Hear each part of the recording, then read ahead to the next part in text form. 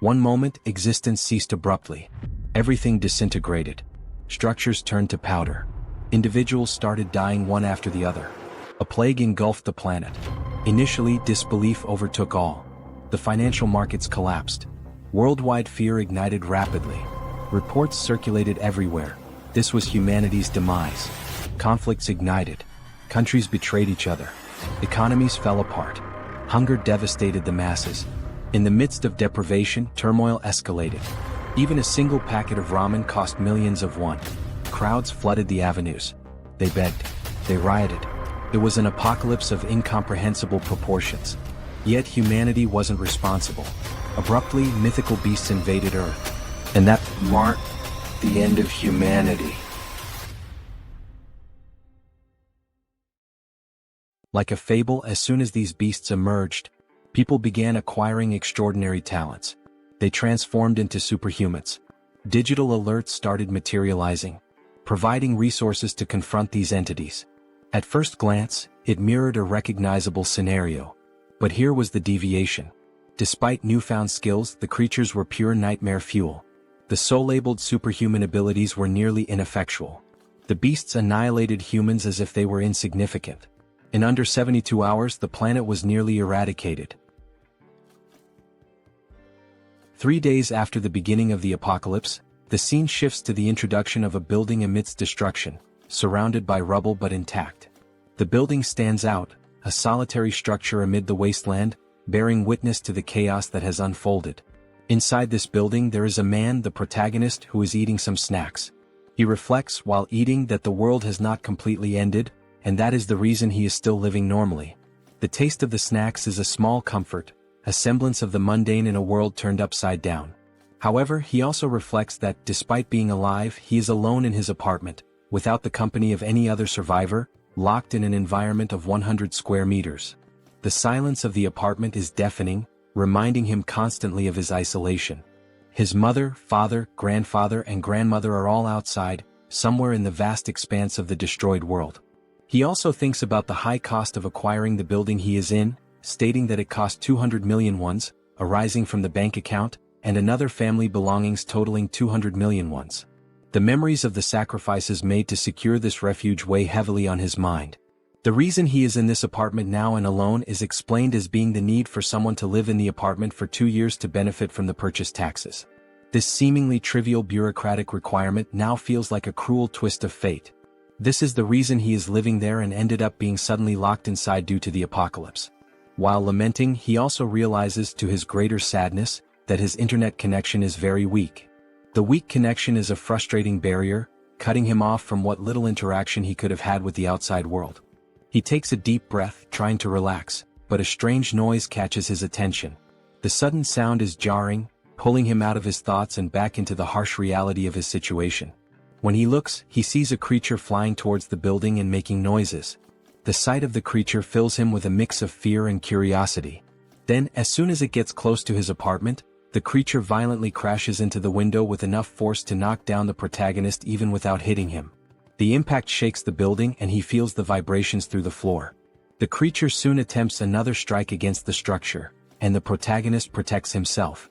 He braces for impact, his heart pounding in his chest. While he tries to defend himself against a possible monster invasion, the system informs him that it has denied the entry of the creature trying to penetrate the demarcated area.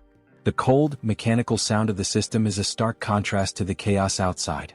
Thus, the ultimate shut-in system is presented, showing the declaration of the house, stating that no one can enter without the permission of the owner and set perimeter rules. The protagonist, then relieved, remembers that this condition is not new to him. As he gets up, he recalls that this is the reason he is alive and safe. The ability protects him from any creature invasion. The sense of security, however, is fleeting. However, he also remembers, while trying to unlock the door, that not only is the entry blocked but also the exit of anyone within the perimeter of the apartment. The realization hits him like a ton of bricks. Enraged, he tries to open it with brute force, kicking the door. Each kick echoes in the empty apartment, a futile attempt to break free. On this third day, where the world succumbs to destruction, he is grateful for the ability protecting him but also laments being completely trapped inside the apartment. Sometime later, sitting and watching the system window, he continues to reflect on this condition of being trapped. The cold glow of the screen is his only company. Irritated, he laments not having the power to do anything about it. The feeling of helplessness is overwhelming. As he looks to the side, he notices that all his supplies are running out and that his refrigerator has lost power since the previous day. The ticking clock of his survival is a constant reminder of his predicament. His only source of energy is some food cooked in pans, which will not last much longer. The realization sets in, deepening his sense of urgency. Suddenly, the system shows a new notification. The unexpected beep of the notification is a jarring interruption. He has hunted a Calican, level 23, and gained a significant amount of XP and some new skills have been added. The notification is a glimmer of hope in the darkness. His attention is entirely focused on the system as he analyzes the reason for this unexpected notification. The details on the screen are a puzzle he needs to solve. Looking out the window, he sees the ground floor, where the bird that had hit his window is lying on the ground lifeless and being attacked by goblins. This makes him realize that the death, even not caused by the animal's impact on the window, made him gain experience after the monster's life ended. The macabre scene outside is a grim reminder of the new rules of this world. The system continues to notify him, saying that a new skill has been unlocked, and resources have been acquired from the surroundings, and these resources are being calculated. The protagonist also notices a change in the goblin's behavior and wonders why. The shifting dynamics of the creatures are yet another uncertainty to navigate. Now, in desperation, the goblins face the monster's death, while they desperately try to scavenge something else. The system completes the resource calculation and informs him that 2,203 wands have been deposited in his wallet. The number on the screen seems surreal. This generates confusion about how this should work. The new reality of his resources is a puzzle he needs to piece together. Suddenly, the apartment's power returns, to the protagonist's surprise. The sudden return of power is a shock, a small miracle in a world gone mad. Everything was now working normally, and the house declaration evolved to level 3. The sense of normalcy, however fleeting, is a balm to his frayed nerves.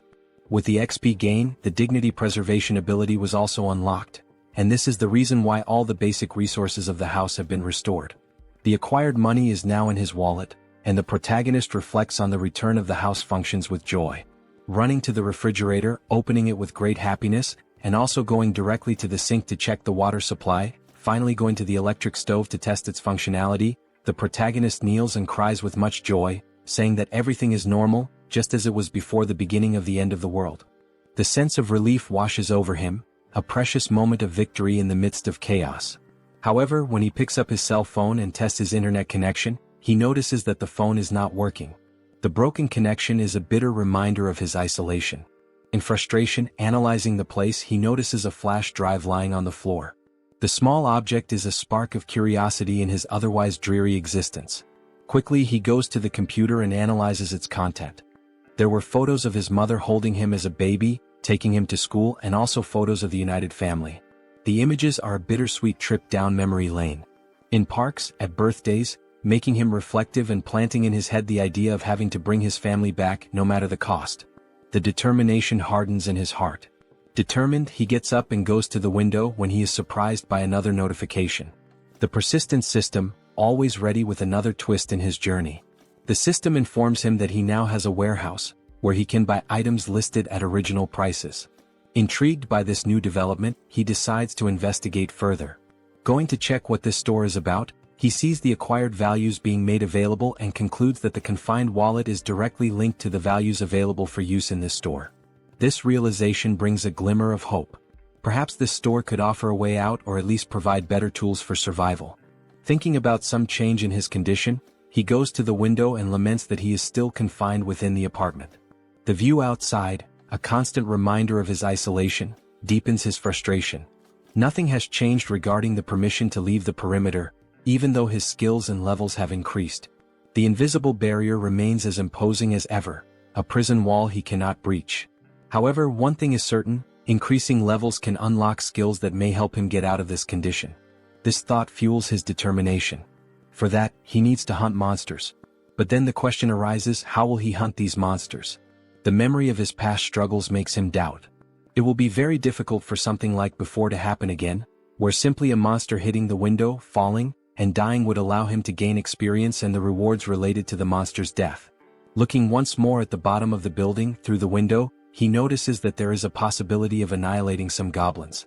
This discovery ignites a spark of hope. The young man then takes a bottle to test if it will pass through the barrier that prevents him from leaving the apartment. With a mix of anticipation and anxiety, he prepares to throw. As he throws it, he realizes that he succeeded in launching the bottle. The barrier does not impede objects. Thus, he concludes that anything he throws will be useful for his hunt.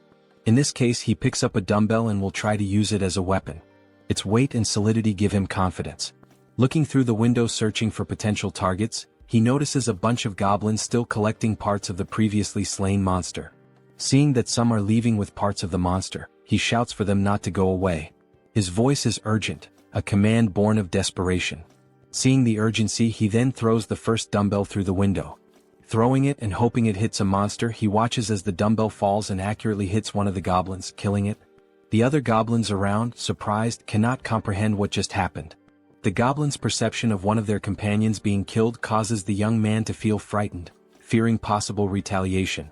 His heart races, the adrenaline pumping. Realizing that only one dumbbell remains, he reflects on other possible artifacts that can be used in his hunt. He needs to be creative. Artifacts that are strong enough to perform a kill when thrown, even considering throwing the TV or computer. His mind races with possibilities. The goblin screams on the ground floor of the building catch the protagonist's attention, who becomes scared as they howl more and more with the intention of making some kind of counterattack. With the goblins advancing against the building, the protagonist realizes that this may be a good opportunity, as they are now closer, and he will be able to hit his targets more easily. The proximity could be an advantage. To solve the shortage of throwable artifacts, he goes back to the store and activates the function to list items, picking up his last dumbbell and registering it in the store to test the functionality. While scanning the dumbbell, he receives a notification of the artifact's characteristics and also the price registered in the store for the item acquisition. Surprised, he compares the listed price with the price he paid to buy this item online previously, concluding that the price of the items he registers will indeed be the same as normal stores from the period before the end of the world. This realization reassures him. With the item ready and scanned, the system suggests buying the item he just registered. Confirming the purchase, the dumbbell is projected and materialized in front of the young man. He now shouts with joy, considering that everything worked as expected. His plan is coming together. Now the second part, testing the purchased items by throwing them through the window to hit more targets. In the first throw, there is already success as the dumbbell hits a goblin. The thrill of the successful hit fills him with confidence. The system confirms the hit by showing the EXP obtained and the ones from the goblin's death. Meanwhile, the group of goblins watch the lifeless body. Not having much time to lament, they are surprised by more dumbbells falling from the sky, literally, a rain of dumbbells. Some, now smart, try to run to avoid being hit, causing the protagonist to become irritated with the situation and decide to take other strategies. He cannot afford to waste any more time. Buying now 3 dumbbells at once, he quickly uses them, generating more hits and gaining more XP and more one. Now happy, the protagonist is surprised by another notification from the system. The messages keep coming. Now the store would also function as a warehouse, where he can store items for later use. While opening his warehouse, he activates the function to store one of his acquired dumbbells. The ability to store items opens new tactical options. Realizing the perfect functioning of the tool, he rejoices and then thinks of a new strategy to make kills in a more optimized way. His mind races with new ideas. He can now summon items from his warehouse and place them anywhere he wants. Soon, a brilliant idea comes to mind. He will summon the dumbbells outside to fall directly on the goblins. The precision and efficiency of this method are compelling. Opening the warehouse with a large quantity of dumbbells, he watches as all the dumbbells fall towards the goblins, performing an absurd sequence of hits and a flood of system messages with all the kills and ones acquired. The system notifications are a testament to his success. Shortly after finishing his hunt, the protagonist had already acquired and allocated various items in his warehouse. Several of them are food and drinks so that he can stay healthy for as long as needed. Ensuring his survival is paramount. Additionally, he managed to acquire more one by selling the items he used to hit the goblins. The influx of resources is a welcome relief. Suddenly, he realizes that there was a reduction of 1 unit of one. Thus, he begins to reflect on the preservation of dignity ability, questioning if it is responsible for the reduction of someone. He then starts to scan his apartment, meticulously observing the electricity, gas and water expenses. He realizes, with a growing sense of frustration, that the only active thing at the moment is his refrigerator. The thought nags at him, why just the refrigerator? Could it be this is what's consuming the precious resources he so desperately needs? In frustration, he recalls his hunt against the goblins, a memory that brings a fresh wave of irritation. He reflects on how, later, several goblins fled, abandoning their former home, and since then he had managed to hit only 2. His efforts had yielded such meager results, leaving him to wonder if all this exertion was worth it. His mind races as he then wonders if there are other creatures he can hunt out there. Remembering the previous flying monster, a formidable foe that had tested his mettle, he recalls that no similar creature appeared near the apartment since then. This reflection leads him to ponder seeking other methods for his hunt, different strategies that could yield better results. He also wishes to be lucky enough for another flying monster, whose name is Calican, to fly nearby.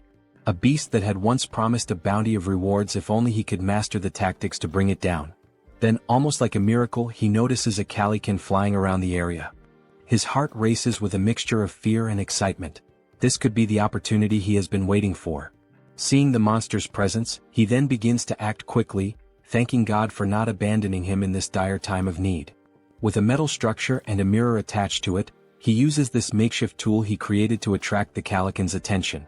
He focuses, aiming carefully, hitting the monster's vision with a precise beam of light.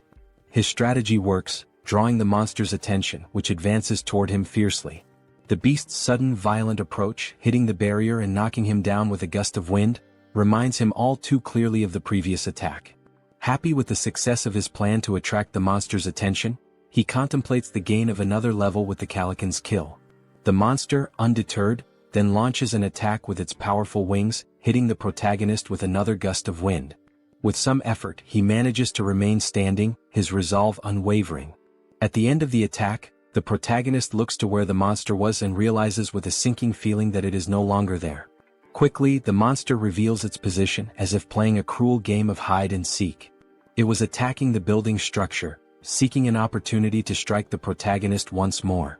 While the system alerts that an unauthorized entity is trying to enter the zone, the protagonist observes, his mind racing. He wonders if the creature will be strong enough to break the ability's barrier. Opening his storage, he knows the urgency of taking some action. Each second feels like an eternity as he methodically scans his list, reflecting on the calculation of the spoils. He understands that if the spoils are not close enough, they will not be counted. This critical understanding dawns on him, as he recalls how several of the spoils that would come from goblins were not counted. The surviving goblins had removed the bodies of the slain ones to an area beyond where the system could make an accurate count. Leaving the young man extremely frustrated with the thought that this cannot happen again, he makes a determined decision. Reflecting on the possibility of killing the monster with just one strike, he scrutinizes his list of available items and storage. His attention turns to the canola oil, an unconventional choice but one that sparks a cunning plan. He immediately acquires 10 bottles, thinking through each step meticulously. After the system delivers the bottles, he quickly grabs them and heads to the kitchen, his pace quickening with purpose. He picks up a pan and fills it with the liquid from the bottles, setting it to heat. His goal is to heat this oil sufficiently. While that happens, he ties a cloth to a stick, improvising a tool that will serve as part of his plan.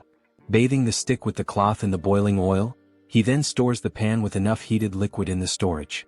He knows that timing and preparation are crucial. After pouring all the oil into the storage, the system confirms the listing of the item, and the protagonist goes in search of a lighter, which he uses on his stick to ignite it. His weapon is ready.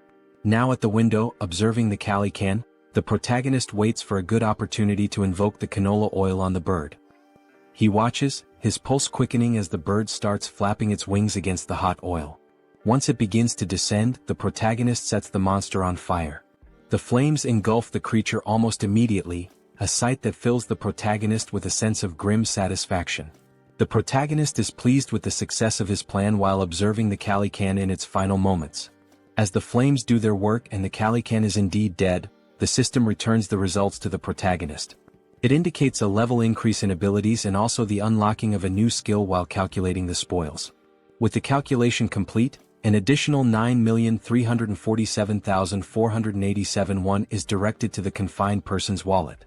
He, surprised by the large amount of won, did not expect to receive 10 million in a single kill. This unexpected fortune catches him off guard. Now turning his attention to the gain of the new skill called territory expansion, the protagonist suffers changes in his body, making him wonder what is happening. Now, with black eyes and everything around him being seen differently, almost like an X-ray, he tries to adapt to the change. He notices that his eyes scan the entire building structure, revealing the hidden intricacies and finally leading him to 4 survivors in a room in the building. Clearly a surprise to him, as he did not imagine that there would be surviving neighbors so close. This revelation opens new possibilities and uncertainties, his mind racing with potential outcomes. Attempting to understand the situation, the young man, still with his eyes blackened, is overwhelmed by feelings of despair, confusion, and doubt. Suddenly, his eyes perceive the presence of people inside the building in a strange manner, leading him to a single question. What is happening? How is it possible that there are other survivors inside this building? And how does this ability work? As the effects of the ability fade, and while recovering from the changes it caused, the system emits several notifications. These inform that these individuals meet the requirements to become citizens and present a proposal for their acceptance within his jurisdiction. The individuals introduced are Choi Hyung-jun, referred to as Chubby, a 30-year-old husband, Park Hae-won, his wife, also 30, and their daughters Choi Na-yeon and Choi Seo-yeon, aged 3 and 6. Turning to the system, confused, the protagonist questions what would happen if they were not accepted as citizens. He quickly discovers the answer to the doubt. Those who are not accepted as citizens will be expelled from the residential zone. This would inevitably result in their certain death, as they would have no chance against the monstrous threats outside. With this realization, the young man makes the most obvious decision for someone with a good heart. He accepts these individuals as citizens of his zone. The system then confirms the addition of each inhabitant one by one, and the protagonist speculates about the possibility of unlocking new abilities related to managing these people. Consulting the system, more details are gathered, not only regarding these speculations but also about the ability that allowed the detection of the presence of these other beings. The ability is called Ultimate Eyes, and at level 1, it ensures that nothing within his home escapes detection. Learning about this ability, he explores skills related to citizens and finds an option within the system for citizen management. There, a list of all their names is displayed, alongside their current levels and trust scores. Below the list, a population counter shows 4 out of 600. The number is surprising. 600 people is a lot. Diving into the details about Chubby, information is found about awakened skills. Currently none, XP distribution at 0%, and money distribution also at 0%, with options to assign a mission to Chubby or remove him from the citizen list. Data such as XP and money distribution rates raise questions about the possibility of sharing gains with the host of the house, sparking curiosity about how much control there might be over these rates.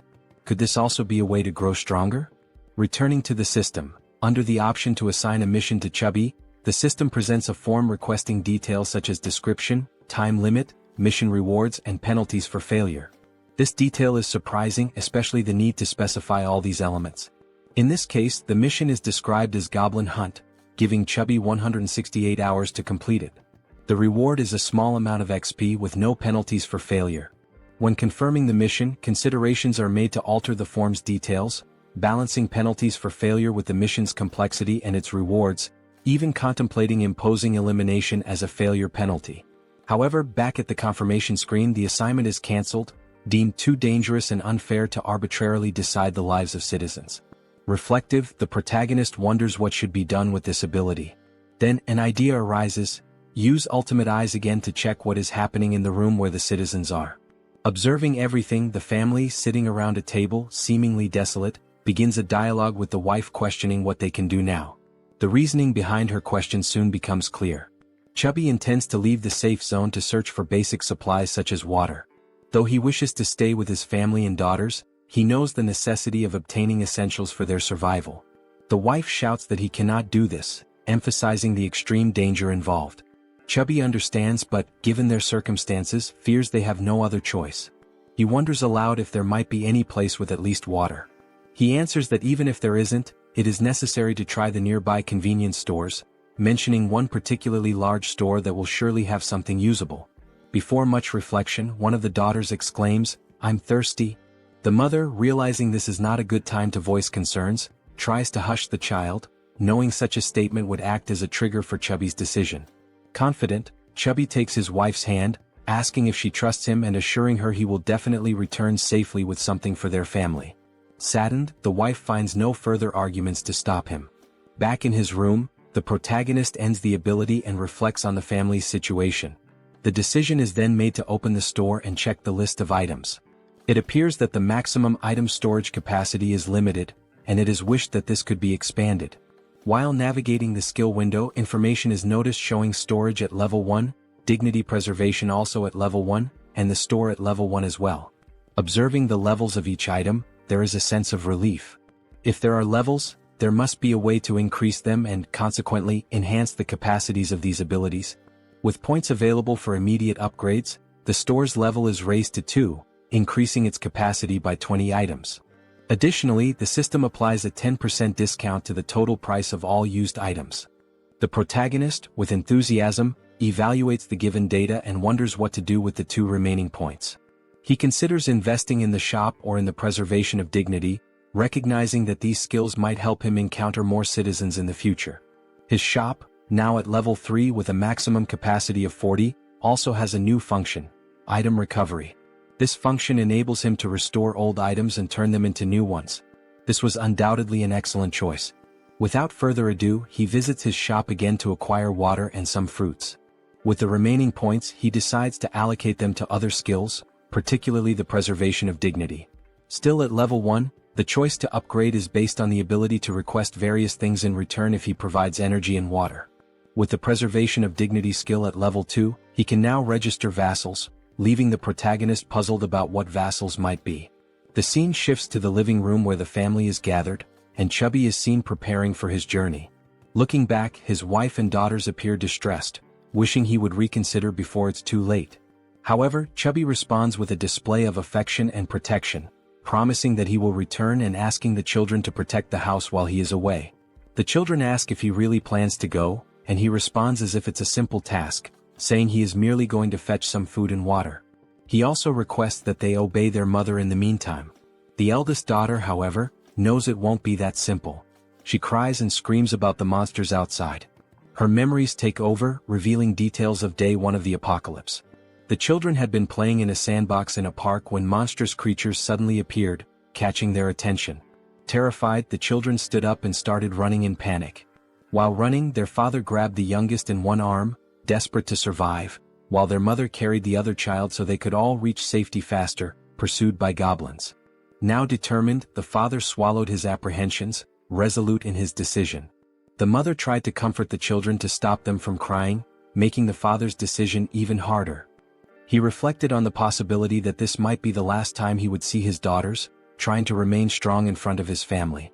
Suddenly, the doorbell rang, startling everyone and preparing them for a potential confrontation with monsters. Gathering his courage, the father cautiously checked the situation while hearing someone on the other side of the door asking to be let in. The voice from the other side caused surprise and doubt. Could it really be a person? Chubby wondered, but he didn't rule out the possibility of a cunning monster. As the voice continued from the other side, he prepared for a potential confrontation, noticing a sudden silence. Pondering whether the monster had left, he was startled when the door suddenly opened. Quickly, he turned to his family, holding them in hopes of protecting them from a possible threat. Everyone screamed, and the father begged for mercy for his wife and daughters. Amid the cries, a calm voice asked for permission, completely breaking the tension and prompting everyone to finally look at the one who had knocked. It was the protagonist, holding a bag of items, creating a pleasantly surprising moment for everyone. The question, "Who are you?" arose naturally. Then the protagonist's real name, Kim Jaehyeon, was revealed, although he would henceforth be known as June. After introducing himself, he explained that he lived nearby. Handing over the bag of items, he informed them it contained water and fruits, requesting a small conversation once everyone was settled. Both happy and apprehensive, the father looked at his family, seeing the worry in their eyes, and declared that there was no reason to refuse, given June's sincere demeanor. He then invited June into the house. Once everyone was seated, the children stared at the visitor with a mix of curiosity and suspicion. June wondered if the children were shocked by his arrival but quickly turned his attention to the dark curtains covering the windows. He considered this an intelligent choice, as it significantly reduced the risk of monster attacks. However, the darkness necessitated light. To address this, June activated his skill, restoring power to the room where they were conversing. While organizing items in his bag, the family, still in shock, was astonished by the return of power to their apartment. June then decided to interact with the family by offering water to everyone, starting with the children. Chubby expressed gratitude and distributed the water bottles to his daughters, who eagerly quenched their thirst. Shaun, the youngest, drank her bottle so quickly that she choked, briefly worrying her mother. June observed and promptly offered the little one a tangerine, which she accepted with slight hesitation. The mother stepped in, requesting that Shaun hand over the tangerine so she could peel it. Taking a piece of the fruit, the mother returned it to her daughter, who quickly devoured it, expressing immense joy as she savored it. The mother asked if it was good, and Shaun enthusiastically confirmed. The elder sister then asked the mother for a piece as well, which she also enjoyed, showing similar delight. For June, the system notified him that the citizens' trust levels had increased. It reported that Shaun's trust score had reached 50 points and her loyalty level had exceeded 30 points, meeting the requirements for her to become a vassal. Now at level 2, Shaun, with 57 trust points, no skills and no XP or money allocated, had new options available for missions to be assigned by June. He then reflects that this little girl has met the requirements. However, she is still too young to receive missions. Another thought that crosses June's mind is that the number of registrable vassals is highly limited compared to the number of citizens. Therefore, he needs to be very cautious in selecting vassals to avoid filling these slots carelessly. Looking at Chubby, whose trust level is at 31, June realizes that this score must be raised further. While contemplating, he is interrupted by Chubby, who asks if there is a way to repay June for his actions toward the family. June invites Chubby to talk in the hallway. Surprised, Chubby agrees and both move outside the room. Once outside, June asks Chubby if he received the invitation to become a citizen. Chubby checks his notification window and confirms that the entire family received this notification about 30 minutes ago. June then inquires if anything strange or unusual occurred during that time. Chubby confirms, explaining that they were immobilized for a short period. June understands the situation and assures Chubby that soon his life will return to normal. Shocked by this statement, Chubby questions whether such a thing is possible.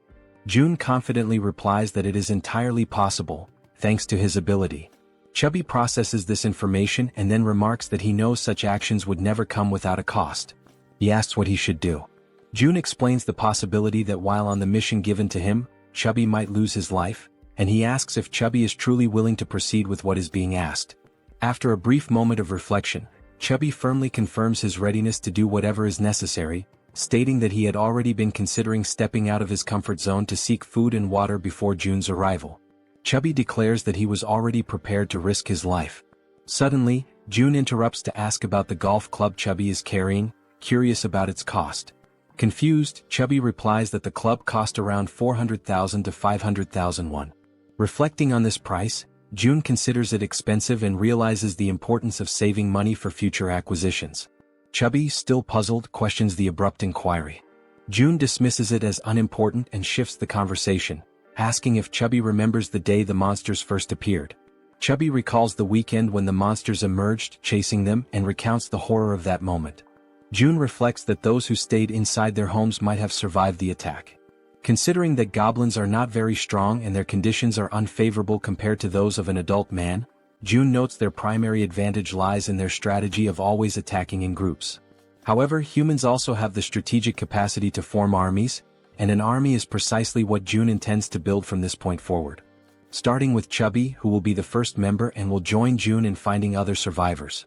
Sometime later, back in his apartment, June analyzes the system, which notifies him that his trust level with Chubby has risen further. Checking his list of citizens, the system displays Chubby's trust level at 40 points. Reflecting on having an entire family as citizens, June considers the possibility of his own family being added to this list as he continues to develop the system. Suddenly, a goblin screech catches June's attention. He gets up and goes to the window to investigate the commotion. Looking down, he is surprised to see other people fighting against a large number of goblins. Contemplating how he could assist and how challenging it would be, June formulates a plan while observing the goblins' assault on the group of humans. One individual, armed with a baseball, prepares a powerful throw at one of the attacking goblins. The ball strikes the goblin's face, knocking it out instantly. The attack's force sends the goblin flying, its skull bursting into a fountain of kaiju-like blood. The sheer power of the blow leaves June, watching from above, utterly astonished.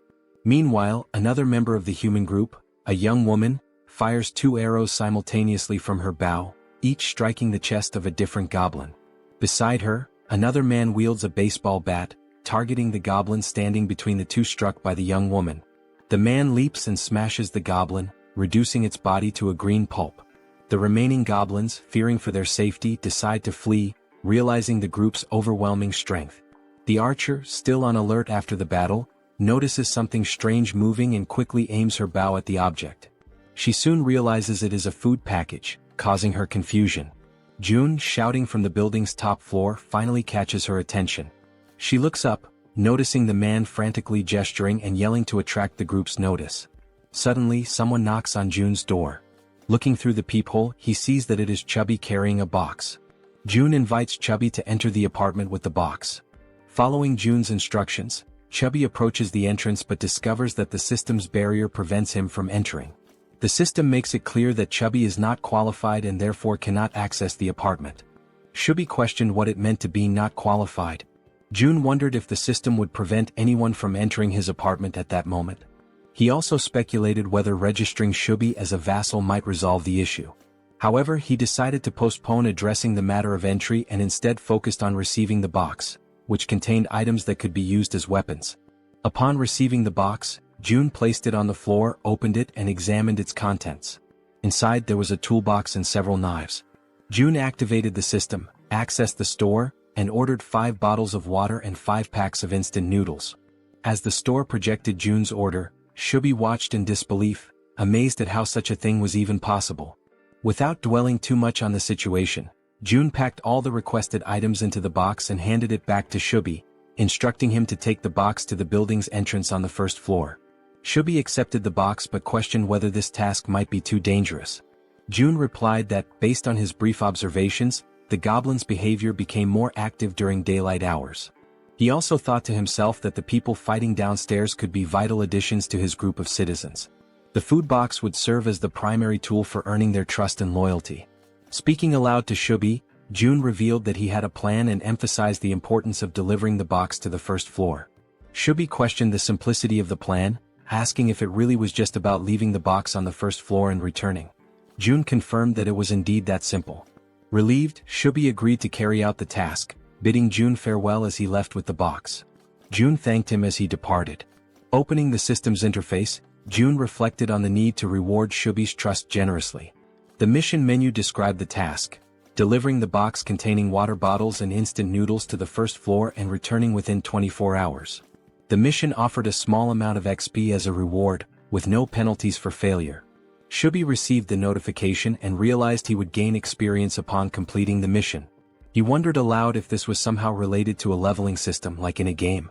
June confirmed this and revealed that Chubby's current level was 9. If Chubby leveled up, he would receive rewards.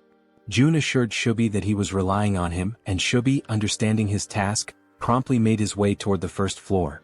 Armed with the box and a golf club for protection, he cautiously descended the stairs. Finally reaching the 1st floor, his mission was to place the box on the ground. However, before he could act, he noticed movement nearby. The sudden motion startled him. He suspected it was goblins and grew alarmed as darkness was beginning to set in. Panicked, he decided to flee. Yet, in his haste, he twisted his ankle and fell, causing the box of supplies to spill across the floor. Items scattered everywhere, and Chubby, now lying on the ground, desperately tried to regain his composure. As the creatures drew closer, Chubby instinctively shielded himself with his arms and shut his eyes tightly. Suddenly, a voice called out to him. Opening his eyes, he saw a group of humans approaching, asking if he was okay. While in June's apartment, the system issued an alert about an unauthorized attempt to enter. June began to wonder what it could be, speculating that it might involve an invasion by the group.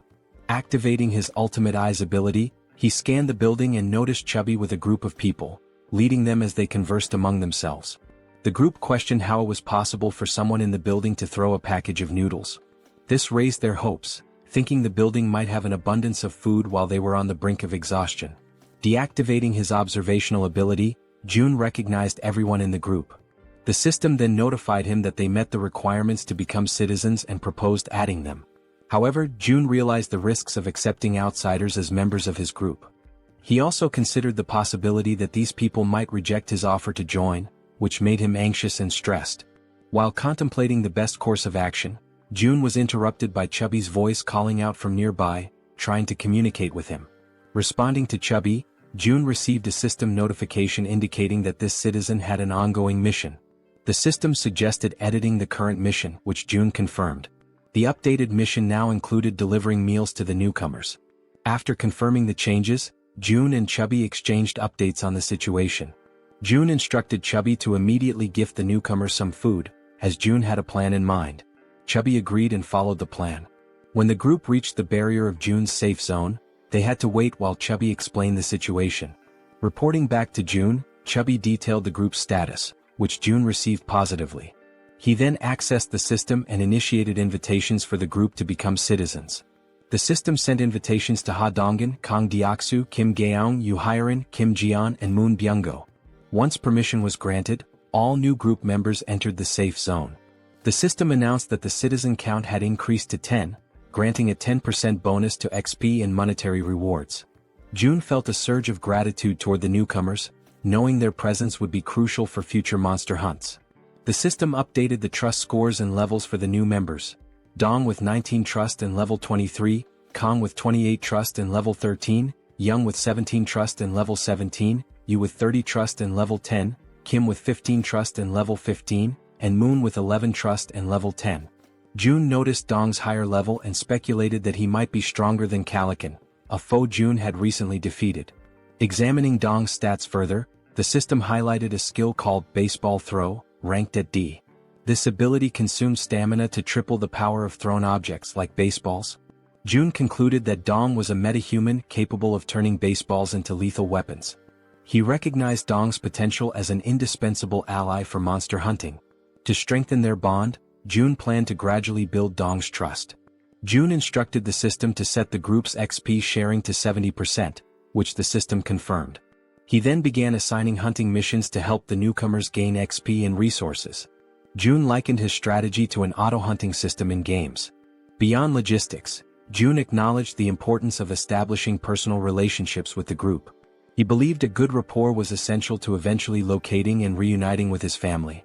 Unexpectedly, the system notified him that the trust scores of Dong, Young, and Yu had increased, leaving June surprised and curious about the cause. The scene shifted to Chubby's apartment, where he invited the group inside. The archer, Gaeong, expressed her gratitude. Chubby's wife, confused by the situation, questioned what was happening. Chubby reassured her to stay calm and promised to explain soon.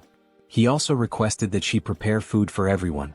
Initially startled, Chubby's wife pointed out that there was no food ready and that everything would need to be made from scratch. Chubby urged her to proceed, explaining it was part of June's plan. After some hesitation, she agreed and began cooking. Han, previously referred to as Dong, expressed his gratitude and shifted his focus to Chubby, asking about June. Chubby admitted he didn't know much about June, except that he was their neighbor. Surprised, Han listened as Chubby described June as someone mysterious yet immensely resourceful, providing them with everything they needed. Han concluded that June must be a metahuman, possessing the extraordinary ability to solve everyone's problems with essentials like food and water. Determined to make a good impression on June, Han believed that June's abilities were almost miraculous. Chubby informed the group that they could take a shower while waiting for the food. The female members were stunned by the idea of taking a shower amidst the chaos. Han observed that, given the building's functional resources, such luxuries were indeed possible. Chubby elaborated, mentioning the availability of hot showers, leaving the women speechless. Chubby added that there were 2 showers available for simultaneous use. Another group member, who bore a resemblance to Toji, jokingly suggested challenging June to a fight.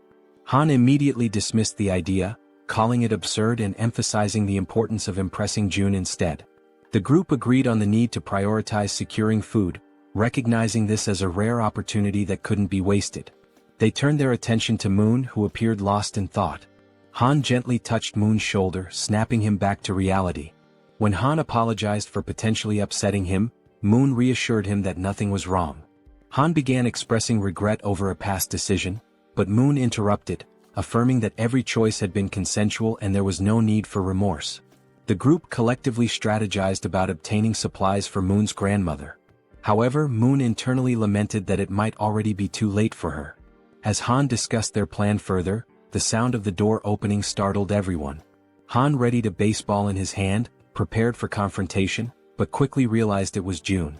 June's presence radiated warmth and reassurance, instilling hope in the group. They felt certain that June was the key to lifting them out of their despair. A few minutes went by and they sat in silence around the table. The atmosphere was tense until Haiwan, a fatty's wife, feeling the strain, finally spoke. She apologized for how cramped the room was. Han, striving to be courteous, replied that it was fine. Since they had arrived unannounced, it didn't bother them. Just then, Fatty entered the room and announced that the food was ready. One by one, Fatty placed bowls of rice before them. They could hardly believe they were about to enjoy a real meal and began to wonder when they had last eaten something proper. Haiwan, feeling slightly awkward, hesitated before admitting she wasn't sure if the food she had prepared would match their tastes. What seemed like a simple meal to Haiwan left the group's archers stunned with admiration. As she stared at the dishes laid out before her, she couldn't contain her amazement. She told Haiwan that the food was incredible, confessing it had been a long time since she had eaten something so delicious. Haiwan, shyly brushing off the compliments, explained that it was all thanks to the ingredients Seo Jun had provided. She admitted that, without Seo Jun's help, she would have only been able to serve rice and tangerines. Meanwhile, Seo Jun noticed that Haiwan's trust level had reached 50. He smiled quietly to himself, reminded of his mother, who always beamed with joy when guests praised her cooking. But as the thought lingered, he realized with some surprise that Haiwan's trust had surpassed Jun's. Later on, they all started eating, expressing their gratitude to Haiwan for the meal. Haiwan and Fatty watched as their guests eagerly enjoyed the food, eating as though they hadn't had a proper meal in ages. The archer couldn't stop complimenting the egg roll, while another girl remarked to Haiwan that the style of the egg seemed Japanese. Haiwan smiled warmly, agreeing and politely encouraging her to enjoy the meal. At that moment, Haiwan's youngest daughter called out to her, capturing her attention. The little girl wanted to eat the egg rolls too, but Haiwan gently explained that she would make more for her after the guests left. This made her daughter a bit sad. Noticing this, the archer asked Haiwan's daughter if she'd like to share the egg rolls with her. The child's face lit up immediately, her excitement brightening the room. She quickly ran over and climbed onto the archer's lap, her happiness obvious. The archer smiled warmly, delighted by the little girl's enthusiasm. The child eagerly announced she was ready, and the archer picked up a piece of egg roll, softly asking Seoyin to open her mouth. As the archer fed her, Seoyin beamed with joy, her smile lighting up the moment. Seo Jun then suggested that Fatty and Haiwan join them, assuring them there was enough food for everyone. The two exchanged a hesitant glance, unsure at first, but eventually smiled and agreed, happy to join the gathering. As they all shared the meal together, the room filled with laughter and cheerful conversation. Seo Jun took a quiet moment to reflect on the warmth of the scene. The lively noise reminded him of how long it had been since he had experienced something like this. His thoughts drifted to memories of his mother and the care she had always shown. A soft smile spread across his face as he silently hoped his family was safe and well. Time passed and soon the food was gone, leaving behind only empty dishes. Haiwan's youngest daughter, now tired, mentioned she wanted to rest. Haiwan gently lifted her and asked her eldest daughter to follow her to their room for bedtime before leaving the table. Moments later, Seo Jun decided it was the right time to get back to business.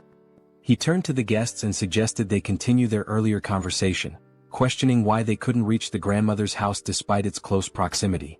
Han, his expression serious, explained that it was due to the goblins. Seo Jun raised an eyebrow, doubting whether it was truly goblins, recalling his own struggles when he had first encountered them. Han nodded, affirming it was true.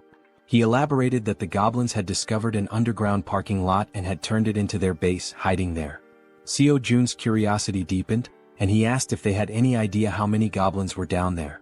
Han, with a somber look, answered that there were several thousand goblins in the underground area. Seo Jun paused, thinking carefully. He realized that his abilities only worked effectively from ground level to level 30, meaning they wouldn't be as useful in the underground parking lot beneath the building. Suddenly, it all made sense to him. This was how the goblins had infiltrated the area. Han continued, explaining that the underground parking lot was connected directly to the entrance of the apartment building they needed to reach. The goblins had turned it into their stronghold and rarely ventured outside. Seo Jun, remembering the nearby side roads, asked Han about them, recalling there were alternative paths they could have taken. Han nodded, admitting that their initial plan was to use the side roads to escape, but they had encountered something far worse than the goblins. Intrigued, Seo-jun pressed Han to explain what could possibly be more dangerous than an army of goblins. Han recounted seeing a massive shadow, describing it as resembling a bear. He explained that they had managed to escape the apartment building because the bear had been fighting the goblins, providing a brief window for their escape. Seo-jun, considering how to deal with such a large creature, asked Han for more details. Han confessed that he wasn't entirely sure it was a bear, as the darkness had obscured his view. Seo-jun stated decisively that eventually, they would have to face both the goblins and the shadowy figure. Han agreed but looked down, acknowledging that their group had limitations and wasn't equipped to handle both threats simultaneously. Seo-jun, curious about these limitations, asked for clarification. The archer spoke up, explaining that both she and Han relied on items like arrows and baseballs for combat, but they were running low and couldn't replenish their supplies easily. Despite the challenges, Han remained composed and suggested he could find a solution.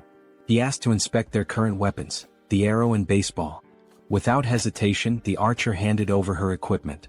The system then prompted Seo-jun, asking if he wanted to list the new items. Seo-jun agreed and the system began scanning them. Moments later, it displayed the cost to replicate the items. When asked if he was certain, Seo-jun confirmed.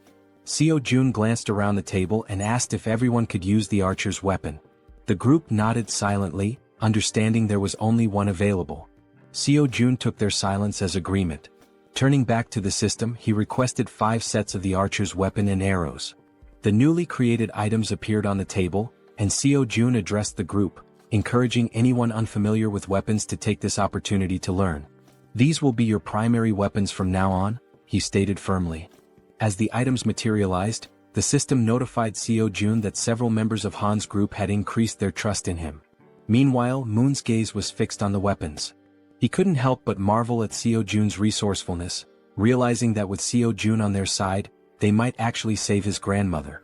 The system confirmed that Moon's trust in Seo-jun had grown significantly. Han broke the silence, commenting that with Seo-jun's support, their hunting speed would improve dramatically. Another girl chimed in, noting that Seo-jun's assistance would make their tasks safer, as they wouldn't have to risk themselves to collect arrows anymore. Seo-jun then gathered everyone's attention and announced that before they could move forward, they needed to reduce the number of goblins in the area. Han agreed and asked when they would begin hunting. Seo-jun replied decisively, "Tomorrow?" Han seemed hesitant, questioning the urgency, but Seo-jun explained that the sooner they acted, the better their chances of success. Han eventually nodded, though he still appeared uncertain. Seo-jun turned to Moon and assured him, "Tomorrow we're going to rescue your grandmother." Moon's face lit up with hope and excitement at the thought of seeing his grandmother again. Han, still wary, voiced his concerns about how they would manage with so many obstacles in their way. Seo-jun smiled confidently and revealed his plan. "We'll use a bait strategy to lure the goblins out." After Seo-jun spoke, everyone at the table turned their attention to him, waiting for more details about his plan. Han and the archer girl remained pensive, wondering if the idea could truly work. The boy with glasses voiced his concern, saying the plan would only succeed if everything went exactly as planned.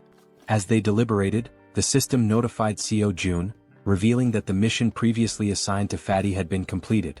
Along with the notification came a reward of 30,000 won.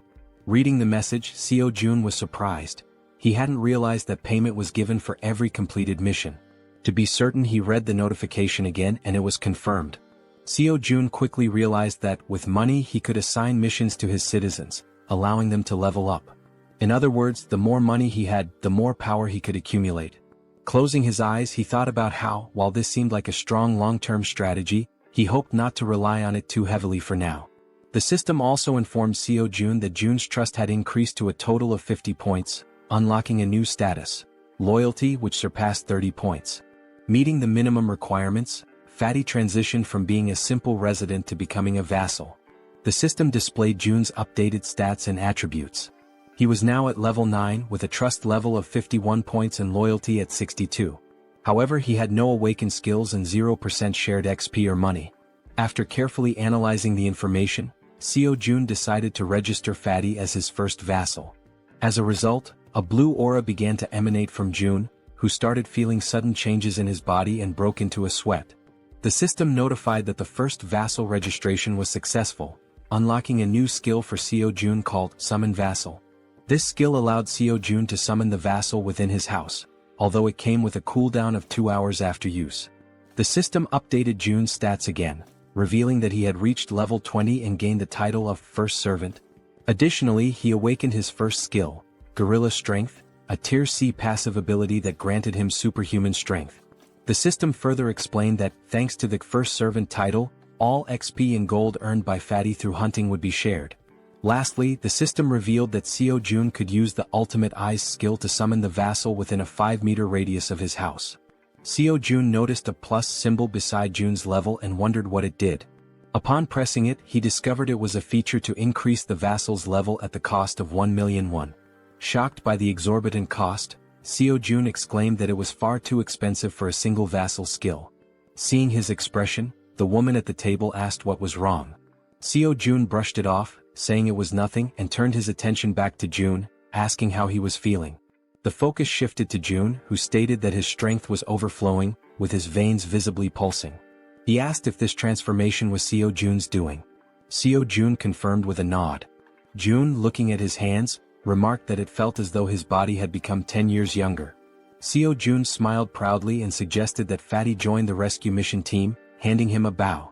Fatty looked confused by the gesture. Seo-jun explained that the mission was assigned because vassals earned double the rewards of regular citizens. In a commanding tone, Seo-jun instructed Fatty to defeat as many monsters as possible. Fatty nodded in agreement, prompting Seo-jun to smile and express his trust in him. Outside the house, on the first floor, the rescue team began their search for survivors. The boy holding a baseball bat questioned whether it was necessary to search the first floor, but Han reminded him that it was Seo-jun's order. The rescue team embarked on their first mission, to locate all survivors in the building and lead them to the 30th floor. The crucial part of the mission was to draw out a large number of goblins for elimination while rescuing as many survivors as possible. The boy with the baseball bat acknowledged the plan, and the group pressed forward. Han, shouting to keep the team alert, emphasized that goblins could appear at any moment or from any direction. As they continued their search, they had yet to encounter any survivors or goblins. While guiding the team, Han noticed something unusual. Some members of the group couldn't believe their eyes. Several lifeless bodies were sprawled across the floor, victims of the goblins. The sight filled the team with sorrow and rage, intensifying their hatred for the goblins. But they couldn't afford to stop. Determined, they pushed on to the second floor. On the second floor, the situation was catastrophic. Lifeless bodies lay scattered across the ground, leaving the team horrified as they continued to the third floor. Upon reaching the third floor, everything appeared to be calm. The team leader knocked on the doors, calling out to see if anyone was inside. The rest of the team followed suit, hoping to find survivors.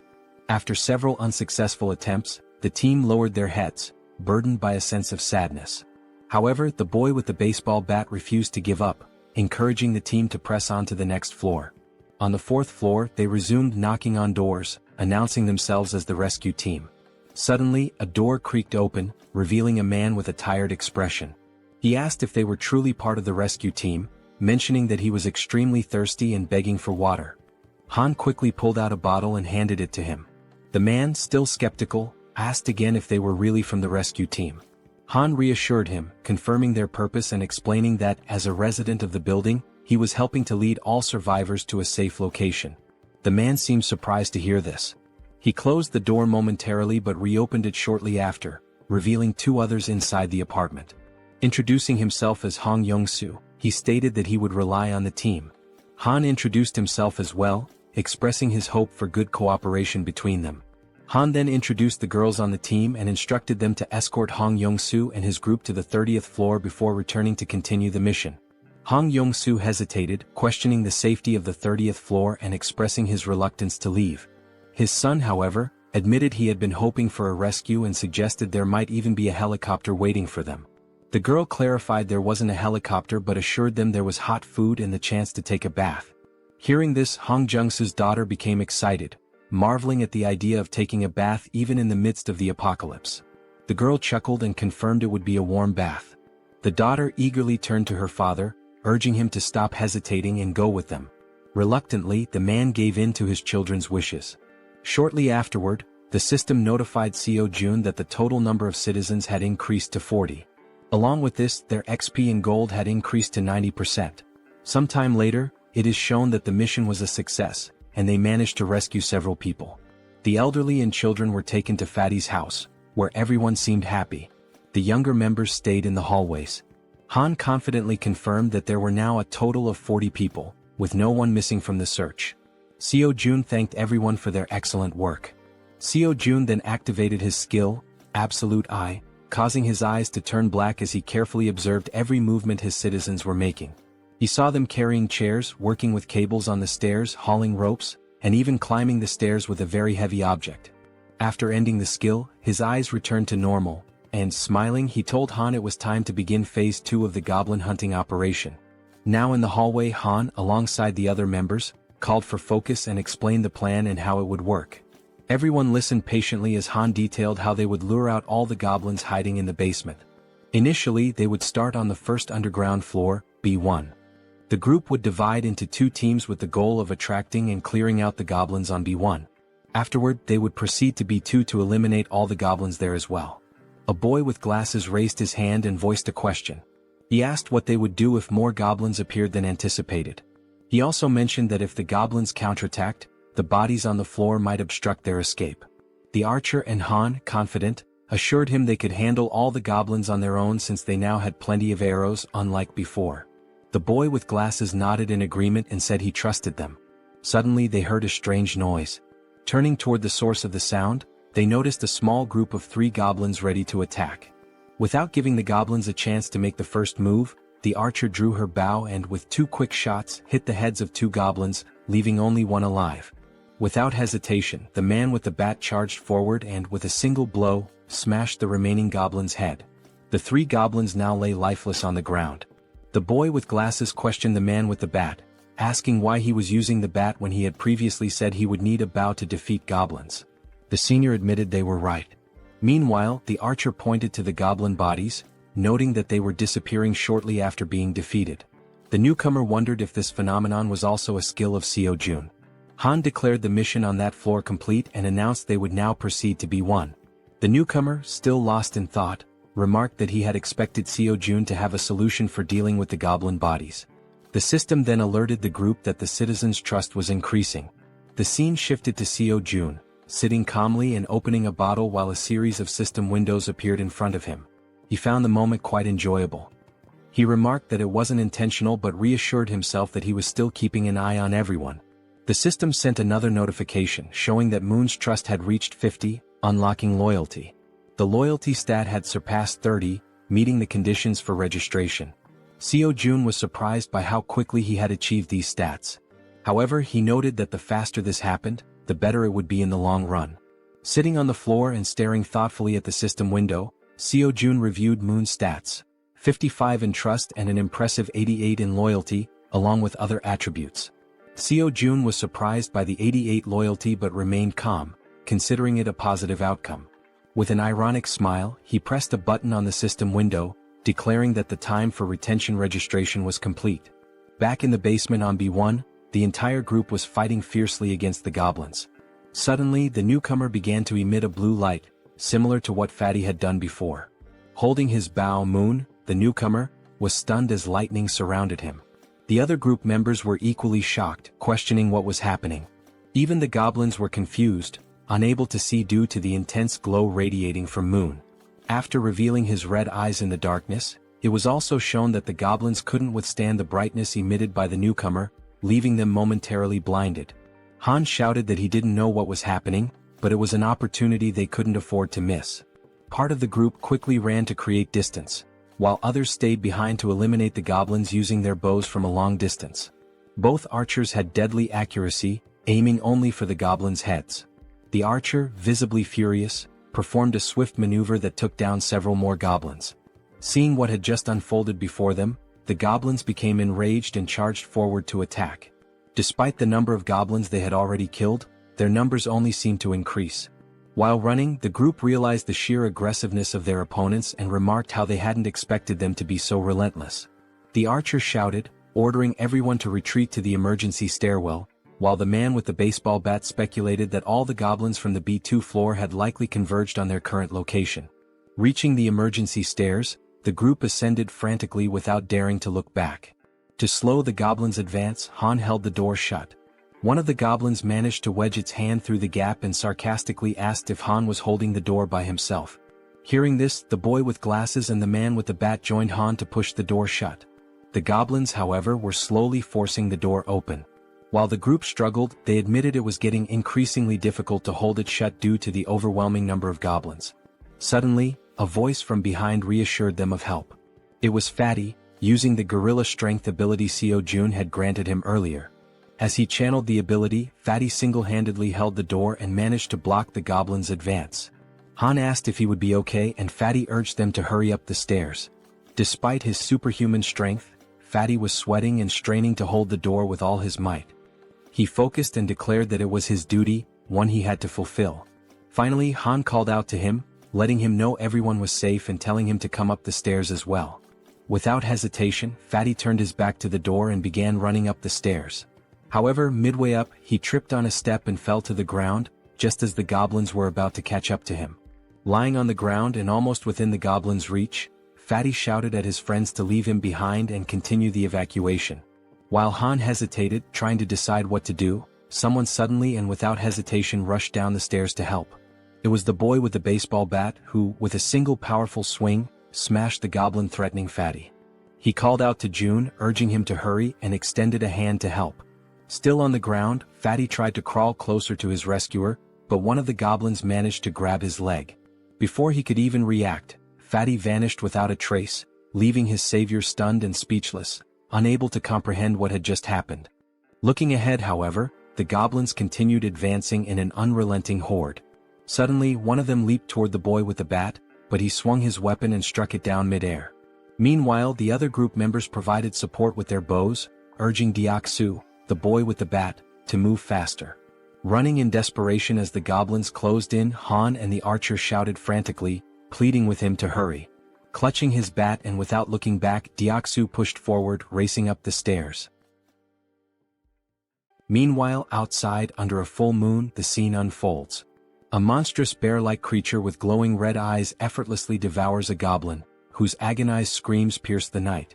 With every passing second, the creature exudes a sinister aura, finishing its gruesome meal of the small goblin. Its sharp fangs and blazing eyes make it clear that its hunger is far from sated.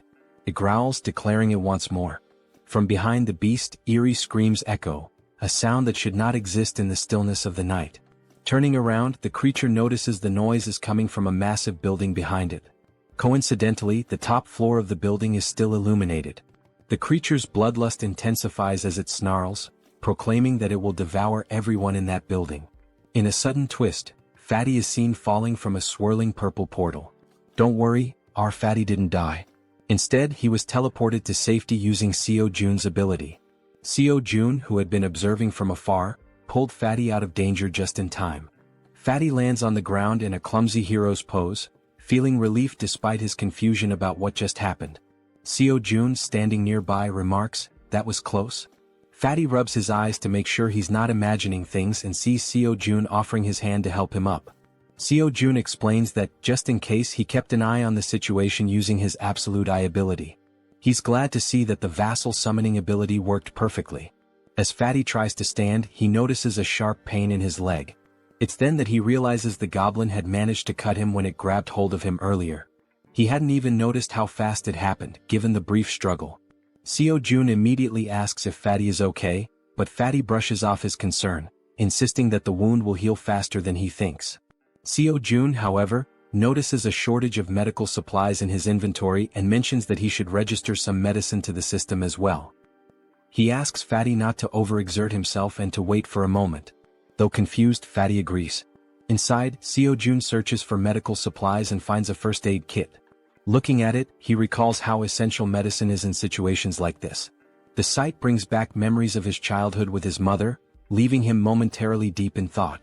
Opening the kit, he discovers it contains far more than he expected. Sitting on the floor, he examines the items and mutters that his inventory has only 40 slots left, but there's still so much to register. After a brief moment, he has an idea. he decides to register the entire kit instead of the individual medicines. The system initiates the registration process, scanning the kit. A system notification pops up, confirming that it's a standard first aid kit valued at 77,331. Without hesitation, Seo-jun accepts. Back in the corridor, Seo-jun brings the first aid kit to Fatty, who notices Seo-jun's genuine concern for someone he barely knows. Kneeling down, Seo-jun asks to examine the goblin-inflicted wound. Fatty rolls up his pant leg, revealing a cut near his calf. With a pair of tweezers and a cotton ball in hand, Seo-jun warns that he's going to disinfect the wound first. Carefully dabbing the cotton onto the cut, Seo-jun works meticulously, though Fatty winces in pain. Despite this, Fatty reassures Seo-jun that he can endure it.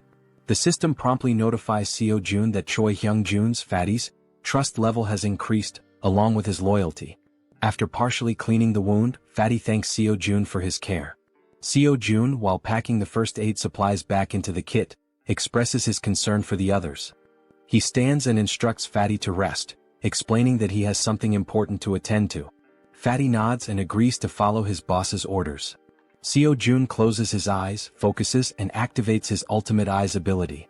His eyes darken as he scans the building, allowing him to see everything happening within. Back at the emergency stairs, Deoksu, also known as Toji the baseball bat wielder, is desperately fleeing from the relentless goblins. The archer, with her impeccable aim, provides support, taking out goblins with perfect headshots that would make anyone envious. Han and the guy with glasses try to help Deoksu create distance from the goblins but shout in frustration that they can only handle one goblin at a time, urging Deoksu to run faster. Toji sprints as fast as he can, but the goblins remain undeterred, chasing him with tireless persistence. From behind an improvised barricade, the support team fires arrows that was dangerously close to Deoksu, but every shot lands perfectly on the pursuing goblins. Deoksu finally reaches the end of the staircase and, with a leap, crosses the barricade.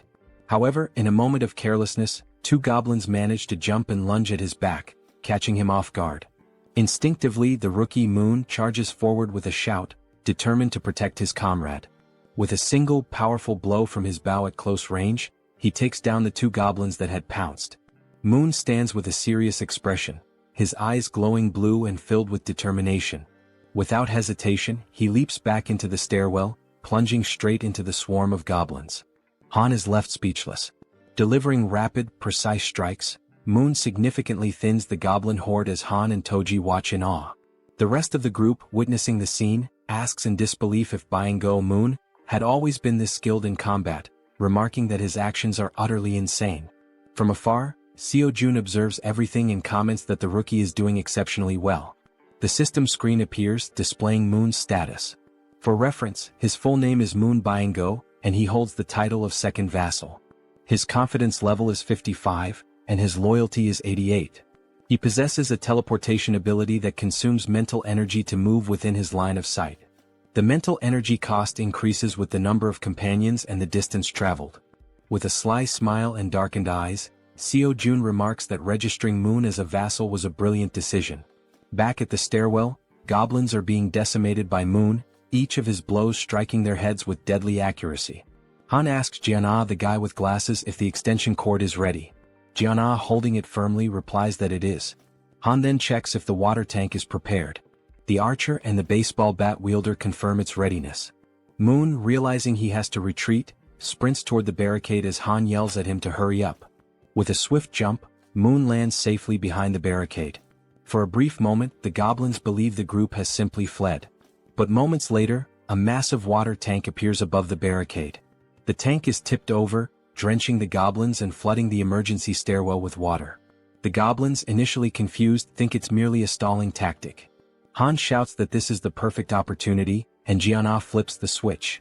An electrical surge travels down the now soaked stairwell through the wires they had previously laid, electrocuting all the goblins that had been pursuing them. Seo-jun's system screen notifies him that he has hunted numerous goblins of varying levels, including some at levels 6 and 7. Another notification pops up, showing that Seo-jun has gained significant XP and earned a total of 334,464 won, which has been deposited into his account. Additionally, his skill level has increased, and a new ability has been unlocked. While using his ultimate eyes ability, Seo-jun suddenly feels a strange pressure. A sharp pain begins to spread through his body, causing him to writhe in agony. Upon closer inspection, a purple wave expands outward from him, covering an increasingly large area. The purple energy travels through the building, the stairwell, the parking lot, and even the goblins chasing his friends. The purple wave appears to function as a scanning mechanism because Seo Jun's ability screen indicates that hostile entities have been detected. After the scan, the system declares that the hostiles will be eliminated. As the energy wave dissipates, the goblins begin to deform, screaming in agony. In an instant, their bodies explode, vanishing in the blink of an eye. The system notifies Seo Jun once again, confirming that he has defeated numerous goblins, including several at levels 6 and 7. Not long ago, some goblins still hadn't given up chasing the group and continued climbing the emergency staircase. One of the goblins sensed something was amiss. A chill ran down its spine as it realized something was following them as well. Turning around slowly, it was greeted by an enormous shadow, its reaction one of pure shock. As it focused, it saw the silhouette of a massive bear approaching from behind. Before the goblin could even think, the bear, with sharp fangs and glowing red eyes, let out a deafening roar. In the blink of an eye, before the goblin could react, the bear attacked, biting near its neck. The goblin screamed in pain, drawing the attention of all the other goblins, who stopped and turned to see what was happening to their comrade. By then, the bear had already eliminated the first goblin and had begun attacking the others with its enormous claws. The first goblin was struck down, followed by another and then 2 more. The bear was making effective use of both its claws and teeth. Despite the bear's massive size, the goblins noticed they outnumbered it and decided to fight back. They surrounded the bear and launched their attack. Some jumped onto its back while others distracted it from the front. Quickly, the bear used its claws to knock off the goblins clinging to its back, but this left it vulnerable to more attacks. The goblins lunged at the bear, biting it with their sharp teeth. One managed to grip near its eyes while another bit into its back. The enormous beast tried to resist, striking nearby goblins with heavy blows, but their sheer numbers overwhelmed it, allowing them to attack from all sides. Using their sharp claws, they aimed for the bear's eyes, and just as they were about to blind it, all the goblins' heads suddenly exploded in an instant, likely due to Seo Jun's domain expansion. Now terrified and confused, the bear realized it was safe. At the same time, a system notification appeared, indicating citizenship had been granted. Exhausted from the grueling battle, the bear seemed to shrink in size. It began twisting its neck in an unnatural way, its body contorting strangely. Then it started to transform, revealing a human face emerging from its furry body. Finally, the bear's true form was revealed, a stunning woman with brown hair and eyes. Weakened from the intense fight, she collapsed in the parking lot, surrounded by the bodies of the goblins. Meanwhile, as Seo Jun writhed in pain while using his ultimate eyes ability, like a surveillance camera, he noticed the woman's unconscious body on the ground. He wondered who she was. A system notification identified her as Yeonju, level 33, with 9 trust points and an awakened A-rank ability called Werbear. This ability allowed her to transform into a beast, enhancing all her physical capabilities and granting powerful regenerative properties. Seo Jun's eyes widened as he realized this woman possessed an A-rank ability. Additionally, the system revealed that both Dongan and Harem had reached 50 trust points, unlocking their loyalty. The notification also stated that Deoksu's loyalty had reached 30, meeting the requirement to be registered as a vassal. Seo Jun quickly decided to register Deoksu as a vassal. Deoksu, now at level 25 and holding the title of third vassal, had 52 trust points and 31 ability points.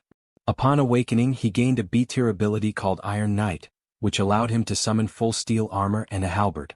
Seo Jun, deep in thought, deduced that a vassal's level is determined by the rank of their awakened ability.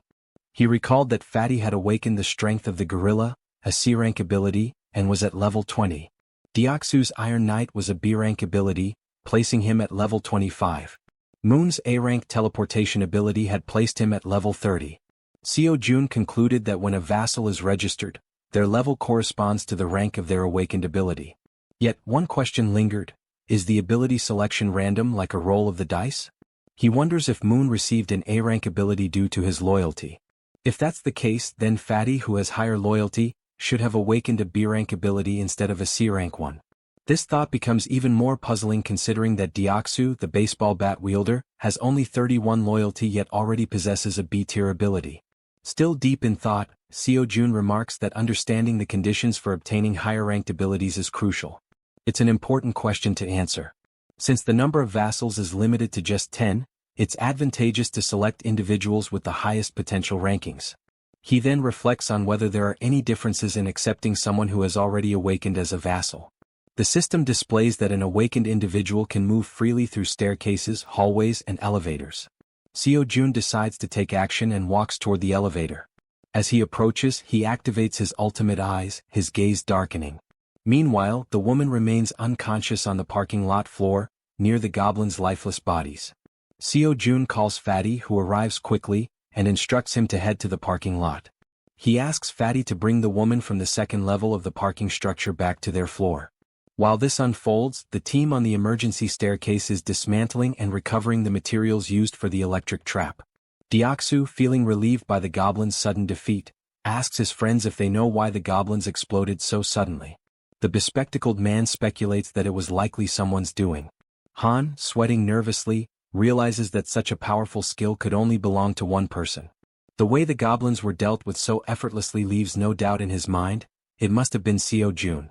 He recalls that when he first met Fatty, Fatty mentioned that Seo-jun was a bit of an enigma.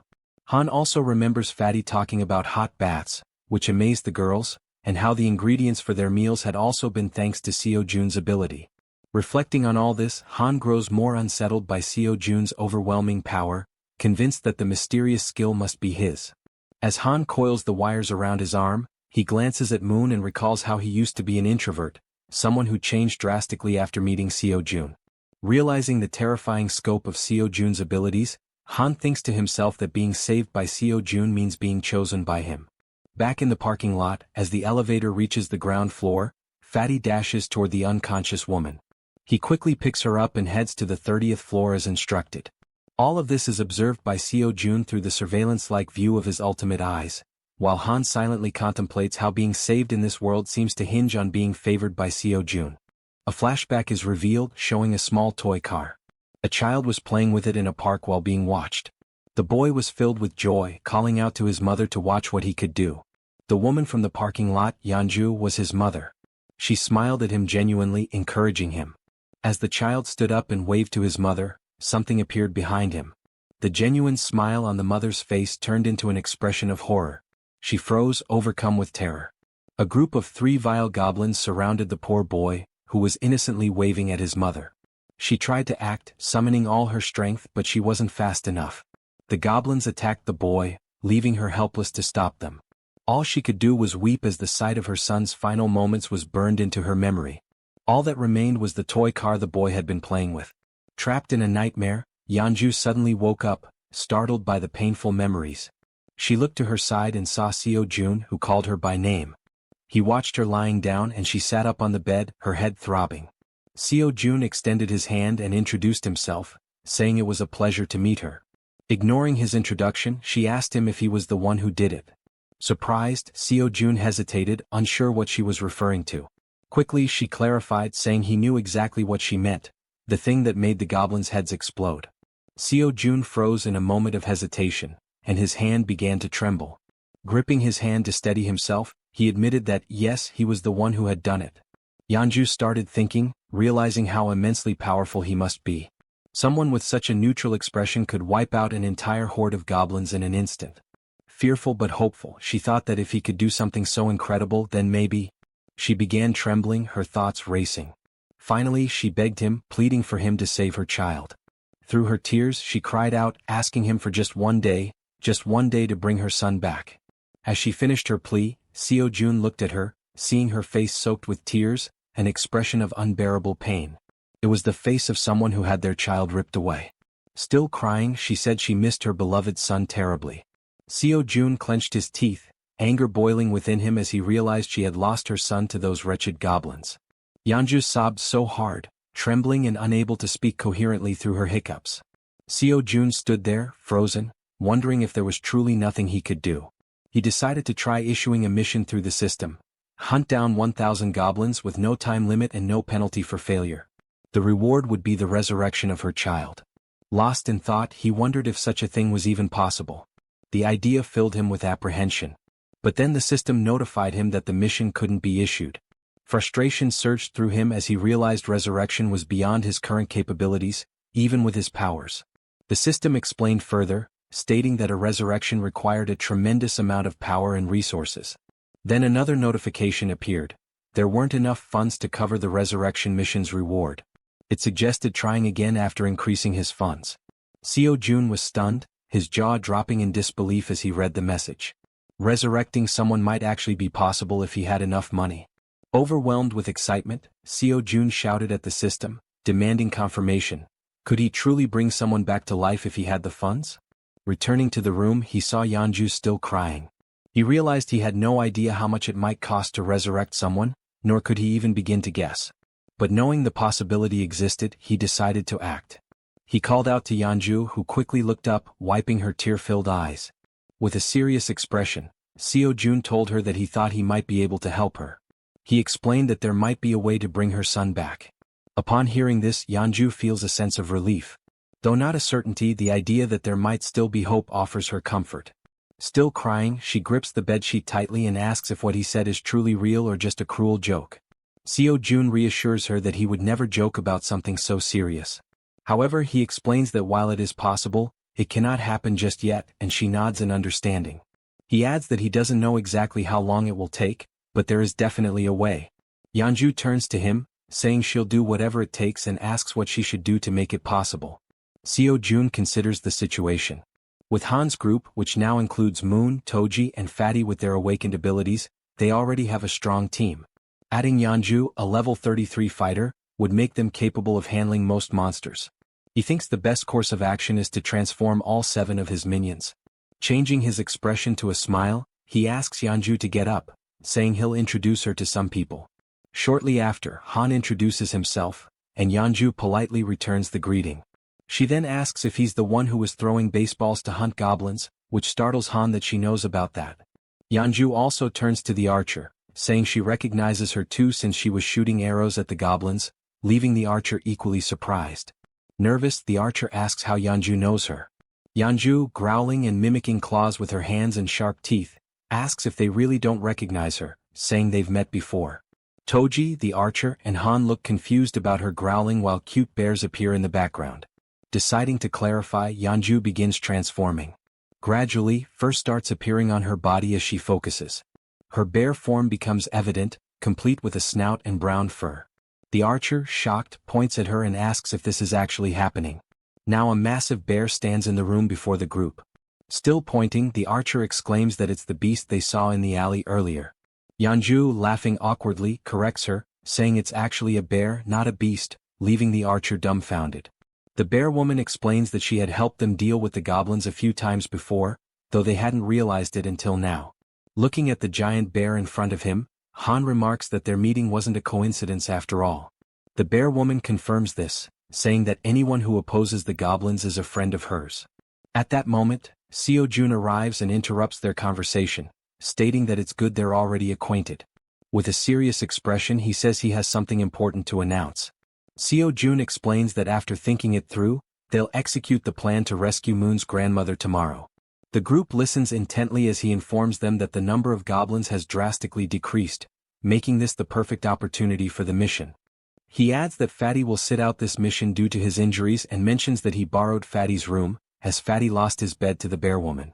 Seo Jun then announces that Yeonju, the bear woman, will join them on the mission. She nervously thanks him for the opportunity and says it's a pleasure to meet everyone. Concluding the meeting, Seo Jun tells them to prepare for tomorrow morning. The group, filled with determination, agrees to the mission without question. Afterward, Seo Jun calls Toji and Moon aside for a private conversation in the hallway, leaving them feeling uneasy. He reassures them not to worry, saying it'll only take a moment. Under the full moon in the hallway, Seo Jun asks if they know why he called them there. Both Toji and Moon look startled, unsure of what he's referring to, though deep down they might have an idea. The two were caught off guard by the sudden question and visibly startled. Toji hesitated and admitted he wasn't sure, while Moon spoke up, asking if it had something to do with the powers they had recently acquired. June smirked sarcastically and replied, "Yes, it's about your powers." He went on to explain that both of them had awakened abilities this time, leaving them shocked at how perceptive their leader was. Seo Jun explained further, revealing that Moon's newly obtained ability was teleportation. This excited Moon, who was eager to learn how to use it. As for Toji, his ability was named Knight of Steel, which left him curious about what it could do. Jun's expression shifted to one of seriousness as he considered the situation. He realized he needed to understand how both their abilities worked before they embarked on the mission the next day. Deep in thought, he opened the system screen to analyze their progress. He issued a mission to both of them: demonstrate their newly awakened abilities within 1 hour. The reward for success was increased strength, while the penalty for failure was having to sleep in the corridor.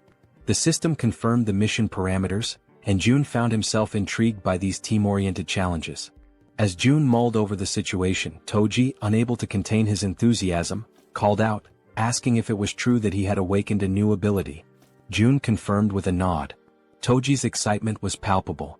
Snorting with exhilaration, he exclaimed how great it was, but then asked about the Knight of Steel ability, curious about its specific capabilities.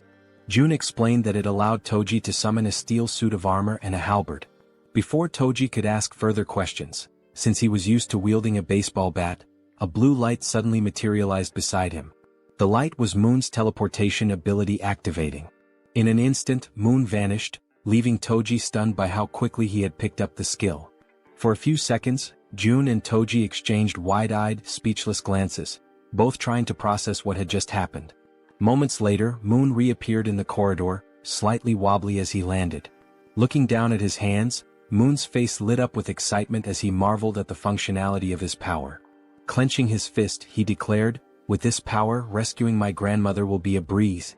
The system notified Seo Jun that Moon's confidence had increased, along with a rise in his loyalty. Overcome with gratitude, Moon bowed deeply to Jun, thanking him for everything he was doing. The gesture took Jun by surprise. After a moment, Jun urged Moon to pause and carefully assess the situation. "Even though you've managed to use your powers," Jun explained, "going to your grandmother's house right now is impossible." Moon, puzzled, asked why that was the case. Jun patiently elaborated that there was no guarantee he could fully control his ability, even though it had worked once. "It's possible you just got lucky," Jun said, causing Moon to lower his head in disappointment at the realization that rescuing his grandmother would have to wait. Jun reassured him, saying, "For now, we'll figure out the maximum range of your teleportation and determine if there's any penalty for using it multiple times." Moon nodded silently in agreement. As the conversation continued, they noticed something unusual happening down the corridor. Turning to investigate, they saw a knight clad in gleaming steel armor wielding an enormous halberd. Toji's eyes widened in amazement as he realized the sheer magnitude of his power. Ecstatic, he couldn't help but comment on how well the ability suited him. The system then notified Jun that Toji's confidence and loyalty had also increased. While Toji celebrated, swinging the halberd to test its weight, Jun called Moon over. Pointing toward a nearby building, Jun asked if Moon could test his teleportation by attempting to reach it. Moon studied the building carefully, gauging the distance and calculating the effort it would take to make such a leap on only his second try. Finally, he turned to his leader and said, "I'm not sure I can make it, but I'll try." The system presented a new mission: teleport to the rooftop of Building 113 within 3 minutes. The reward was an improvement to Moon's teleportation ability, while the penalty for failure was having to sleep outside. While focusing intensely, Moon positioned his hands in a stance resembling a Kamehameha to channel his energy for teleportation. In the background, Toji cheered him on enthusiastically, offering words of encouragement and telling him he could do it. After aligning his thoughts and gathering his energy, Moon opened his eyes. In that instant he vanished once again, enveloped by a burst of blue light. The force of his ability was so intense that Toji instinctively shielded himself from the shockwave. Moon reappeared on the rooftop of the other building, landing in a dramatic superhero pose. However, his face contorted in pain, and his eyes turned completely white. From his new vantage point, Moon felt a wave of relief knowing the teleportation had worked. Looking across at his friends, he waved to ensure they saw him and shouted that everything went as planned. The system notified Jun, confirming that Moon had successfully completed the mission.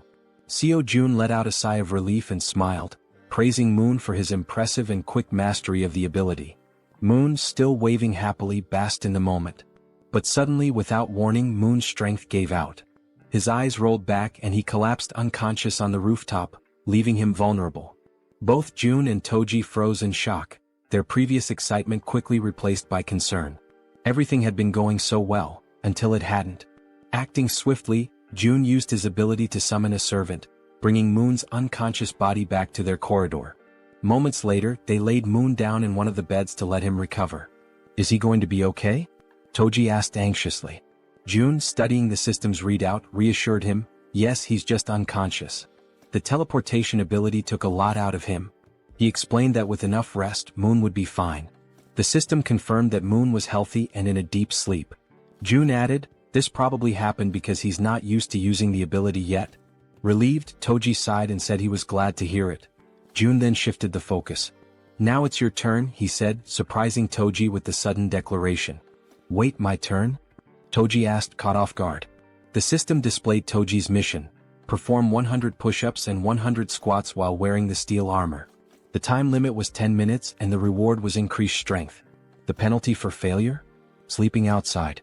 Without hesitation, Toji began the exercises, starting with the push-ups. Clad in his heavy steel armor, every movement required an incredible amount of effort. Sweat poured down his face and dripped onto the floor as he pushed himself to the limit. Determined, he moved on to the squats, completing the second half of the mission with gritted teeth and unwavering resolve. When he finished, Toji stood tall, exhausted but triumphant, shouting, "Mission accomplished. I did it." The system confirmed his success, notifying June that Kang Deoksu, Toji, had completed the mission. Breathing heavily, Toji leaned against the wall to catch his breath while June observed him, impressed. With a body like his, so athletic and resilient, it's no wonder he has such endurance, June thought to himself. Suddenly, the system displayed a new message, something June had never seen before. "What's this?" June muttered, his eyes narrowing at the unexpected notification. As he studied the screen, Toji asked, "Is that really all for the mission?" June nodded, smiling warmly. "Yes, great job. You can go rest now." The system finished calculating and displayed a notification. Toji's strength had slightly increased. Turning to June, Toji expressed his gratitude. "Thanks for taking the time to help us. I really appreciate it." June, surprised by the sudden notification and watching Toji feel the changes in his body, noticed a new sense of energy radiating from him. Looking at his own hands, Toji clenched them into fists, feeling the power coursing through his veins. "This reward changes everything," he said with a confident smile. The next day, somewhere in a dark alley in Busan, Han screamed in desperation, urging everyone to run. The group scattered, fleeing for their lives as a ferocious horde of goblins pursued them. Toji, however, stopped running and turned around, his fury evident. Assessing the situation, he decided to act. The goblins, focused on their chase, were suddenly blinded by a brilliant light shining in front of them. As they adjusted their vision, they saw a towering figure clad in a steel suit of armor wielding a massive halberd. Without hesitation, Toji charged forward and struck the nearest goblin, impaling it with his halberd in one swift, powerful motion. Then Toji unleashed a flurry of diagonal strikes in rapid succession, cutting down goblins one after another. But the goblins, fueled by rage, refused to give up and surged forward with a determined attack. Expecting a direct assault, Toji braced himself, but the goblins cunningly outmaneuvered him, slipping past to target the more vulnerable backline. In an instant, arrows struck the goblins' heads in swift succession, ending their rampage permanently. Toji turned to see what had happened and spotted Moon wielding a bow and arrow. "Don't worry," Moon called out confidently. "I'll handle any goblins that get past you. Focus on the ones ahead." Gripping his halberd tightly, Toji turned back to the remaining goblins. A smirk spread across his face as he responded, "Got it?" Seeing Toji's renewed focus, the goblins froze, hesitating in their attack. One by one they began to retreat, turning back to where they came from. Frustrated, Toji yelled at them to come back and face him. As the goblins retreated, terror gripped them when a massive shadow appeared before them. It was the bear girl, her glowing red eyes piercing through the chaos. This was her dramatic first appearance, emerging from an ambush prepared for the retreating goblins. The goblins had no choice but to surrender to their fate, collapsing in despair and lamenting their past misdeeds. The group showed no mercy. Moon's arrows flew with precision, Toji's halberd struck powerfully, and the bear girl slashed through the goblins with her razor-sharp claws. Together they defeated the goblins one by one. Seizing the opportunity, Han shouted to Moon, "Now's your chance. Go." Moon, understanding the urgency, broke into a sprint toward his grandmother's house. "Thank you, Han," he called back as he ran, grateful for the opening created by his comrades. Meanwhile, the system notified Seo Jun that the citizen Moon had completed his mission. A pop-up appeared, stating that it was now evaluating the missions Moon had completed. Back in the comfort of his room, Seo Jun sat with his ultimate eyes ability activated, observing the system screen while slurping on cup noodles. The system pinged again, declaring the evaluation complete and awarding him 132,966 won, which was deposited into his Shutin's wallet. Jun paused mid-bite, stunned by the reward. This time it was actual money. Returning to his meal, Jun reflected on the situation. When Toji completed his mission, the reward had been strength, suggesting that additional rewards were now randomized. It makes sense, Jun thought. The missions are getting harder, so the rewards should scale with the difficulty. The system chimed again, confirming that Moon had completed all the missions available to him for the day. It also announced it would begin evaluating the rewards for Moon's completed tasks. The assessment concluded instantly. Still savoring his noodles, Jun grinned and said, "All right, let's see what the reward is." The system congratulated him for hitting the jackpot. For those unfamiliar, it clarified that a jackpot is the maximum prize accumulated in games of chance like slot machines or lotteries. Reading this, Seo Jun froze, momentarily stunned. Paralyzed with anticipation, he stared at the screen, waiting to see what incredible reward the jackpot would bring. Still staring at the system notification, Jun remained frozen in shock, his cup noodles stuck in his throat as he tried to process what the jackpot could possibly be. Then the system displayed the reward, a skill point granted as part of the jackpot. Upon reading this, Seo Jun's lips curled into a satisfied smile. This was perfect. He could choose exactly where to use the point. Back on the streets, Moon sprinted toward his grandmother's house at such an incredible speed that a faint blue aura trailed behind him. As he drew closer, exhaustion crept in, sweat dripping down his forehead. His mind raced with anxious thoughts. What if something had happened to her? Upon arrival, the house came into view, a small, simple home, completely unprotected against monster attacks. There were no barriers, no fortifications, just an ordinary house standing vulnerably amidst the chaos. Moon didn't hesitate. He rushed to the door and pushed it open, but a deep fear clawed at his chest. Frantically, he dashed through the house, checking every room as he called out, "Grandma, where are you?" Then he reached the bedroom. His eyes widened in shock. There she was, lying on a futon mattress, peacefully asleep, far calmer than Moon had ever imagined she would be. Cautiously, he approached, gently placing a hand on her shoulder. "Grandma," he whispered, shaking her lightly, hoping for any sign of response. Slowly, her eyelids fluttered open. Her voice was faint and drowsy as she murmured, "Who is there?" She reached out, her frail fingers brushing against his hand. "Moon, is that you?" And at that moment, ninjas cutting onions must have passed through the room, because Moon's vision blurred as he choked up, his chest tightening with overwhelming relief. Tears streamed down his face. His body trembled as he sobbed uncontrollably, overwhelmed by the sheer relief that she was still alive. Unable to hold back, he threw his arms around her in a warm, desperate embrace, whispering apologies between his sobs. "I'm sorry, Grandma. I'm so sorry it took me so long to come back for you." Despite his tears, the old woman smiled kindly and patted his back. "You're such a brave and kind boy, Moon. I knew you would come for me." At that exact moment, a system notification appeared in front of Seo Jun. Moon's loyalty had reached 100. Moon was now officially registered as a vassal. The number of available vassal slots had increased. Jun squinted at the system window in confusion. What's this?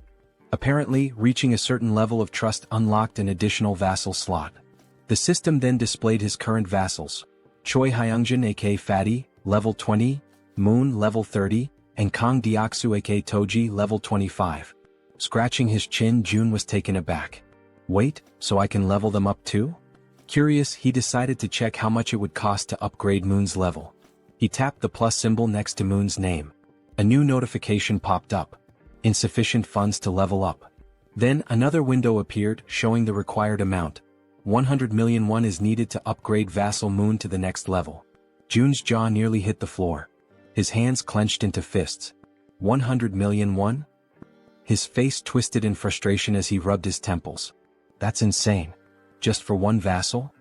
With a sigh, he ran a hand through his hair and lightly punched the table. I'm sorry, Moon, he muttered under his breath.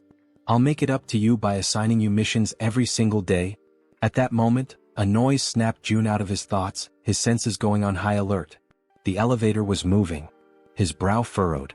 Who the hell could that be? His comrades were still out in the streets, fighting goblins. Narrowing his eyes, he activated Ultimate Eyes. His pupils darkened as his vision extended, scanning the entire building. Two people stood outside one of the apartment doors. A man and a woman. The man carried a box on his shoulder, while the woman knocked on the door, asking if anyone was inside. Something felt off. Their expressions weren't exactly friendly, and their dark under-eye circles hinted at exhaustion or something more sinister. June immediately recognized the apartment. Inside was Fatty's wife. From the other side of the door, she hesitated. Hearing the knocking and voices, she called out cautiously, "Who is it?" Assuming it was urgent, she made a quick decision and opened the door. Standing there was the young woman, who greeted her with a bright smile. "Hello," she said cheerfully. "I'm Kim Dabin." Then she gestured toward the man beside her. "And this is my younger brother, Kim Miho." She continues, mentioning that they live in unit number 1701. Intrigued, Fatty's wife asks what brings them there. The girl sighs, explaining that she only came because she desperately needed help, leaving Fatty's wife wondering what kind of help she could possibly need. Then, with a sudden burst of desperation, the girl blurts out, practically shouting, "Would it be possible for you to let me take a shower?" Fatty's wife is completely caught off guard. Her jaw drops. Of all the things she had expected to hear, this was the absolute last. Still trying to process it, she blinks in disbelief and asks if she heard correctly. "Did you really just ask to take a shower? And that's all you need?" The girl nods eagerly. "Yes, that's all. I just want a shower." Relieved that the request wasn't anything too complicated, Fatty's wife lets out a small chuckle and waves them inside. "Well, that's easy enough. Come in." The two enter, expressing their gratitude. The man, still carrying the box on his shoulder, also thanks her before asking where he should put it. Curious, Fatty's wife asks what's inside.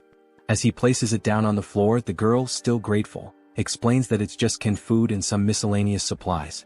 The man opens the box, revealing various types of canned goods, exactly as she had said. Seeing this, Fatty's wife smiles and thanks them, mentioning that they really didn't have to go through all that trouble. The girl waves it off. "It's nothing really. If you think about it, I just walked into a stranger's house and made a pretty weird request." Just as she finishes speaking, something catches her attention from the corner of her eye.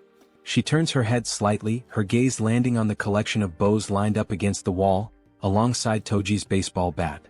Curious, she can't help but ask, "Do these bows and that bat belong to the owner of this apartment?" Fatty's wife wasn't expecting that question. Still, after a brief pause, she shakes her head. "No, actually. These don't belong to the apartment's owner. The real owners live in another unit, but it's kind of a complicated situation to explain in just a few words." The girl nods in understanding. "I see." Watching everything unfold, Seo Jun deactivates his ability and thinks to himself that so far they don't seem like bad people. He then shifts his gaze toward the window and murmurs to himself, "I'll go check it out later."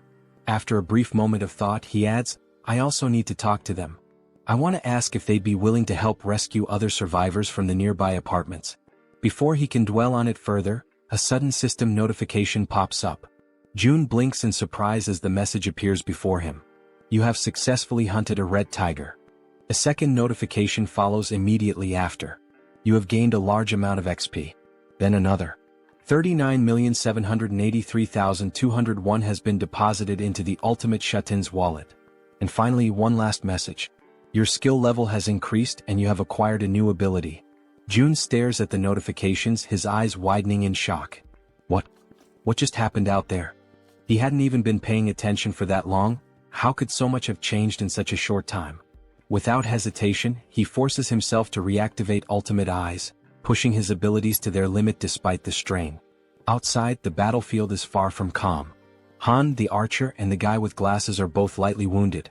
In front of them, the corpse of a massive red tiger lies motionless on the ground, and next to it, the werebear is also severely injured, struggling to move. The rest of the group stands frozen, unsure of what to do next. June observes everything, but a strange feeling creeps up on him. His stomach twists, and his chest tightens as a wave of unease washes over him. What the hell just happened? Suddenly, a sharp pain shoots through his body. His muscles spasm, cold sweat dripping down his face as an overwhelming pressure grips his chest. He groans in agony, barely able to keep himself upright. Then the system sends another notification. You have discovered individuals who are eligible to receive citizenship. Through the pain, June barely manages to process the message. There are still people who aren't citizens yet? His breathing is ragged, but he forces himself to speak. System, grant them citizenship. A new notification appears instantly. A list of names flashes across the screen. Citizenship has been granted. And then, another alert. You have officially reached 50 citizens. An additional message follows. The amount of XP and money that citizens can earn has increased by 100%. But the surprises don't stop there. A final notification appears on the screen, revealing something unexpected. As the number of citizens has reached a specific threshold, all citizens have unlocked a new ability, Power of Trust. June stares at the words mind racing. Power of Trust. What does that even mean? Despite his lingering confusion, his thoughts drift back to the battlefield. He clenches his jaw. Did anyone get seriously hurt? Back on the streets, we see Moon, slightly injured and gasping for breath, making a tremendous effort as he carries his grandmother on his back. Everyone else is also wounded, running desperately while providing cover for Toji, who is carrying the injured werbear woman. Observing this, June quickly realizes that the situation outside is far worse than he had imagined. And of all people to be seriously hurt, it had to be the werbear. As the group races to escape, a horde of goblins suddenly appears right in front of the two carrying the wounded. The team members covering them from behind immediately let loose a volley of arrows, striking down goblins to clear a path. The archer, watching closely, is startled by the precision of the man with glasses. How the hell did you pull that off with a single shot? She asks, eyes wide. The man looks just as confused. I honestly have no idea.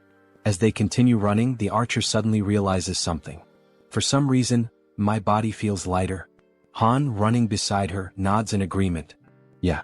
And I just noticed, I'm not even out of breath anymore. Meanwhile, back with June, the system finally provides an explanation. The ability Power of Trust is a passive skill that increases all stats by X%, where X equals the trust level of each citizen. Seo June stares at the message in disbelief. This skill didn't even exist before. How the hell is it so strong? Then, another realization hits him. Every single member of his group has at least 50 trust points or more.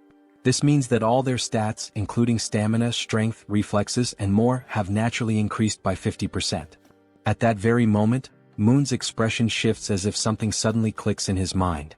He has a hunch. This must be another one of June's new abilities. The system then notifies June of something else. Both of the girls have now surpassed 30 loyalty points. As a result, they are now eligible to be registered as vassals. Without hesitation, Kim immediately commands the system to register both of them. The moment it happens, the two women suddenly stop in their tracks, their bodies tingling as an overwhelming power surges through them. The system follows up with an update. Kim Gaeong, now at level 20, has acquired the piercing ability. Yu Hyerin, now at level 25, has awakened the skill Poisonous Mist. Now, brimming with their newfound power, the two turn back, ready to face the goblins chasing them. The archer steadies herself, drawing her bow. She fires an arrow straight at the goblins. Normally, her shots always land as headshots, every single time. But this time, something is different. The arrow doesn't just pierce through one goblin, it ricochets off and strikes several others, piercing through them effortlessly. Confused, the archer furrows her brows. What the hell? What just happened? The system promptly provides an answer. The ability Piercing is a tier C skill that uses mental strength to fire a penetrating arrow. June, standing with his arms crossed, watches as the information unfolds before him. Now that he knows what the ability is, he immediately issues a command to the system. Create a mission. A new quest pops up. The archer must use Piercing to hunt 10 goblins within a 10-minute time limit. Reward: increased piercing proficiency. Penalty for failure: fatigue. As he processes this, June shifts his attention to the other ability. Unlike piercing, this one seems far trickier. Poisonous Mist is a deadly attack, and while it's classified as a B-rank skill, using it incorrectly could endanger the entire team. June exhales sharply, deciding to deal with it later. I'll figure it out when the time comes. Just then, the system sends another notification. The archer has successfully completed the mission. 10 goblins eliminated. A new message follows. The maximum number of missions available for today has been reached. Evaluating. June sighs, unimpressed. The rewards weren't that great this time. But now that the battle outside has settled, he decides it's time to check on the citizens living on the lower floors. Activating ultimate eyes, he scans the corridors. His gaze locks onto the silhouette of a man walking calmly through the halls, his hands tucked into his pockets. June watches as the man heads toward the bathroom, likely to collect water. Smart. June notes that this man has good survival instincts. He's gathering water before supplies run low. Shifting his focus elsewhere, June spots another pair, a man and a woman sitting together, preparing to eat. He observes them for a moment, realizing something important. They're already capable of gathering food and water on their own. Then, in another part of the building, something unexpected catches his eye.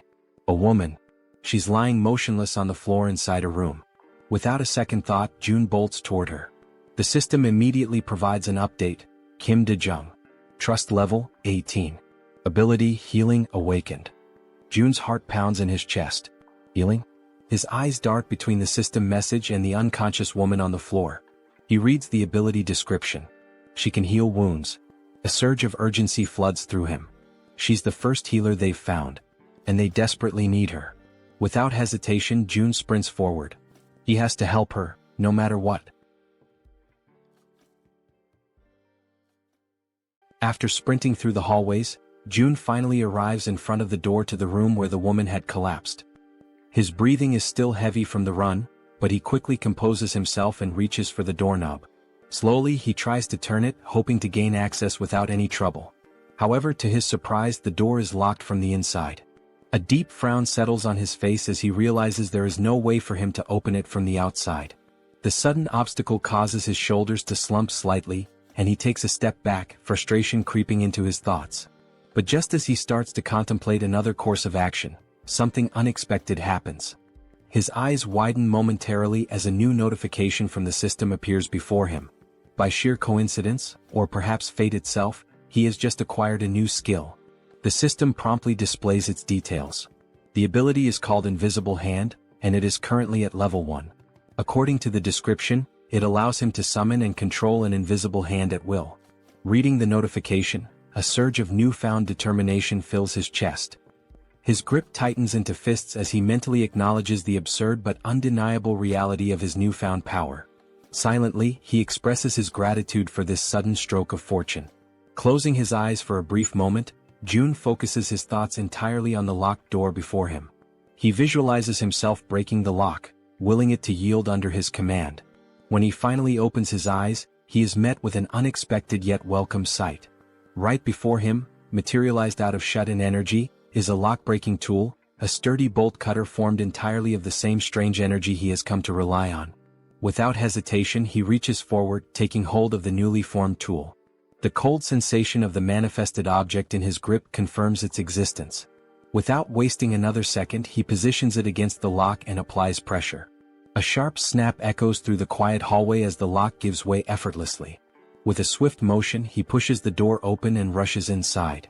The moment he steps into the dimly lit room, his gaze immediately lands on the unmoving woman lying on the floor. Now that he is seeing her up close, the eerie stillness of her body makes the entire scene feel unsettling. June quickly kneels beside her, concern evident in his expression. Reaching out, he gently nudges her shoulder, his voice calm yet firm as he speaks. He asks if she can hear him, if she is all right, urging her to wake up. There is no response. A deep sense of unease washes over him. He carefully observes her condition, scanning for any visible injuries. But what he notices instead sends a wave of worry through him. Her face is unnaturally pale, her lips dry and cracked. Severe dehydration. His mind races. Dehydration this extreme could be dangerous. She needs help, immediately.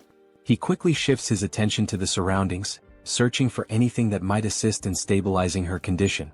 His eyes dart around the room, taking in every detail.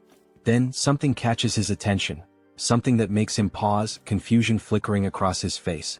There is water in the room. Yet, despite the presence of water, she is still in this critical state. It makes no sense. The contradiction unsettles him, sending a cold shiver down his spine. Glancing back at the woman, he forces himself to push aside the troubling thoughts. Now is not the time to question the situation. The priority right now is saving her. A sudden idea forms in his mind. Without hesitation, he opens the system interface. There is a chance this might work. June quickly assigns her a mission, a simple yet crucial task. The mission objective: breathe.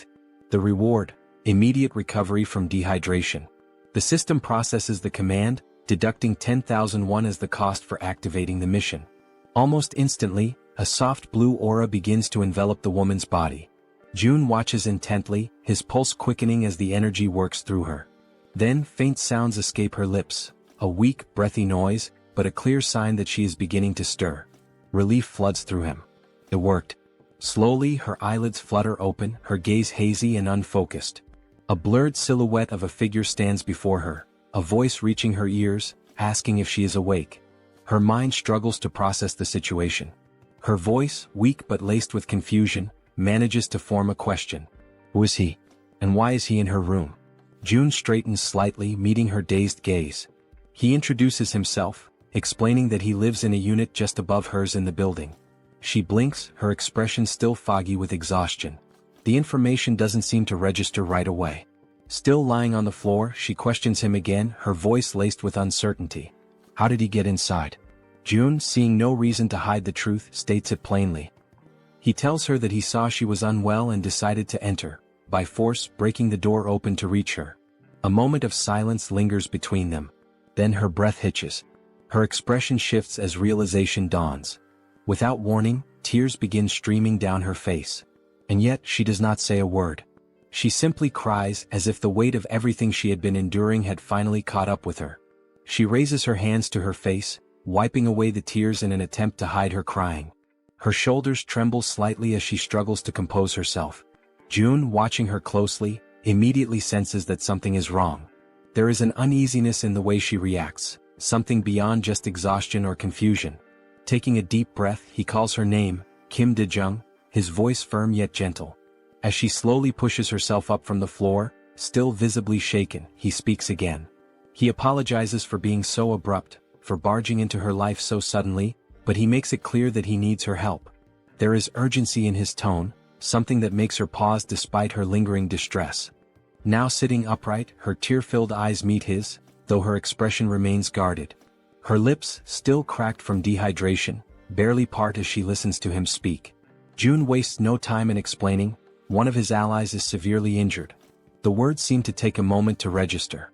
De-jung slowly turns her body toward him, staring as if trying to process what he just said. Silence stretches between them. She blinks, her mind racing, trying to make sense of his words. His ally? Someone severely injured? Why is he telling her this? She doesn't understand, she doesn't even know this man. Panic begins to rise in her chest. He wants her to save someone? Why her? Doubt and fear intertwine within her thoughts. Her hands tremble slightly as she lowers them to her lap. It seems impossible, an absurd request thrown at her out of nowhere. He's putting his faith in the wrong person. And then another realization strikes her like a bolt of lightning. How does he know she's a nurse? Her breath catches. She has never told him that. No one in this building should even know. A wave of unease washes over her, yet at the same time, something about the way he speaks, the way he asks for help, doesn't feel threatening. There is no malice in his words, no ill intent in his eyes. Still hesitant, still uncertain, she makes a decision. She has to see for herself. Slowly she turns to face him completely. Though suspicion lingers in her gaze, she swallows down her doubts and agrees to help. Her voice, though weak, carries a firm resolve as she asks where exactly she is supposed to go. June doesn't answer right away.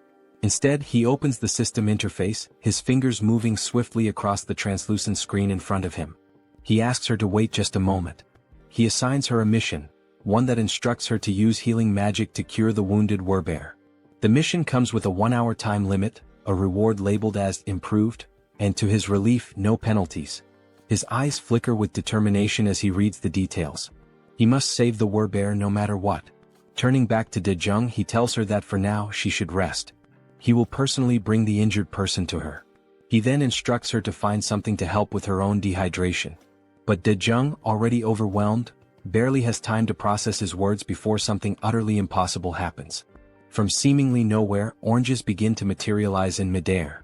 Her eyes widen in pure shock, her breath hitching as she watches several bright oranges fall from the void and land in front of her. For a long moment she simply stares, her mouth slightly open, completely stunned. Then, snapping out of her daze, she frantically raises a shaking finger, pointing at the fruit on the floor. "What is this?" Her voice trembles as she demands an answer. June, realizing how bizarre this must seem to her, quickly apologizes. But Daejung isn't satisfied. Her heartbeat pounds in her ears as she watches more oranges drop into existence. Where are these coming from? How is this happening? What kind of person is this man? Before she can demand further explanations, June simply turns his back to her. A slight smirk plays on his lips as he tells her, he'll explain everything later, once things have calmed down. And with that he walks away. Leaving her still kneeling on the floor, still staring in disbelief, he exits the room with a final request. He reminds her that she is still weak, that her body needs to recover, and he asks, no, insists, that she prioritize her own rest. As soon as June is gone, Daejung lowers her gaze to the scattered oranges. Slowly she reaches out, picking one up. The texture, the weight, the coolness against her fingertips. It all feels real. She squeezes the fruit gently, expecting it to vanish like an illusion, but it remains solid in her grasp. A shiver runs down her spine. What is this? Still overwhelmed, she hesitantly mutters to herself, wondering if she's dreaming. Because never, in her life has she seen anything like this before. Meanwhile, June wastes no time. He rushes back to his shut-in apartment, moving with quick, determined strides. His mind is already focused on helping his allies outside as fast as possible. The system chimes with a notification. The healer's trust level has increased. He stops for a brief moment, narrowing his eyes at the message. She hadn't trusted him before. That much was obvious. But now, it seems like her perception of him has changed, even if only slightly. Still, it isn't enough for him to let his guard down. Trust takes time. And honestly, he can't blame her. If someone broke into his home out of nowhere, he wouldn't trust them either. Shaking his head, he steps onto the balcony, his gaze drifting downward. His thoughts remain heavy, but as he looks out toward the streets below, something makes his entire body freeze. His blood runs cold. A massive, ferocious red tiger is charging through the streets, its powerful limbs propelling it forward with terrifying speed. And it's chasing his allies. June's breath catches as he sees his companions below, running for their lives. Desperation is evident in the way they scramble to escape, but the monstrous beast closes in on them, its deadly fangs gleaming under the dim light. Then, as if things couldn't get any worse, its piercing eyes fixed on its targets, its muscular body moving in perfect synchrony as it hunts his team. A wave of panic washes over June. This isn't just a dangerous situation. This is a massacre waiting to happen.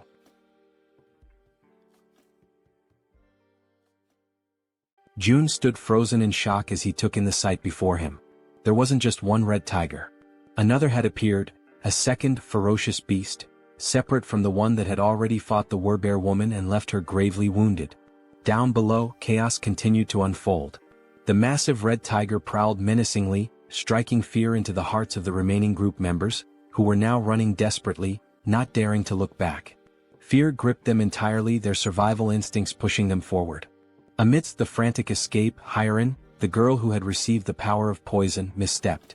Her foot twisted unnaturally, and pain exploded through her leg as she collapsed onto the hard ground. A sharp, involuntary cry of agony tore from her throat. Both the archer woman and Han immediately stopped in their tracks, their faces contorted with panic. Their eyes darted back to her, calling out her name with pure desperation. Gritting her teeth, Harem struggled to push herself up, trying to fight through the pain. But her body was already beyond exhaustion, her limbs heavy, refusing to obey her will. No matter how much she willed herself to move, she couldn't. The archer's voice rang out through the air, a raw scream of distress. Because the enormous red tiger was already preparing to strike. Its muscles coiled, eyes locked onto Harem like a predator savoring its helpless prey. It was ready to devour her, its powerful body lunging forward just as she finally managed to stagger back onto her feet. But she had yet to realize how dangerously close the beast truly was. Her mind was occupied by something else, perhaps a last-ditch plan or sheer disbelief at her predicament. Then at last she turned her head. And in that instant she understood. The beast was right there. The realization hit her like a tidal wave, crashing down and swallowing her whole. A cruel truth settled into her bones: there was no escape. For a brief, soul-crushing moment she stopped resisting. The fight drained from her eyes and she surrendered to the inevitable. She stood still, bracing for the end, waiting for the red tiger's jaws to clamp down and rip her apart. And then, in a sudden flash of light and violet smoke, she was gone. The tiger's gaping maw snapped shut on empty air. A growl rumbled deep in its throat, confusion flickering through its burning eyes. It didn't understand what had just happened. A heartbeat ago, its prey had been right there. And now, vanished. The frustration of the failed kill sent the beast into a deeper fury. At the same moment, Harem reappeared, disoriented, drenched in sweat, her breath ragged and uneven. Her mind reeled as she tried to comprehend what had just occurred. Had she died? Was this the afterlife? Pain surged through her limbs, sharp and unrelenting, reminding her that she was still very much alive. That was when she saw him. June. He was standing there watching her closely. It had been too close. A fraction of a second later and she wouldn't have survived. The weight of that realization pressed down on him. Harem, still trembling, looked up at him, but no words came. She was too exhausted, too overwhelmed to speak. Meanwhile, outside, the others were still running for their lives. June took a deep breath, his mind racing. At the very least, he had bought them some time. One less person in immediate danger meant the group below had a slightly better chance of escaping. Then his system screen flashed with a new notification. He had discovered individuals who met the criteria to be granted citizenship. The system prompted him: did he wish to approve their citizenship? Before he could process this, another sudden movement caught his eye. Moon appeared, using his teleportation ability to warp into the apartment, carrying his grandmother in his arms. As soon as he landed, he turned to June, his expression frantic. His breathing was unsteady, but his grip on the elderly woman remained firm as he pleaded for June to take care of her. June glanced at Moon, then at the frail woman in his arms. The concern in Moon's eyes was unmistakable, but June's mind was already occupied with something far more urgent. Raising a hand, he told Moon to wait. There was a bigger problem right now. Moon parted his lips, ready to argue, ready to demand an explanation. But then he looked at June's face, at the seriousness in his expression, and he understood. Whatever June was dealing with, it was far worse than he had realized. Without another word, Moon nodded. He could tell that, at this moment, his grandmother was not the priority. Down below, the relentless red tiger was still in pursuit, refusing to let up. It chased the remaining group members without mercy, its predatory instincts fully awakened. June clenched his fists, forcing himself to focus. He needed to act. Activating his new ability, Invisible Hand, he made a decision. That tiger needed to die, and he had to find a way to kill it. Down in the streets, the archer, Han, and Togi, who was still carrying the injured werbear, kept running. But no matter how hard they pushed themselves, the red tiger was catching up. Han risked a glance over his shoulder, his stomach twisting with dread. If this continued, they were all going to be devoured. He had to do something. Instinct took over. Without a second thought, Han skidded to a stop, planting his foot firmly on the ground. His fingers tightened around one of his baseballs. His heart pounded in his chest as he raised his arm, channeling everything he had into one throw. A faint blue glow began to radiate around him, intensifying with each passing second. He poured everything into it. Then, he hurled the ball with all the force he could muster. It soared through the air, cutting through the night like a bullet. For a moment, hope flickered. Maybe, just maybe, it would hit. But in the blink of an eye, the tiger dodged. The ball shot past it, colliding uselessly with the ground. A low, guttural growl rumbled through the air. Then, the red tiger threw back its head and roared, a deafening sound that reverberated through the city streets, a declaration of its dominance. The archer's voice rang out in terror as she screamed for Han, begging him to run. But it was too late. The red tiger, eyes gleaming with lethal intent, lunged at him. Teeth bared, claws outstretched. Han gritted his teeth, knowing he was out of time. There was nothing he could do to stop it. But there was one thing he could still do. A single desperate choice. He turned his head and shouted for his friends to keep running. Then, without hesitation, he broke into a full sprint in the opposite direction. If he could lead the tiger away, even if it cost him his life, then at least the others might make it out alive. His chest heaved. His legs burned. Every step was fueled by sheer willpower. But deep down he knew. This could be the end for him. And still he ran. As he approached a parking lot, hoping against all odds that goblins or some other kind of monster would appear to distract the red tiger. Han continued to run with all the strength he had left. But once again the relentless beast was far too close behind him. It was undeniable now, this was truly the end for him. While sprinting, he risked a glance over his shoulder, his breath catching in his throat as he took in the sight of the enormous glistening fangs of the red tiger. They were massive, sharp, and deadly, a testament to the inevitable doom that awaited him. At that moment, his gaze locked with the tiger's, and an unspoken understanding passed between them. This was it. There was no escape. His fate was sealed. Just when all hope seemed lost, when every fiber of his being prepared to accept his tragic demise, something unexpected happened. A strange, pulsating purple force suddenly materialized and coiled tightly around the red tiger's neck. It appeared out of nowhere, wrapping around the beast with a speed and intensity that defied comprehension. In an instant, the force pulled downward with such overwhelming strength that the tiger's head was violently slammed into the ground. The impact was so powerful that the very pavement beneath them cracked and shattered, sending debris flying in every direction. The tiger let out a guttural snarl of frustration, struggling against the mysterious force. Its powerful limbs instinctively clawed at the ground, attempting to regain stability, but the unseen energy was relentless. Slowly, its paws began to lift off the ground, its body suspended as if an invisible hand were hoisting it up. The purple force continued to constrict, tightening mercilessly around the tiger's throat, squeezing the life out of the monstrous creature. It was unmistakable. This wasn't a natural occurrence. This was someone's doing. And Han, still frozen in shock from witnessing the impossible, knew exactly whose work this was. There was no doubt in his mind, this was Jun's power. Moments later, the archer woman and the bespectacled man arrived at the scene, their breaths ragged from the exhausting chase. They had rushed there, fearing for Han's safety, but what they found left them momentarily speechless. Their eyes widened in disbelief as they beheld the red tiger, still writhing in agony, its body dangling helplessly as the mysterious force continued to choke the life out of it. As the archer took in the scene, a system screen suddenly appeared before her, glowing softly in the dim light. She hesitated for a brief moment before focusing her attention on the text displayed before her. Her expression shifted almost instantly. Her eyes widened in shock as she absorbed the information. Then, as though gaining a newfound sense of understanding, she took a deep breath, regaining her composure. With a newfound calmness, she turned to her companions and without hesitation, stepped forward. High above, watching the events unfold from his vantage point, Jun observed everything with sharp, calculating eyes.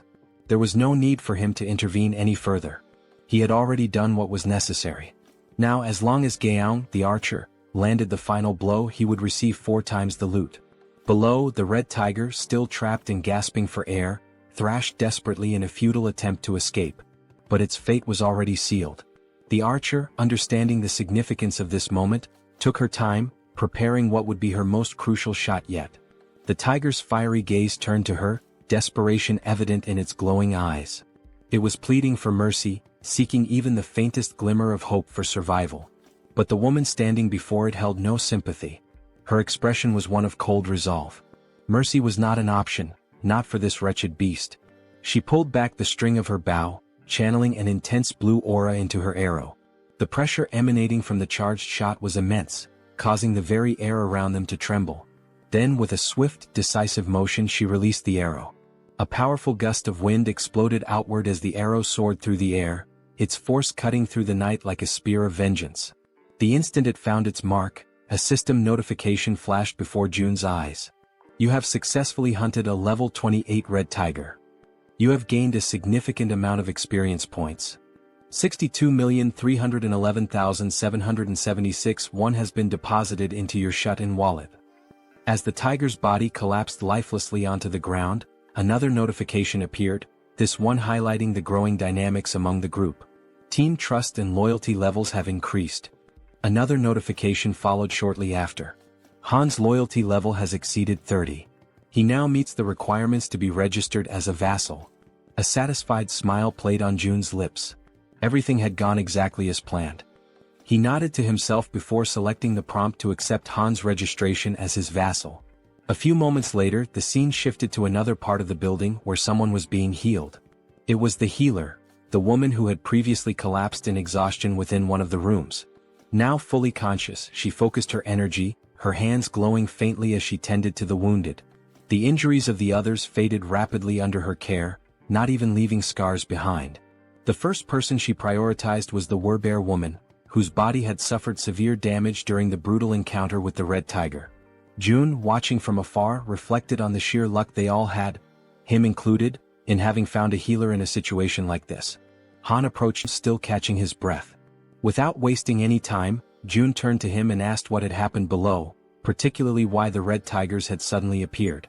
Han, his voice still carrying traces of exhaustion and gratitude, explained that the location where Moon's grandmother's house had once stood was likely a territory belonging to the Red Tigers.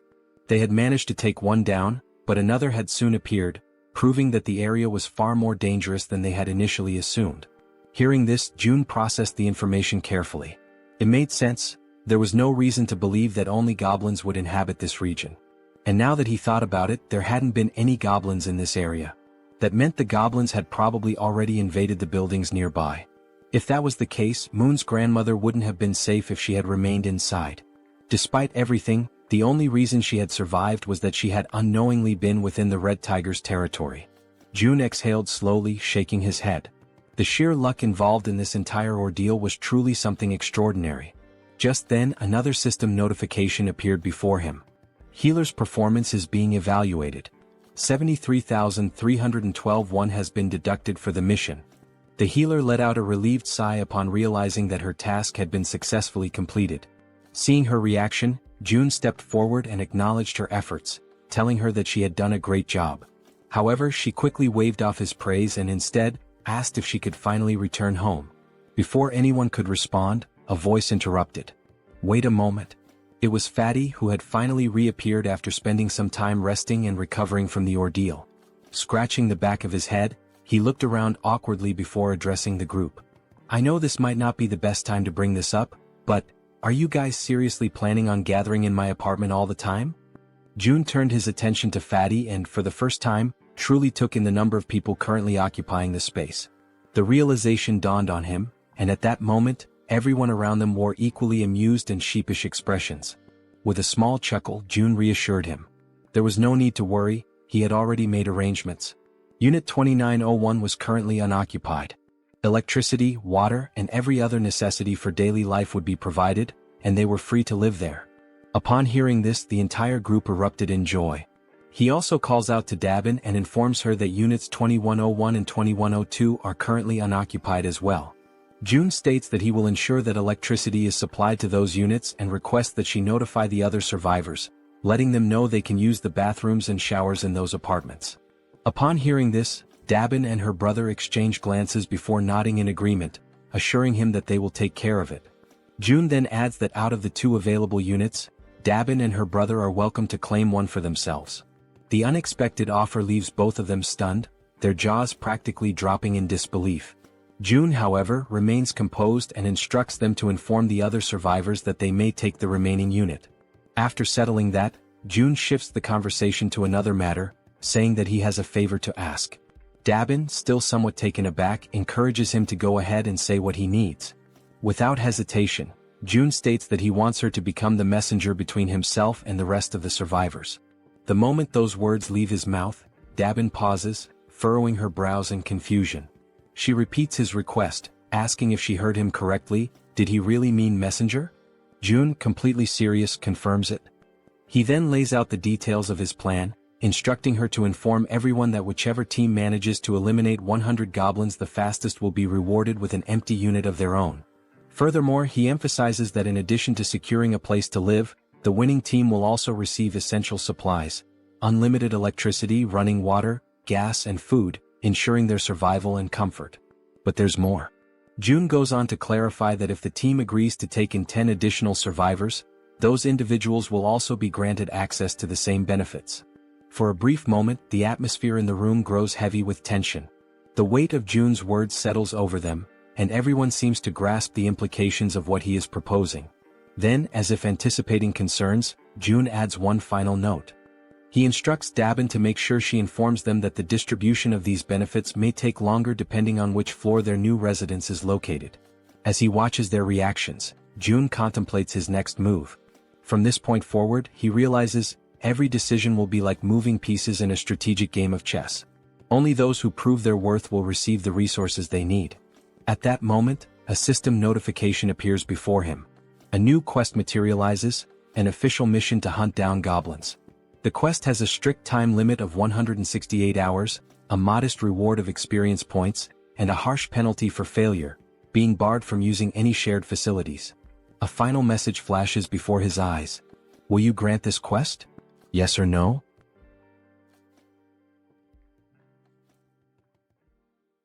After that, all the residents that June had helped began hunting the goblins. Outside, one of them was desperately running for his life, being chased by an enormous horde of goblins. His breath was ragged and his legs burned with exhaustion, but he had no choice but to keep moving forward. The goblins were enraged, shrieking as they pursued him, their eyes glowing with a savage hunger. The young man in the red jacket was already drained from all the running, and regret started creeping in. He cursed himself for getting into this situation but kept repeating in his mind that he just needed to endure a little longer. As he continued sprinting, his eyes locked onto a door ahead, leading into the parking lot. His last hope of survival. Behind him, the goblins, with their sharp claws outstretched, were closing in rapidly, almost managing to grasp him. But at the last second, the young man threw himself forward, sliding across the ground as if making a desperate soccer tackle. His body barely squeezed through the doorway just before the goblins could reach him. With whatever breath he had left, he screamed in desperation, urging the others to attack immediately. His voice rang with panic as he warned them that the whole thing had been a trap. 3 other members of the group, armed with spears, stepped forward, assessing the situation with calm determination. They acknowledged the red-jacketed man's efforts, commending him for doing a great job in luring in even more goblins than they had initially expected. Without wasting a second, the spear-wielding men began their assault. Their weapons thrust forward in swift, practiced movements, piercing through the goblins before they could force their way through the door. Some of the goblins, already wounded, stumbled back, while others still fought desperately, pushing forward with wild fury. One by one, the goblins were cut down, their bodies being flung backward with every powerful strike. Realizing the overwhelming disadvantage, one of the goblins, seemingly higher in rank, let out a sharp, commanding screech, a call for retreat. Upon hearing it, several goblins turned tail and began fleeing without even looking back. Noticing their retreat, the spear-wielding men shouted for everyone to attack faster before they could escape. One of the men suddenly grinned, a glint of mischief in his eyes, as if he had just come up with something interesting. He turned to the others and asked if they wanted to see something cool.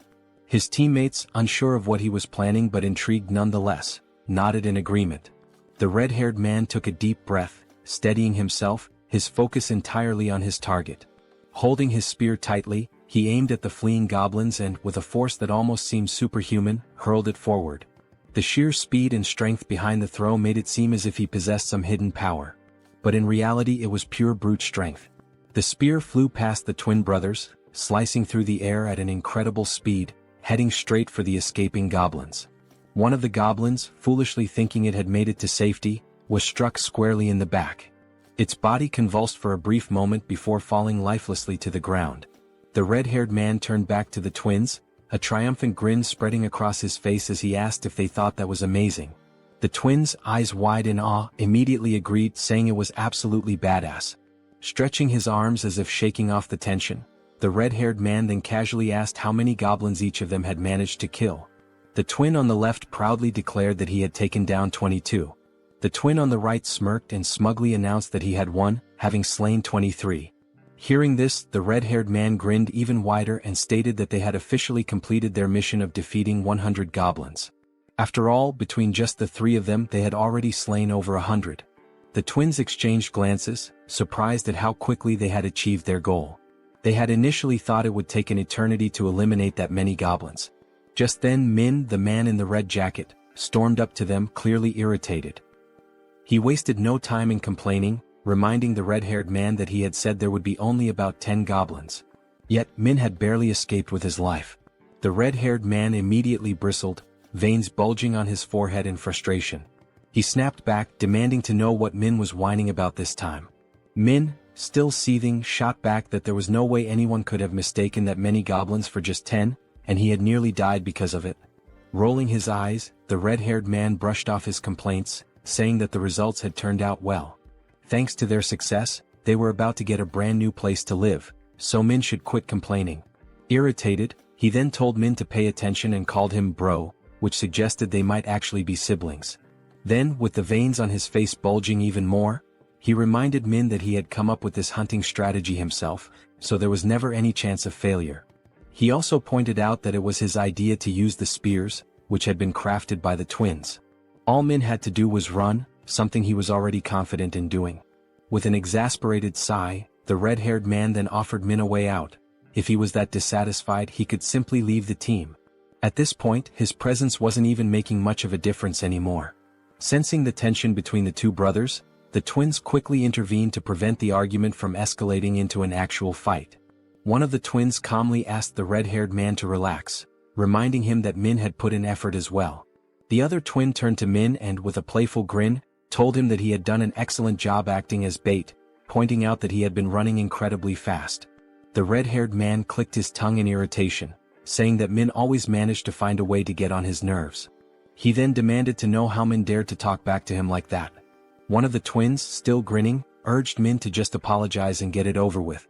Realizing that arguing would get him nowhere, Min let out a sigh and begrudgingly muttered an apology. The red-haired man huffed in response, then turned his back on him. Dismissing the whole ordeal, he stated that it was time to move on, as they needed to head to the 21st floor to claim their new home. However, upon arriving at the 21st floor, ready to receive their reward, they were met with unexpected news. Dabin, looking somewhat apologetic, informed them that another team had already beaten them to it and claimed the reward first. The entire group froze in disbelief, their excitement immediately turning into shock. In their minds, they had been incredibly fast. There was no way another team had completed the mission before them. The red-haired man's face darkened, his irritation flaring up again. He demanded to know if there was really another team that had managed to slay 100 goblins faster than them. Dabin nodded, confirming it. Still unable to believe what he was hearing, the red-haired man furrowed his brows and told Dabin to stop joking around. In a protesting tone, he once again asked Dabin to stop joking around and to just hand over their house already. Dabin, maintaining a serious expression, insisted that it was no joke, she was telling the truth. Then she revealed that the group who had finished the hunt even faster had just arrived. The group that had killed the goblins first. Seeing who they were made the red-haired man even more irritated. The group consisted of Dabin's brother and an elderly couple, both of whom were smiling cheerfully as if nothing had happened. Dabin turned to her brother and asked how things went with June. In response, her brother explained that they had made a deal. In exchange for giving up the new house, his own home and the elderly couple's home would now have electricity, food, and other necessities. On top of that, their daughters would no longer have to take part in missions. Upon hearing this, Dabin immediately pointed out that the elderly couple's daughters were minors, meaning they should have already been exempt from missions in the first place. The elderly couple continued smiling, unfazed, and corrected her by saying that their daughters were actually adults. Despite their youthful appearance, they were older than they seemed. The elderly woman then added that their daughters were probably quite skilled with bows and arrows, though her husband always worried too much about them. Dabin's brother also mentioned that part of the agreement included providing bows and arrows for their daughters. Dabin frowned, questioning the need for bows and arrows. Were they planning to continue hunting goblins? Her brother nodded, confirming that they were, but specified that June had only requested the goblins in the surrounding areas. Since the goblins were relentless and kept coming no matter how many were killed, it was necessary to keep them under control. Hearing all of this, the red-haired man grew even more irritated and told them to stop with all the useless chatter. Then, in a firm voice, he questioned whether they were giving themselves special privileges simply because they were the ones in charge. Wasn't that unfair? To some extent, Dabin's brother agreed. That's why, to balance things out, he explained that June had ordered the second and third groups to kill 100 goblins and head to the 30th floor to receive their rewards. Upon hearing that, a genuine smile appeared on Dabin's face. She reassured them that everything had worked out and instructed them to head up to the 30th floor. Dabin then added that Seo Jun would be waiting for them there, while the red-haired man, still visibly irritated, remained bitter about not being the first group. As they ascended in the elevator, the red-haired man suddenly asked if the guy's name was really Jun, since he looked younger than all of them. Then, laughing with clear sarcasm, he commented on how ridiculous it had been to hear Dabin speak so respectfully about this June. One of the twins joined in on the sarcasm, joking that maybe Dabin saw June as some kind of god or something. The other twin laughed as well and scoffed, saying, "God my ass. At most he's just the leader of some cult." Then, as if pondering the idea, he questioned whether this Seo Jun guy was even sane in the first place. Min, who had been listening to all of this quietly, murmured under his breath that all of them were being protected thanks to Jun's abilities. Therefore he suggested that maybe they didn't have the right to speak about him like that. The moment those words left his mouth, the atmosphere inside the elevator changed. Everyone else became visibly irritated. The red-haired man, looking more annoyed than ever, questioned if all of them were just trying to get on Jun's good side. That single remark filled the elevator with a tense silence. Everyone was now staring at Min. As expected, the red-haired man, frustrated beyond belief, cursed at Min under his breath. Then, glancing over his shoulder with a menacing expression, he warned Min that they would have a little talk later. At that moment the twins noticed something strange. Jun was approaching, walking at a calm and leisurely pace, one hand tucked casually into his pocket. As he neared them, he gave them a small, relaxed smile and simply said, "Hello." That simple greeting, combined with the way Jun carried himself, sent a wave of shock through all four members of the group. Feeling a sudden nervousness creeping over him, the red-haired man extended his hand hesitantly, introducing himself as Baek Sunjiob. Jun shook his hand in a firm yet casual manner, acknowledging him before commenting that he had observed how Sunjiob and his team had hunted. He noted that they had made excellent use of the barrier and that their strategy had been quite effective. Hearing that sent another chill down Sunjiob's spine. His voice slightly unsteady, he asked how Jun could possibly know that. Jun completely ignored the question. Instead, he simply smiled and stated that from now on, he would be providing electricity, water and gas to units 1301 and 1502. Sunjiob, still trying to make sense of what was happening, managed to thank him but couldn't hold back another question. How was any of this possible? Once again, Sunjiob asked how Jun was doing all of this, how exactly he was making it happen. And yet, for the second time, Jun ignored him. Instead, he casually reminded them that since they had successfully hunted 100 goblins, they were now qualified for these benefits. Then, as if the entire situation wasn't unsettling enough, Jun's expression shifted into a disturbingly eerie smile. With a tone that sent chills down their spines, he added, "By the way, I'm not some cult leader." His eyes glinted with amusement as he continued, "And I certainly don't have any intention of becoming a god." The weight of those words left the entire group frozen in place, completely paralyzed with fear and unable to react. Then, with that same eerie and slightly devilish smile, Jun raised his hand near his mouth, as if about to share a secret. "There's just one more thing." His voice carried an unsettling undertone as he announced that he had a request to make of them. Sometime after that, the new group is seen running at full speed, desperately fleeing from something. When the scene shifts to a front view, the four members are revealed to be escaping, but this time, it's not from goblins, it's from massive, bloodthirsty orcs. Their feet move swiftly as they turn a corner, frantically trying to put more distance between themselves and the monsters. As they round another street, they shout desperately for someone to hurry up and throw things at the orcs. Standing in front of them is Han, holding several spears in his hands. With a subtle smirk, Han tells them they did a good job. As the orcs remain distracted by the fleeing group, Han channels his energy into one of his spears, causing a blue aura to radiate from its blade.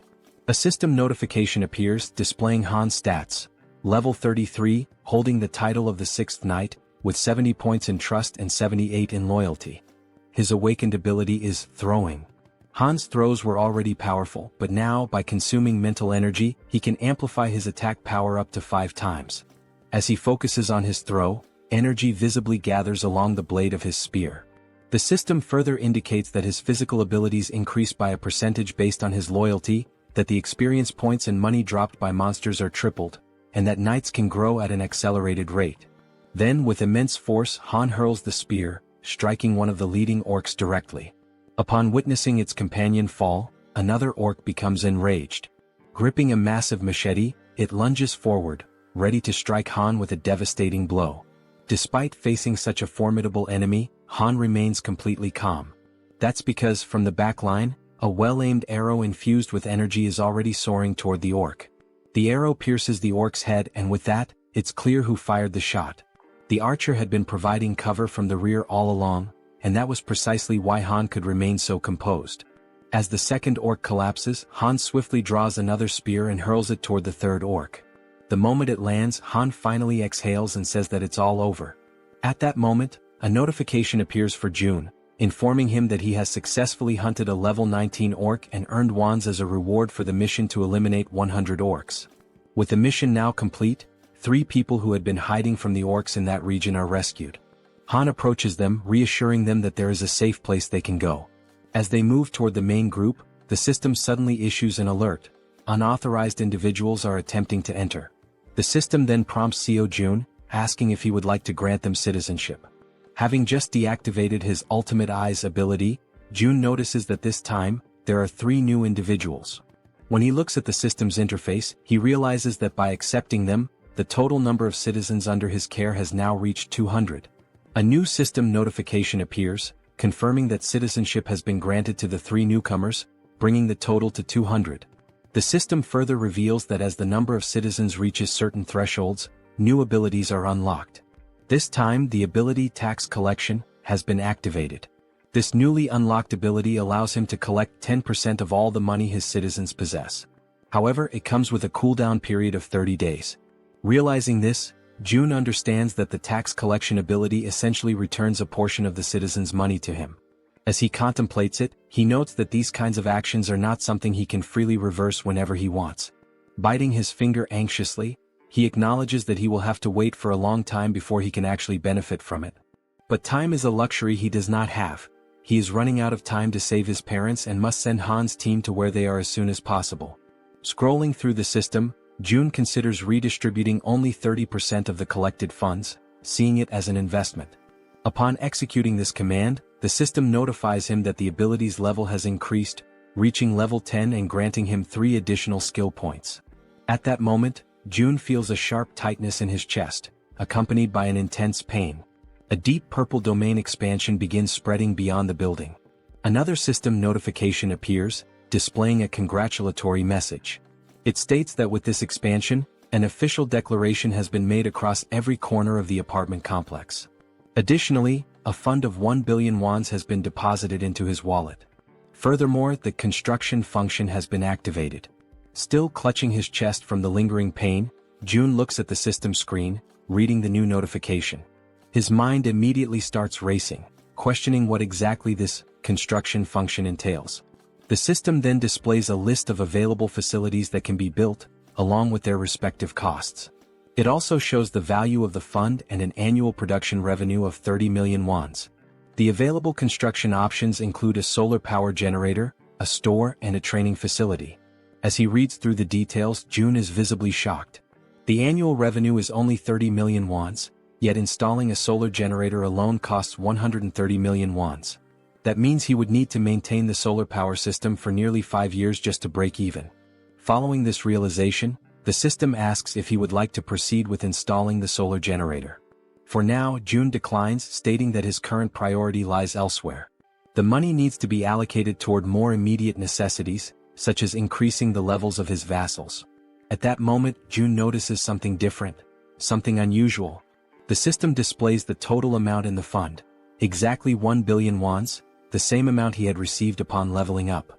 After investigating further, the system clarifies that this amount is exclusively available for construction purposes. Trying to process what he was reading, it takes Jun a moment for everything to click. But when it finally does, he smiles, realizing just how significant this is.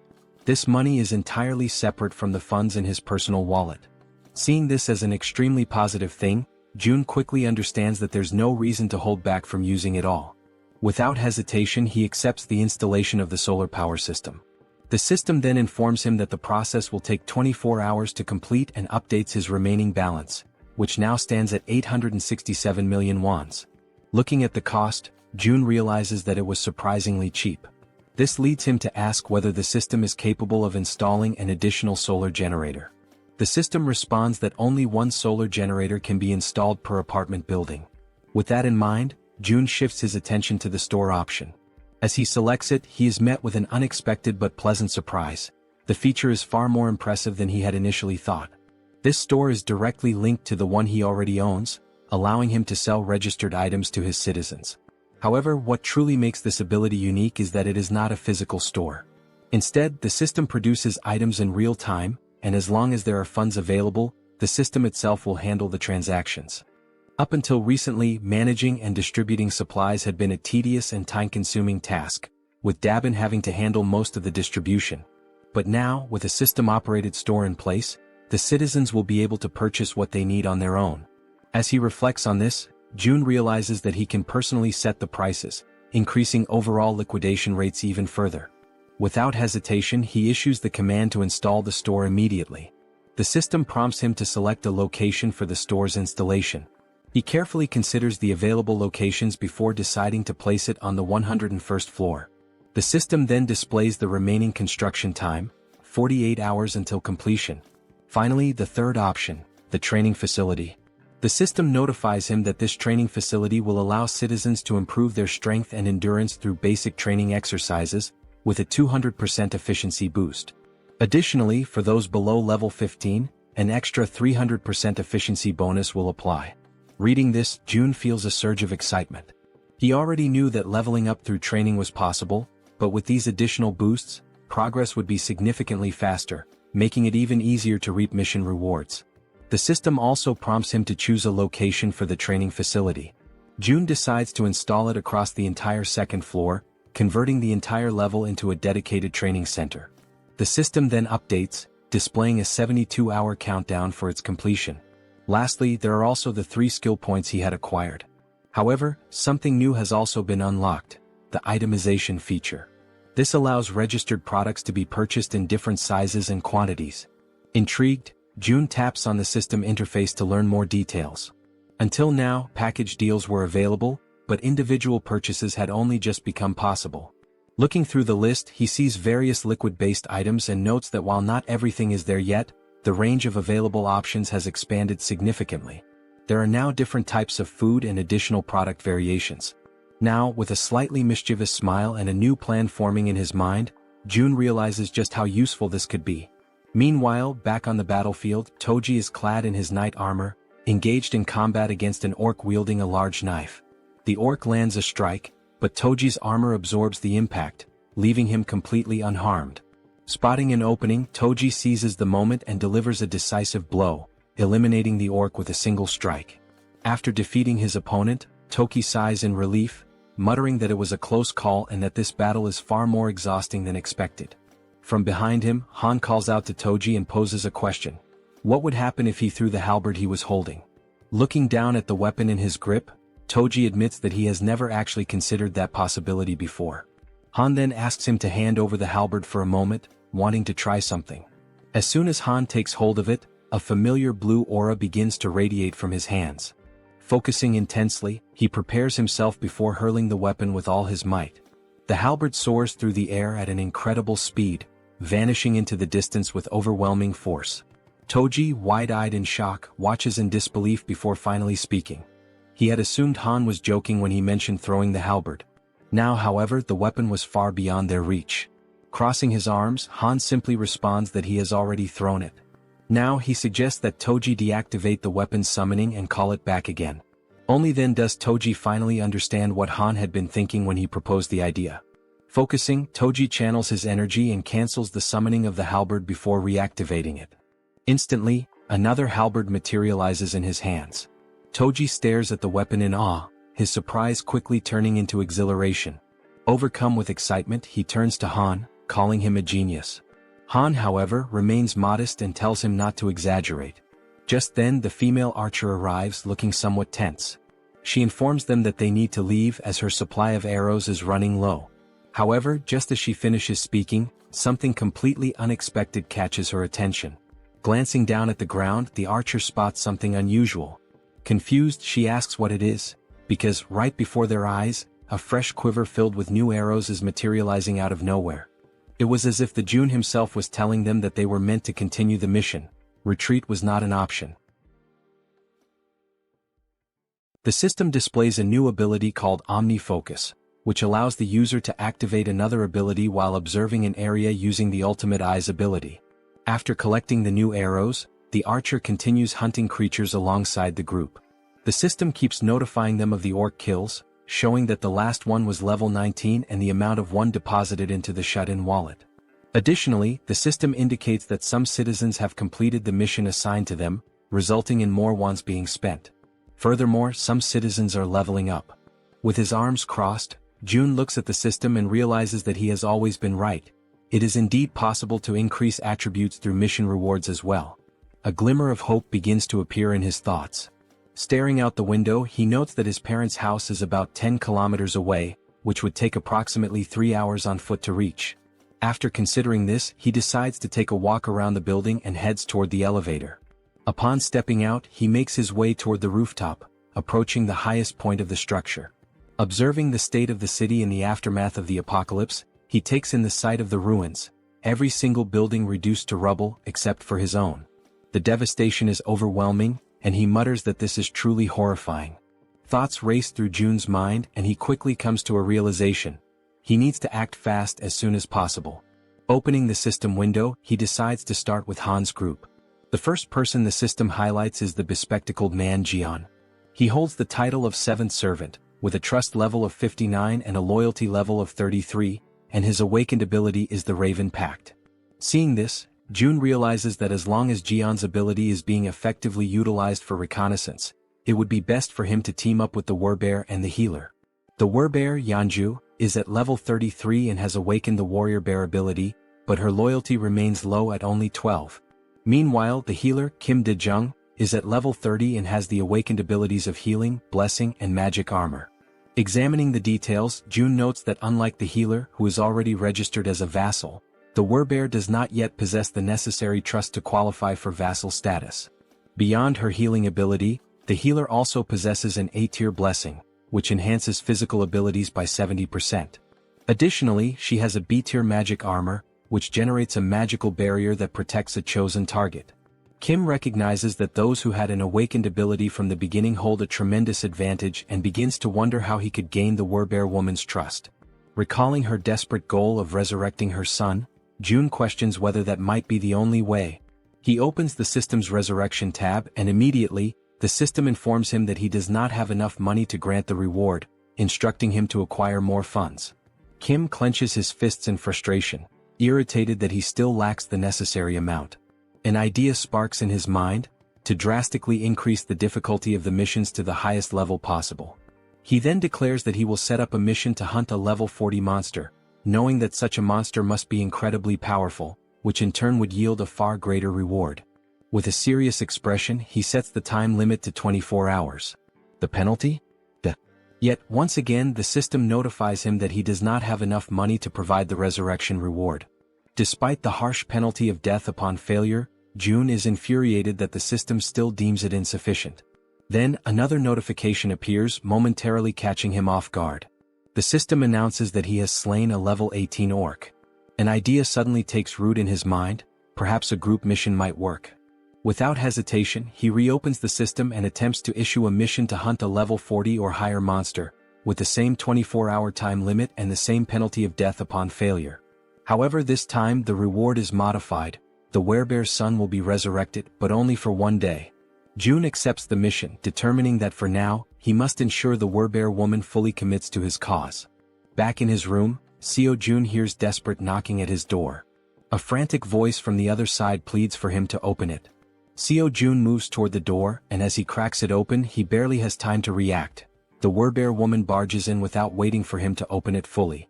She had already been informed of the mission's reward and the possibility of resurrecting her son, which explained why she looked completely exhausted.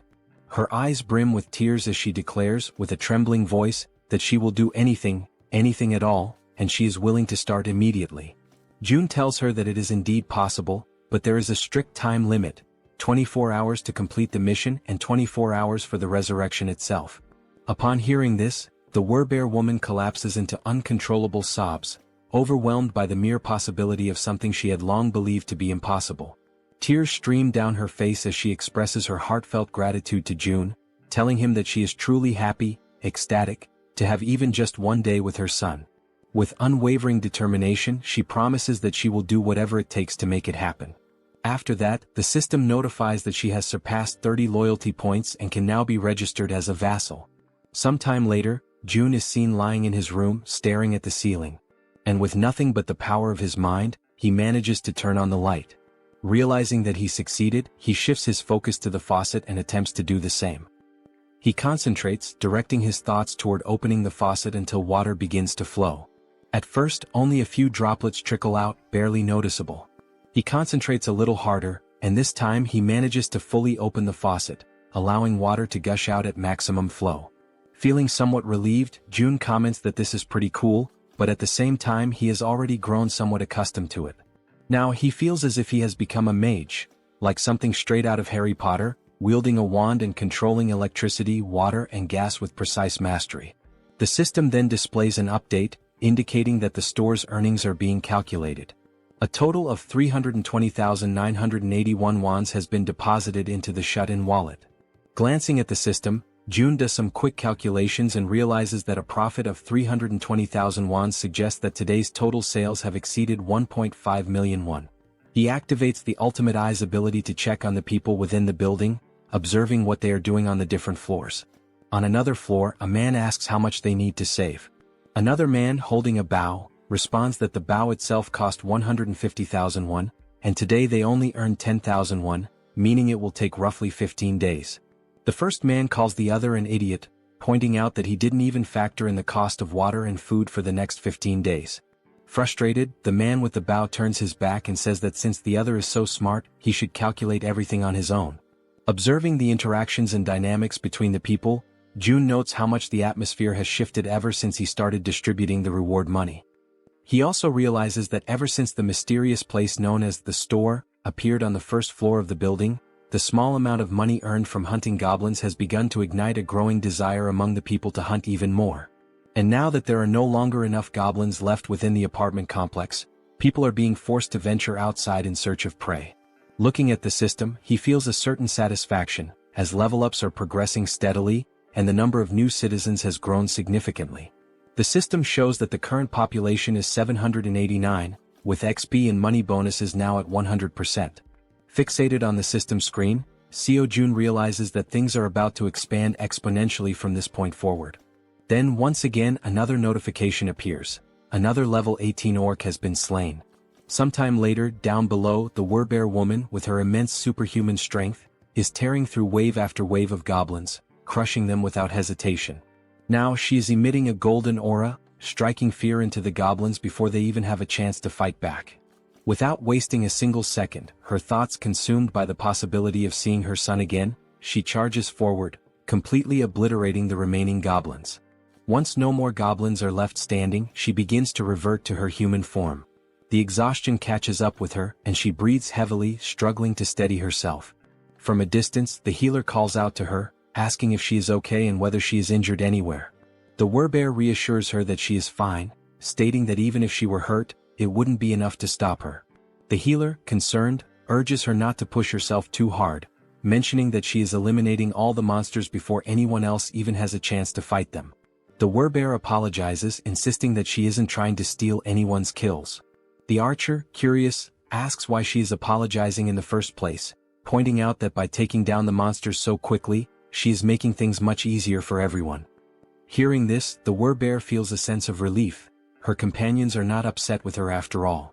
Watching from afar using the ultimate eyes, June acknowledges that forming this team was indeed a good decision. The system then updates, displaying the Werbear woman's status. Her name is Yun, and she has now reached level 40, with her trust and loyalty both rising to 66.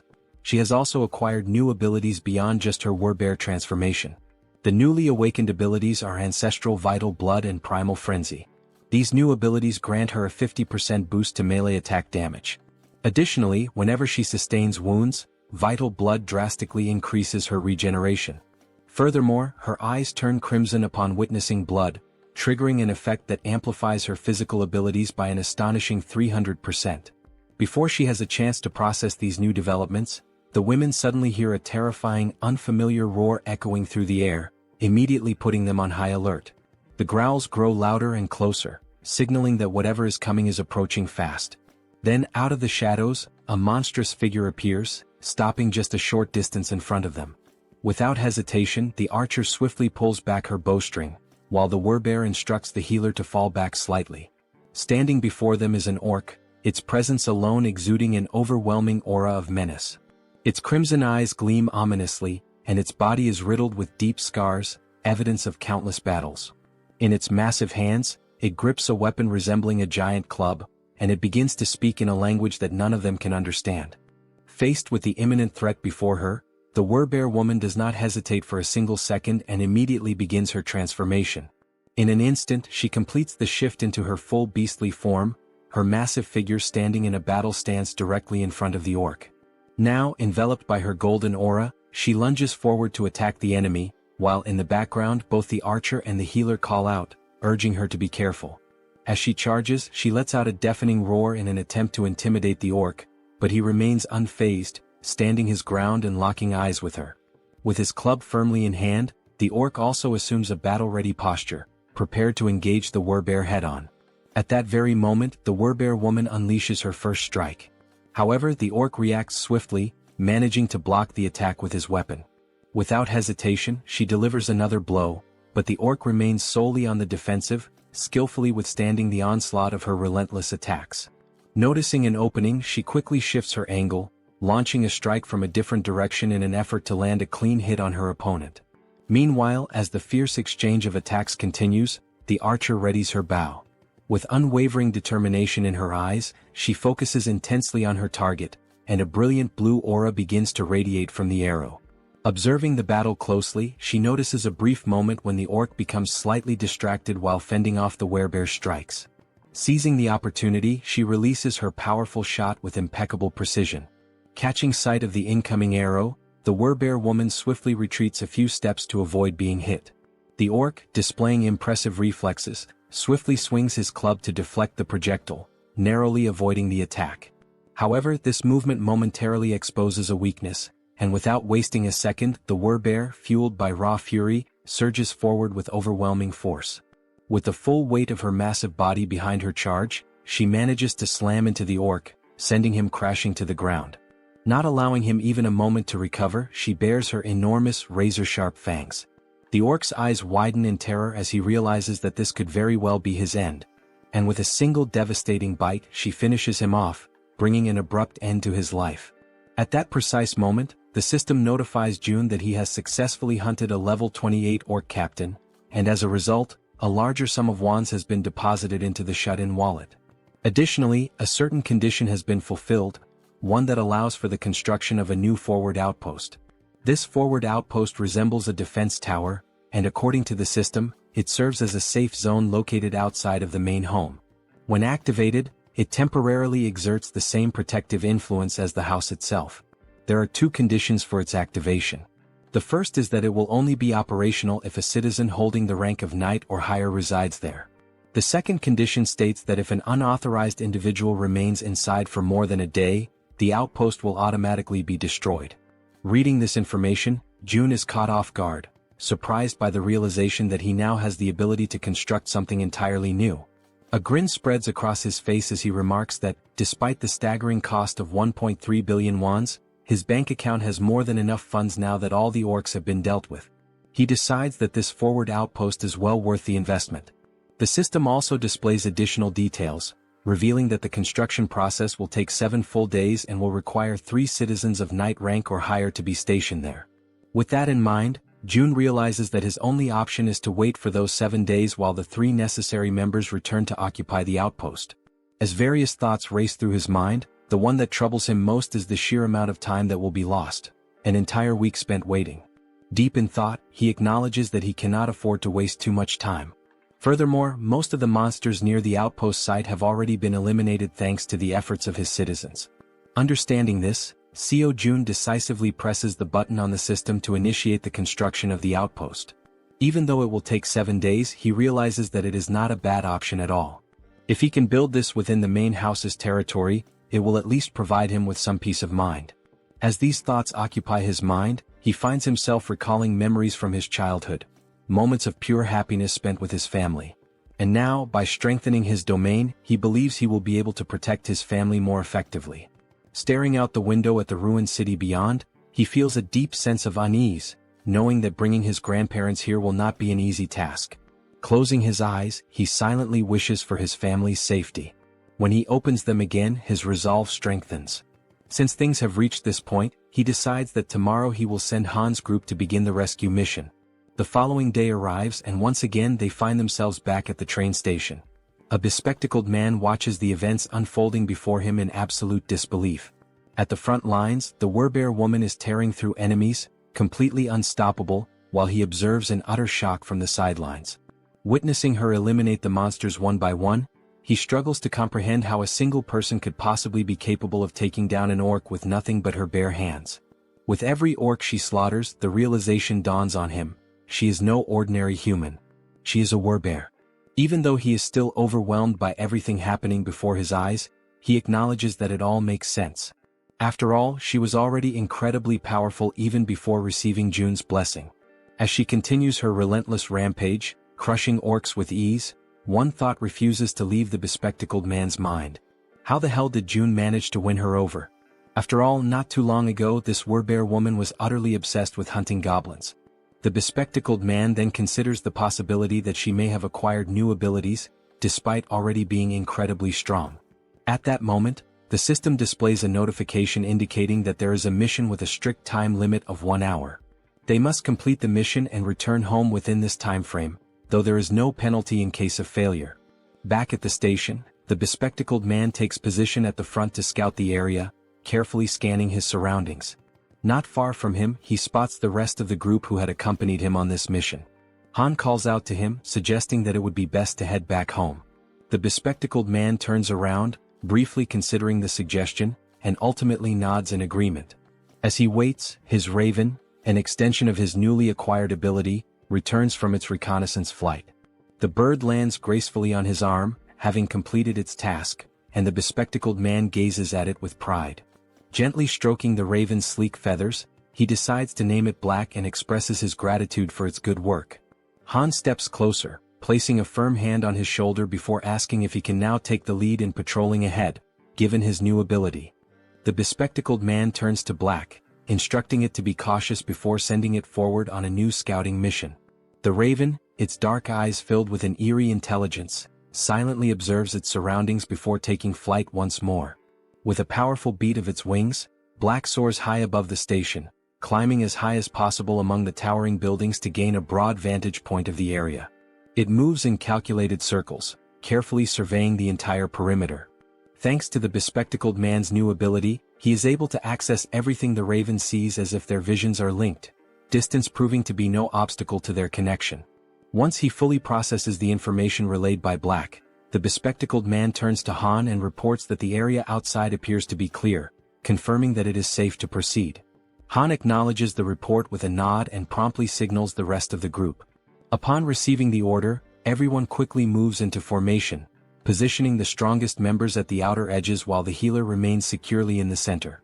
As they march forward, the bespectacled man suddenly senses an unusual presence near his back. His instincts kick in and without hesitation he whirls around to check for any threats.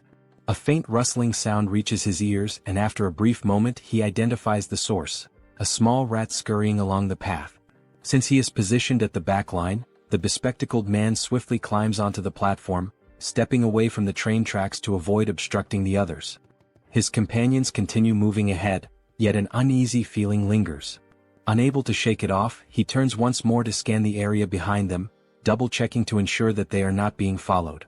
In the dimly lit tunnel, just beyond the tracks, something catches his attention, a pair of gleaming eyes watching from the shadows. The eyes belong to a rat. Without hesitation, the small creature leaps forward, mirroring the group's path with uncanny precision.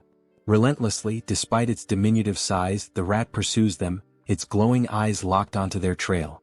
Carefully and persistently, it follows their every move, all the way to the station's exit.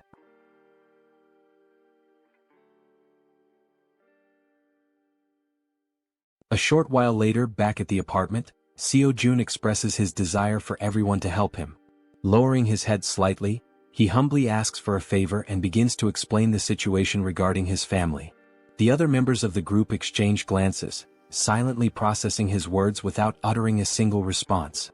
Jun continues, acknowledging that the chances of his family being alive are slim, given the current state of the world. Han then asks if his relatives are also within the apartment complex, to which Jun replies that it is difficult to say for certain. At that moment, Moon steps forward and without hesitation, exclaims that they will help rescue Jun's family. The sudden outburst catches everyone's attention, and all eyes turn to Moon as he fervently insists that they should be allowed to assist with this. Han, with a faint but genuine smile, nods in agreement, stating that all of them have only managed to survive up until now thanks to Jun's efforts. Turning to face Jun directly, Han firmly declares that they will help, but only if Jun provides clear instructions on what needs to be done. Hearing this, Jun lets out a small, relieved smile and expresses his heartfelt gratitude for their willingness to assist him. With everyone watching attentively, he explains that now that they have successfully eliminated all the orcs occupying the station, their next move should be to follow the subway tracks leading to the next station. He then elaborates further, saying that this station is the closest one to his home. However, they can exit through exit number 2, and once outside he will provide them with more specific instructions. Jun reassures them that he is not asking them to go there immediately in one direct mission, as that would be too selfish on his part. Instead, he clarifies that their current objective is simply to secure the station first. Once again, he bows his head slightly in gratitude, asking everyone to rest well for today, as the operation will commence the following day. At that moment, the Werbear woman respectfully asks for permission to speak. She then poses a question, wondering why Jun cannot simply use the abilities he has displayed so far to bring his family to him. A flicker of frustration crosses Jun's face as he admits that he has already tried. He has attempted teleporting a target as a mission reward. Furthermore, he had been excited when Moon awakened his teleportation ability, thinking it might allow them to bring his family back instantly. However, the system immediately indicated that such a reward was impossible, leading to a complete failure. Jun speculates that the reason his abilities do not work might be due to his family being outside of their effective range. Scratching his head in contemplation, he adds that if this truly is the reason, then even if his parents were to die, there would be absolutely nothing he could do to save them, as they remain beyond his reach. As the group listens, Jun acknowledges that, despite his powers, he is not capable of everything. Even with the abilities he has gained, there are still things beyond his control. Turning his gaze toward the Werbear woman, he reassures her not to worry, affirming that the promise he made to her before is one he can still fulfill. At that moment, the system displays a notification indicating that her trust in him has increased even further. She smiles warmly and thanks him for his honesty, appreciating that he has been straightforward from the very beginning. Jun in turn thanks the entire group for their honesty as well, and once more urges them to rest for the day. One by one, they begin dispersing to prepare for the much-needed rest ahead. As Han steps away, he pauses briefly, turning back to remind Jun that he should get some rest as well. At that precise moment, something catches Jun's attention, making him instinctively glance to the side. The system suddenly notifies him that someone is attempting to enter, and that this individual meets the necessary requirements, prompting the system to ask whether he wishes to grant them citizenship. Without hesitation, Jun activates his Ultimate Eyes ability and commands the system to approve the citizenship request.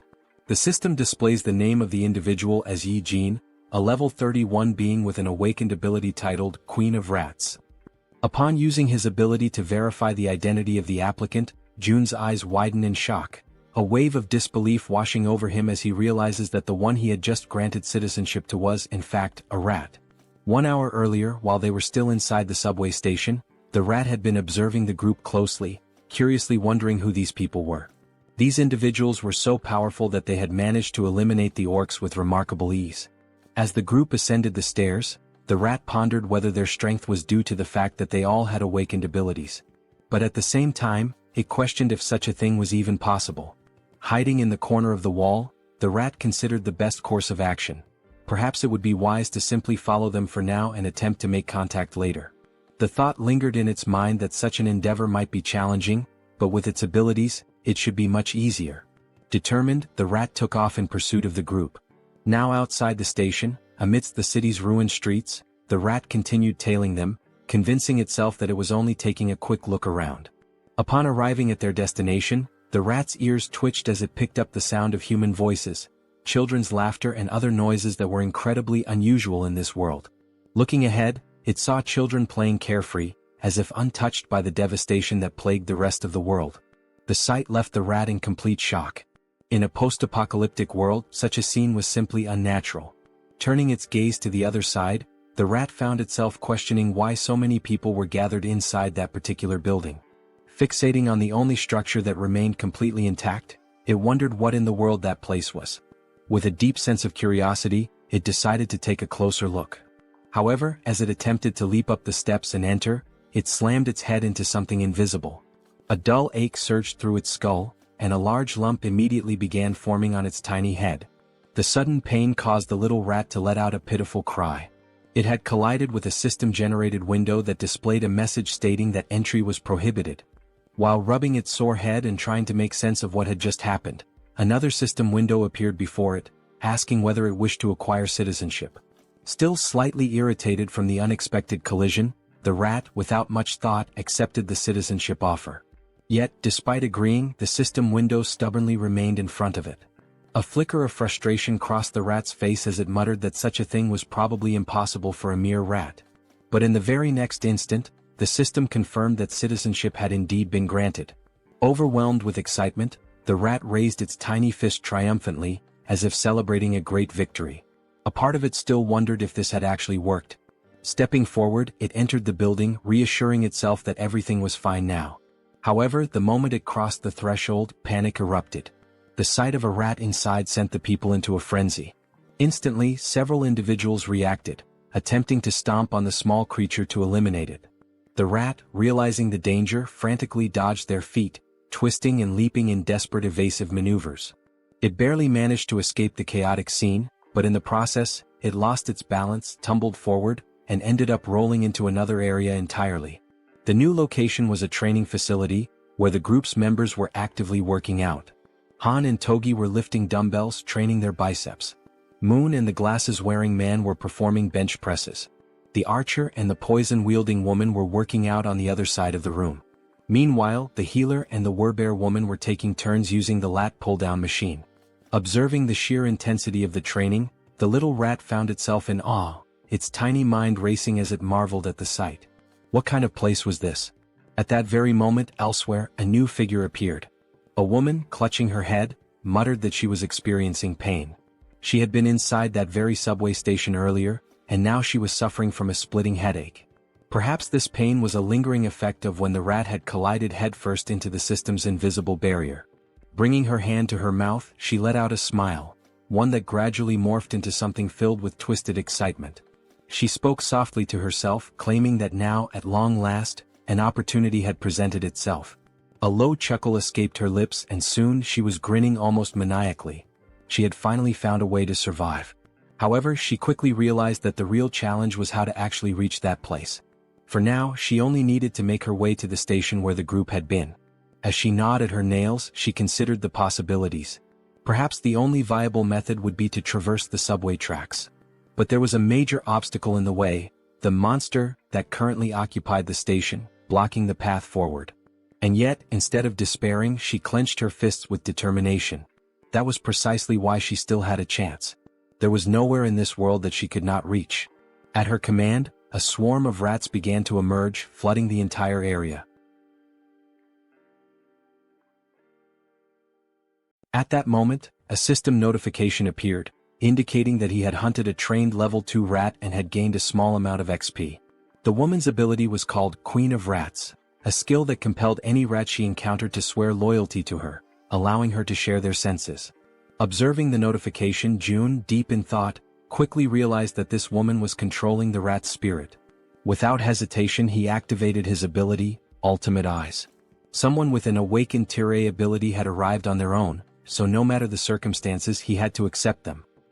He carefully examined each room, searching for any sign of her, but there was nothing to be found. Turning his gaze outside, he scanned the surroundings, yet there was no trace of her there either. June then considered summoning her through a mission, as she had already been accepted as a citizen.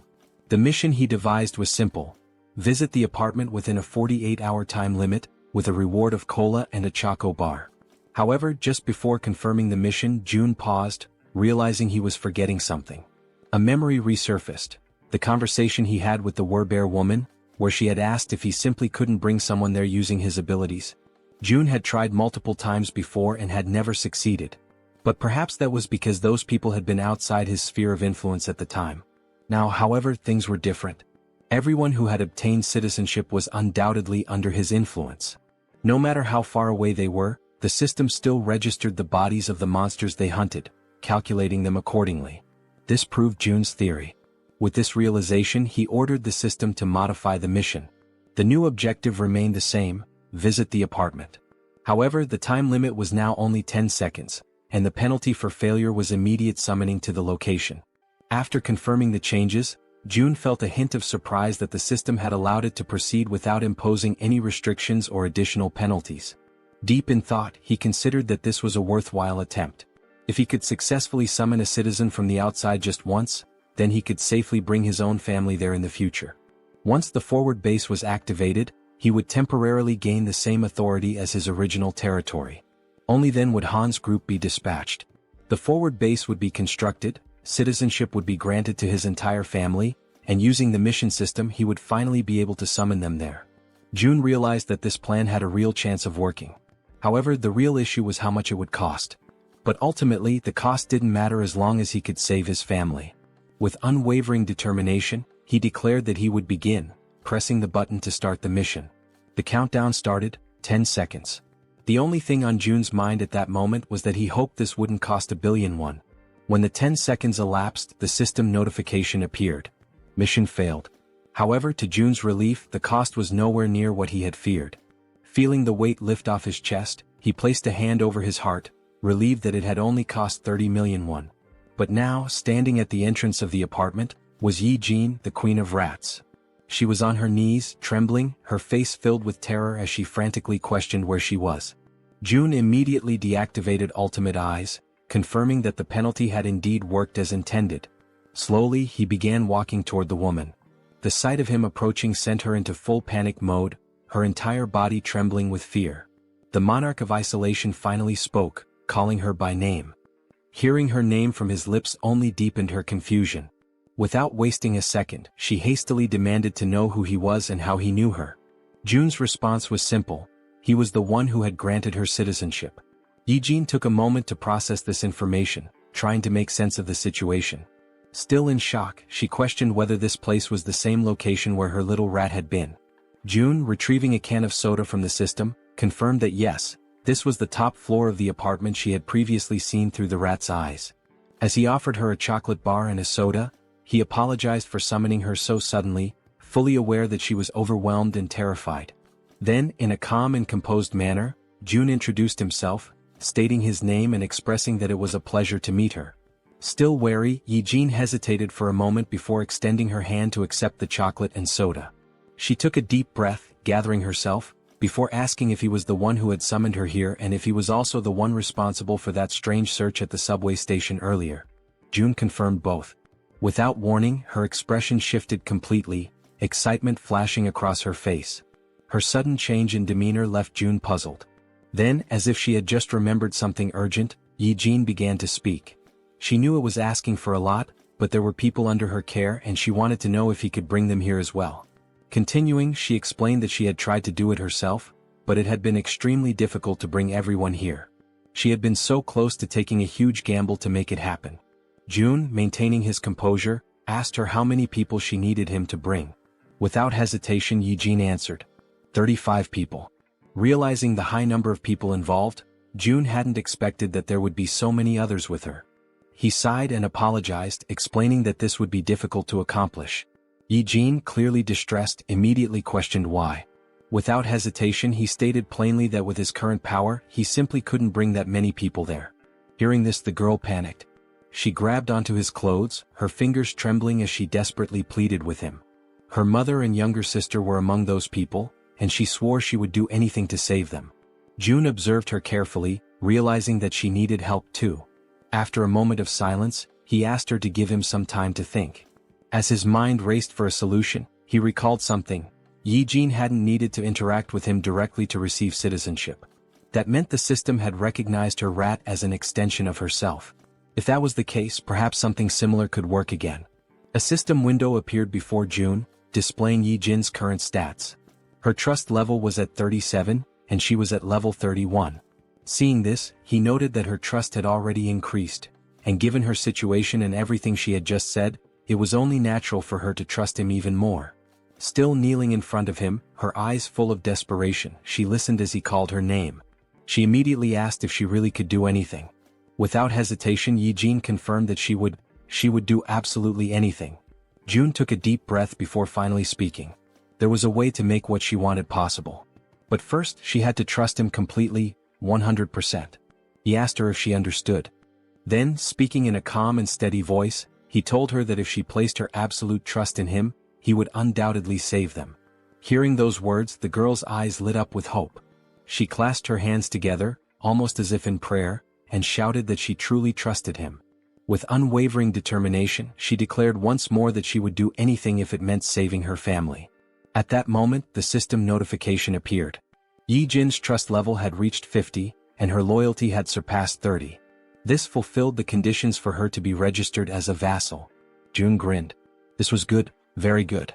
And what came next would be even better. Without hesitation, he pressed the system window, selecting the option to register her as his vassal. At that exact moment, a blue aura surged forth, enveloping Yi-jin's entire body. For a brief instant, the unexpected sensation startled her. Then another system window appeared. Yi-jin was now officially recognized as 10th Seed, Knight and Tamer. Her awakened abilities were listed as Queen of Rats, Evolution. June read through the details carefully. The Tamer title granted her the ability to enhance the stats of her tamed creatures based on their loyalty.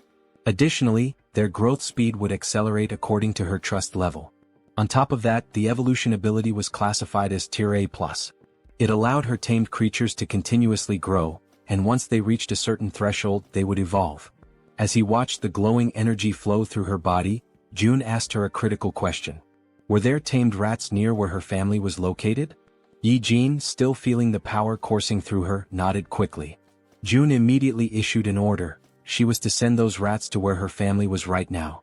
Without hesitation, the Rat Queen confirmed she would do it. She sat down cross-legged, closing her eyes in deep concentration. She needed to direct her consciousness to her rats, guiding them to her family's location. June seized the moment and activated Ultimate Eyes.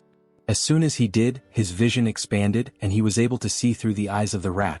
The system recognized it as an extension of Yi-jin herself. A system window popped up, identifying the creature. Tame Mouse, Level 2. The small rat scurried forward, stopping in front of a group of people. They watched it carefully, recognizing it almost immediately. Whispers spread among them. Was this one of Yi-jin's rats? Then, to their surprise, a system window appeared above the rat. The unexpected sight made the people uneasy. And then, something even more shocking happened. One after another, various supplies began to materialize from the system. Food, water, necessities, all appearing out of thin air. The people stared in disbelief, struggling to comprehend what they were witnessing. Someone muttered a question. Was this Yi-jin's doing? With this, the system updated once more. Yi-jin's trust level skyrocketed, increasing several times over. From a distance, June observed it all. This was exactly what he had anticipated. He continued watching as the rats moved. A realization struck him. Yi-jin's ability and his absolute eyes were a perfect combination. From this moment on, the tens of thousands of rats crawling through the sewers would now serve as his eyes. June couldn't help but smile. This was insane. And now he had acquired the ultimate scout. The Rat Queen politely asks for permission to speak, her voice calm but firm. She then inquires if the place June wants to know about is the one located near the beach. June nods in confirmation, stating that yes, that is indeed the place he is referring to. A realization dawns upon him. Coincidentally, Yi-jin had gone to Nambu-Mindong, which happens to be where his family's house is located. Naturally, this puts her in a far better position than Han's team, who are still unfamiliar with the area. On top of that, all she needs to do is send a single rat. Even just one rat alone makes it possible to confirm his family's survival, and now with her abilities, it will also be much easier to send supplies.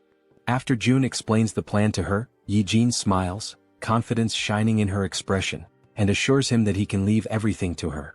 Right at that moment, the system notifies that both her loyalty and trust have increased. Not wanting to waste any more time, June immediately asks if she can go right now. Yi-jin, still smiling playfully as she absent-mindedly plays with one of her rats, confirms without hesitation that she can. June then gives her a specific request. He asks if she could follow the subway tracks on her way. Her expression shifts slightly, and she asks if he is seriously suggesting that. June confirms without hesitation.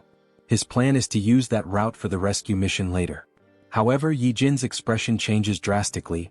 A look of sheer panic washes over her face as she quickly exclaims that this will not work. Jun is momentarily taken aback by her sudden reaction and questions why his plan would fail. Yijin, still visibly shaken, explains that a monster lives inside Siamayan Station. Jun freezes for a moment, completely caught off guard by the unexpected information. In disbelief, he asks her if she is serious. Yijin simply nods, her expression grim. Jun raises a hand to his chin, deep in thought. After several seconds of contemplation, an idea forms in his mind. He then asks Yijin if she can send just one rat to where the monster is. Though she is visibly hesitant, no doubt because of her traumatic experiences, she steadies herself, takes a deep breath, and focuses.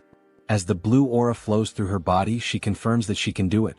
The perspective shifts, and now it is through the eyes of a rat inside the subway. The tiny creature scurries forward, navigating the abandoned station. Then, it suddenly stops, completely frozen in place. Something up ahead catches its attention. As its gaze slowly rises, it sees a massive figure lifting the lifeless body of an orc as if it were nothing but a rag doll.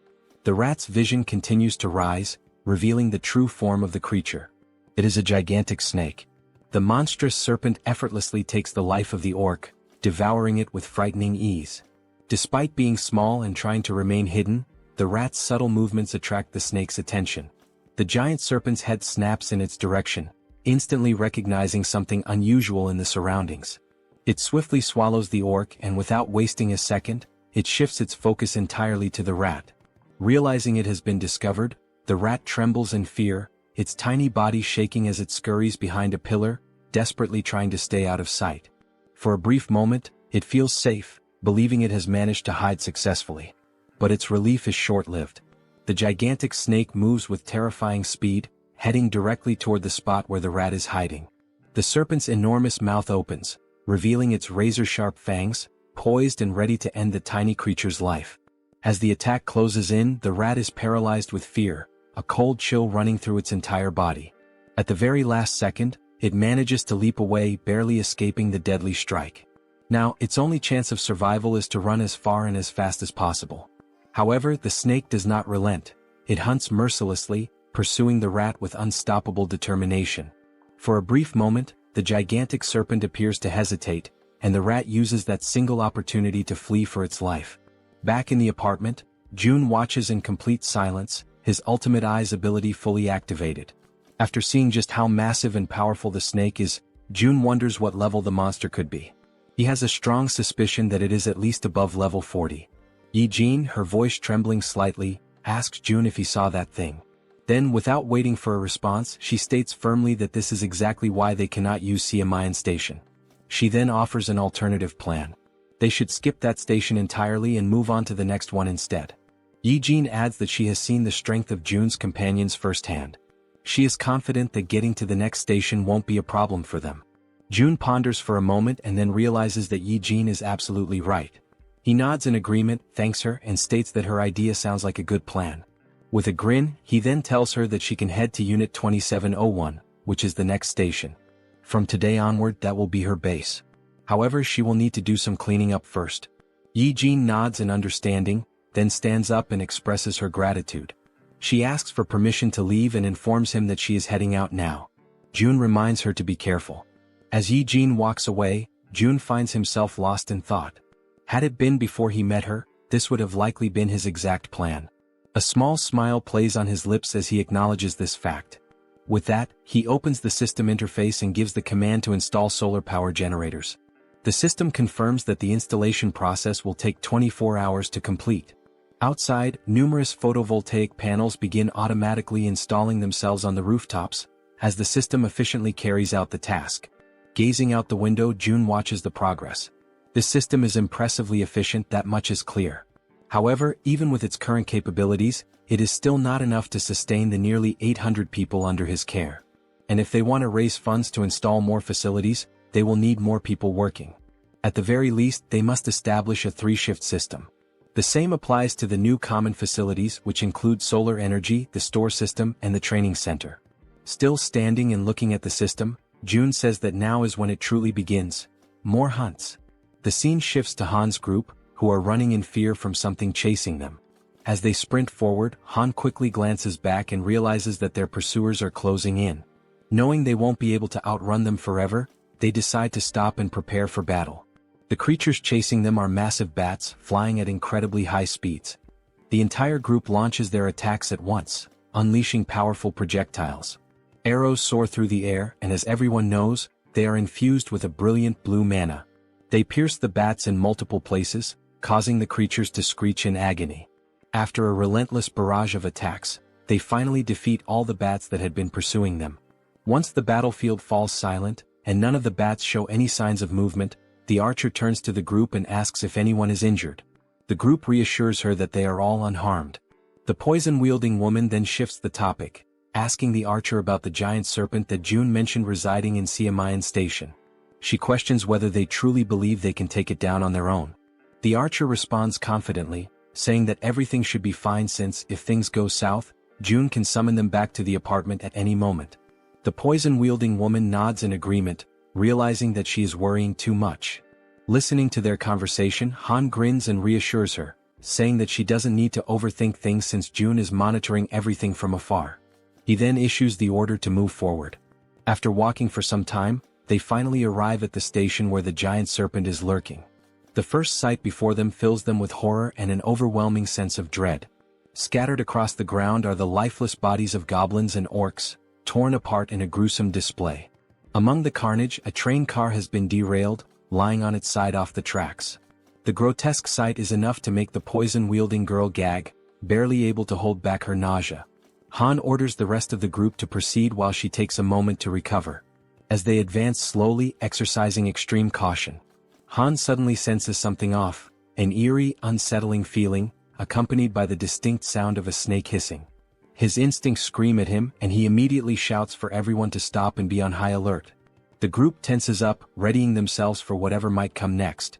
Being at the front, Han is the first to see it, and his body freezes in terror. Emerging before them is the giant serpent. Its scales shimmer with a deep purple hue, and its golden eyes gleam with an insatiable thirst for blood. Faced with such an overwhelming presence, the entire group trembles in fear, unable to utter a single word as adrenaline surges through their veins. Toji is the first to break the silence, shouting in desperation, asking how they are supposed to fight a monster like this. At that moment, each of them frantically tries to think of a way to survive. Despite his own fear, Han instinctively pulls the archer into his arms as she, too, is frozen in place. With a firm voice, he yells for everyone to drop to the ground immediately. Without hesitation, the group obeys, crouching low as a series of devastatingly fast strikes slice through the air above them. The attacks are so rapid that they can only hear the sharp sound of the wind being cut, followed by the impact of the strikes smashing into the metro walls. At that moment, a system notification appears, revealing a new party quest. The objective: eliminate the giant serpent. Time limit: 10 minutes. The reward: a massive amount of XP. There is no penalty for failure, but everyone knows the truth. Failing this battle will cost them their lives.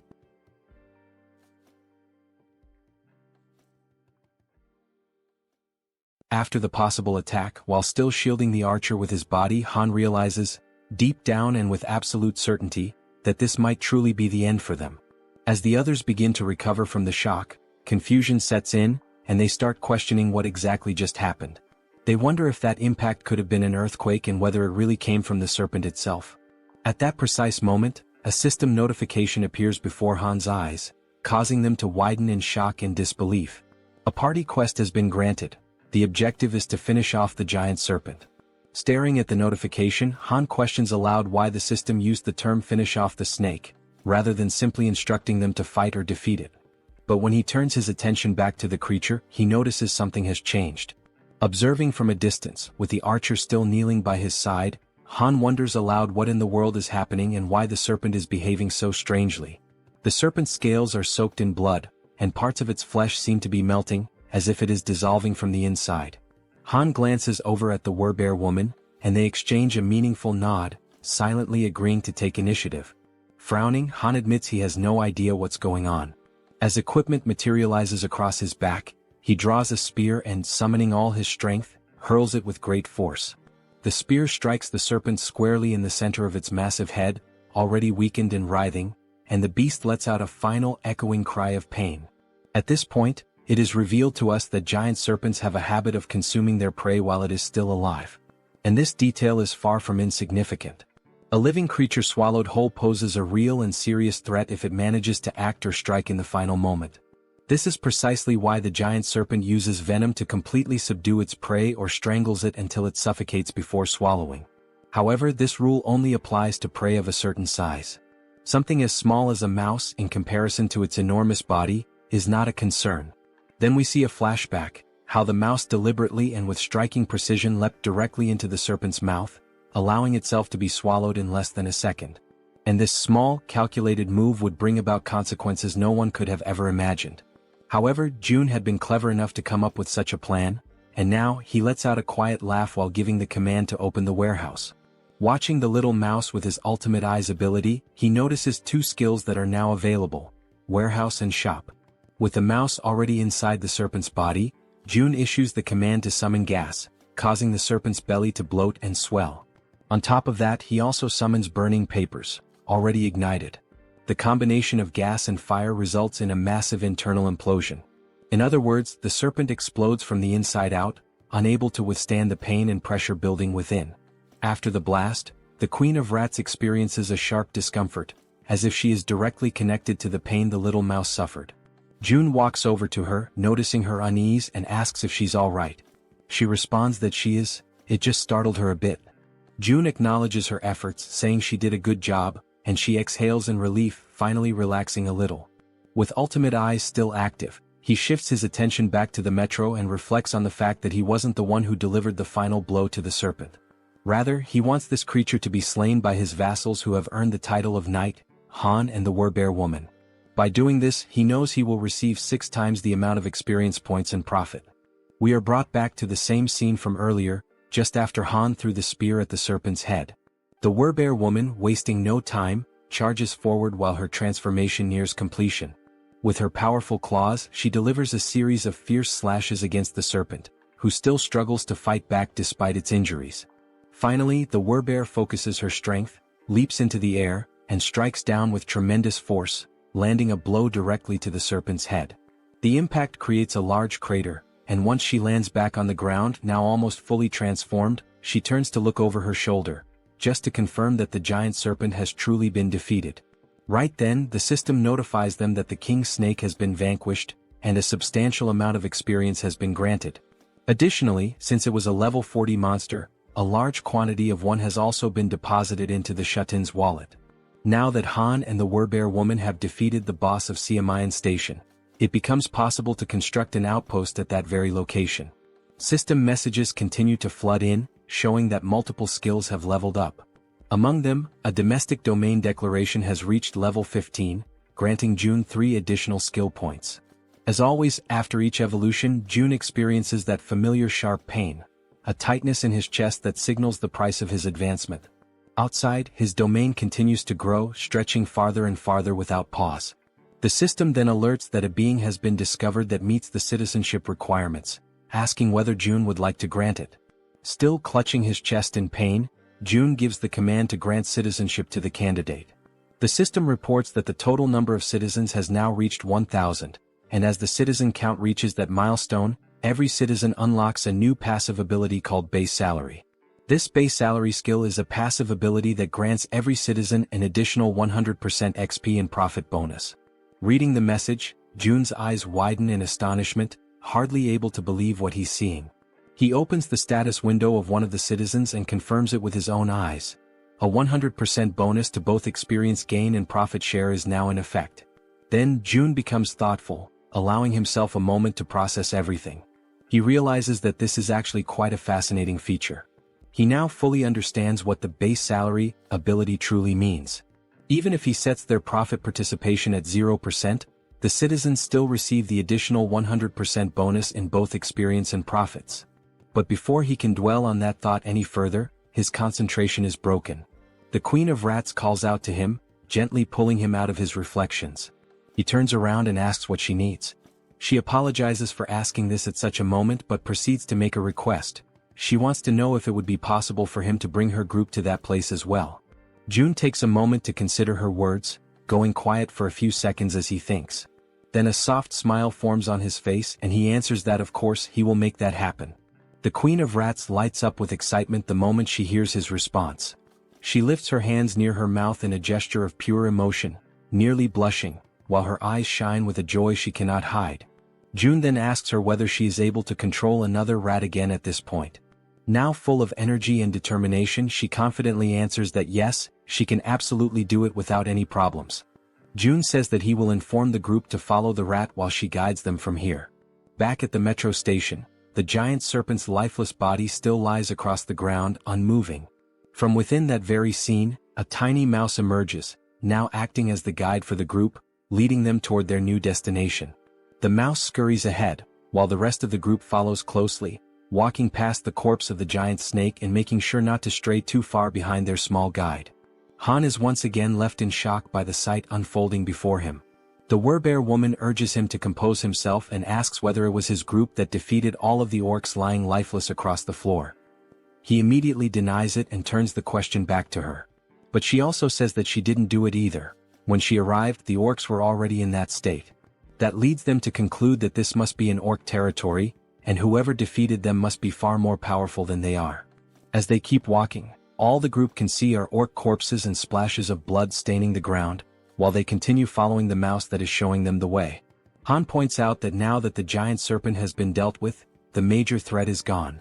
However, he warns that they must not lower their guard just yet. The archer agrees with his assessment, noting that there could still be hidden groups of monsters lurking in the shadows nearby. At that moment, the little mouse turns back to the group, squeaks, and gestures with its tiny paws as if to say, "Come on, hurry up." Seeing this action, Toji comments that this mouse is actually pretty clever, and Moon asks whether the mouse is part of June's skill set. The group presses on, continuing forward while June watches from a distance. Observing everything from afar, he judges that for now there don't appear to be any major threats in the vicinity.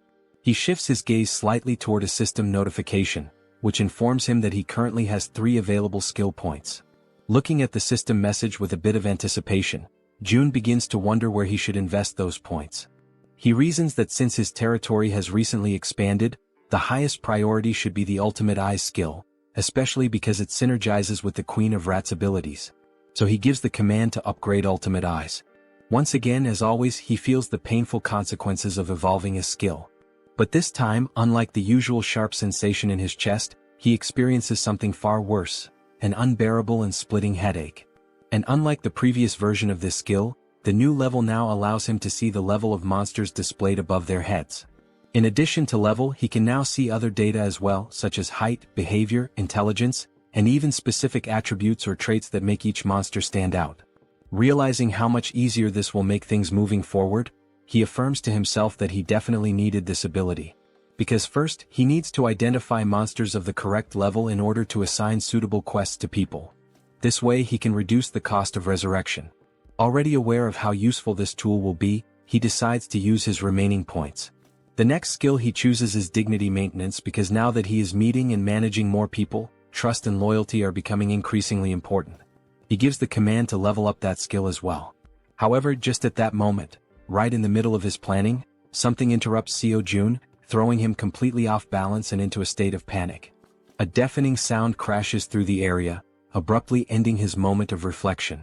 That's when he realizes that the noises he just heard were similar to gunshots, sharp, loud, and unmistakably threatening. Since June had his Ultimate Eyes skill activated at that moment, he was able to quickly realize that the gunshots had not originated from the apartment complex, but rather from the metro station. He immediately redirects his gaze back toward the metro and sees several goblins wielding revolvers in their hands. The goblins wear malicious, twisted smiles, clearly aware of the immense power they now hold with such weapons. Watching the scene unfold before him, the only question running through June's mind is why on earth goblins have firearms, and more importantly, how they managed to get their hands on them. Because it wasn't just one goblin with a gun, there were several of them, causing chaos and panic as they wildly fired their revolvers, spreading terror through the metro. Han and his group had already faced countless formidable enemies in the past, but never had they encountered a threat that escalated in danger so quickly and so unexpectedly. The suddenness of it put the entire group on high alert.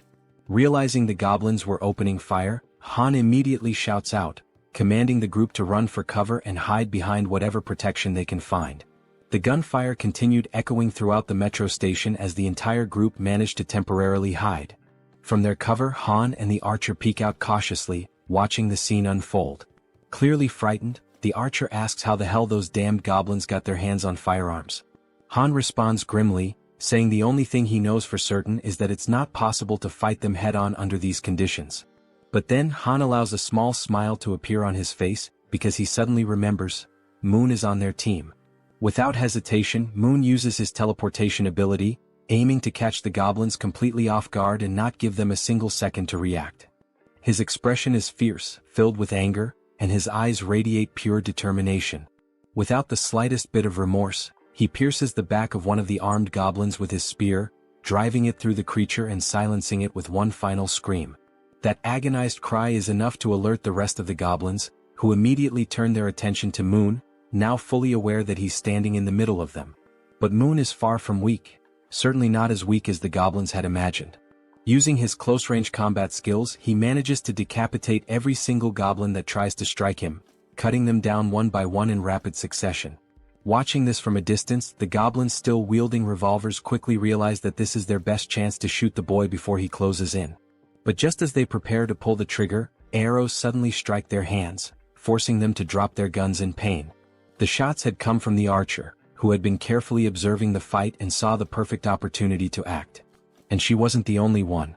Toji, dressed in his heavy knight's armor, and the Werbear woman also launched themselves into the fray, charging forward to eliminate the remaining goblins. Both of them begin to attack fiercely, not giving the goblins a single moment to breathe or retaliate. From a distance, the man with glasses and the poison-wielding woman watch everything unfold in disbelief, clearly impressed by the strength and coordination of their companions. Toji and the Werbear continue pushing forward, relentlessly attacking the goblins, while in the background the archer and Moon provide cover from a distance to ensure their success. After the battle, Jun shifts his attention back to the revolver and ammunition, inspecting them carefully with the help of his ultimate eyes ability. He then gives the system the command to register both items.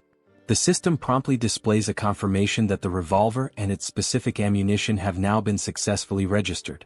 Realizing what he just did, Jun stands silent for a moment, stunned by the fact that he has now added a firearm to the system's inventory.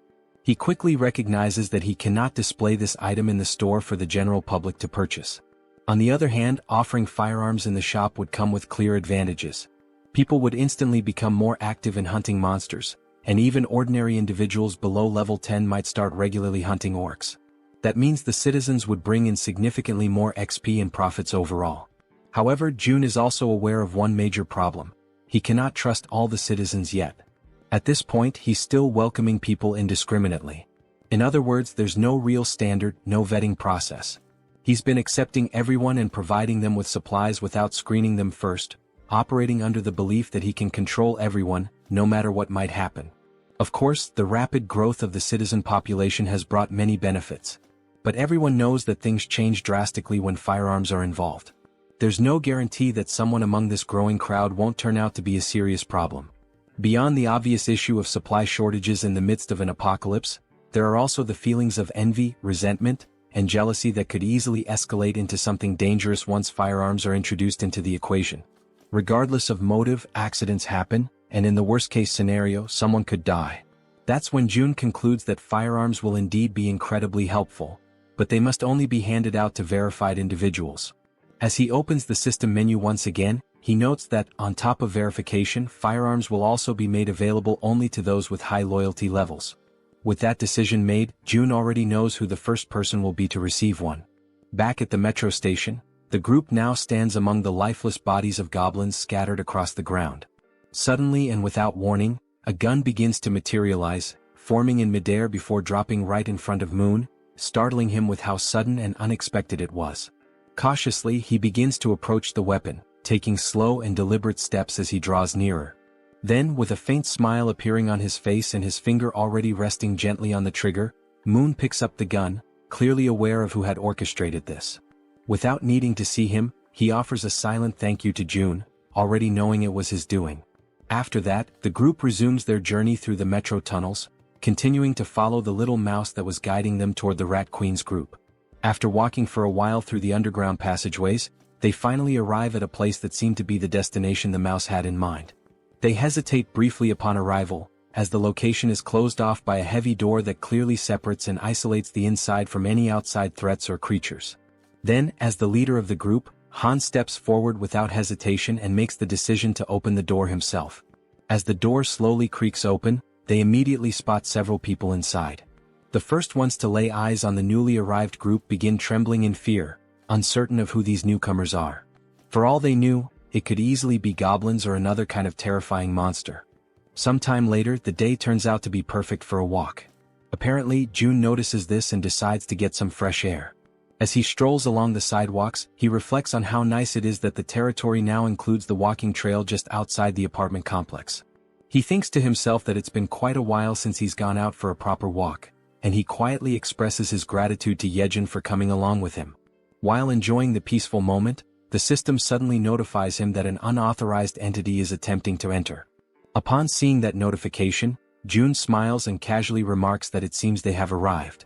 Jaehyeon, intrigued, becomes curious to know who they are. The system then shows that a being who meets the requirements for citizenship is approaching the shelter, and it asks June whether he would like to grant citizenship. Without hesitation, he accepts. Moments later, Jaehyeon hears someone calling out her name and is met with a heartwarming surprise. In the distance, her mother and her sister Yeojin are excitedly calling out to her, waving with joy. In a moment of pure euphoria, the three of them run into each other's arms, embracing in a tight, emotional group hug. Their mother, overwhelmed with emotion, asks where she had gone without saying a word and tells her how worried she had been all this time. Jaehyeon sincerely apologizes for everything. After the hug, Yeojin's eyes sparkle with joy as she exclaims how good her sister smells and asks if she had taken a bath. Jaehyeon replies with a smile, saying yes, and not only that, they even have hot water here, and now her mother and sister will also be able to enjoy a warm bath.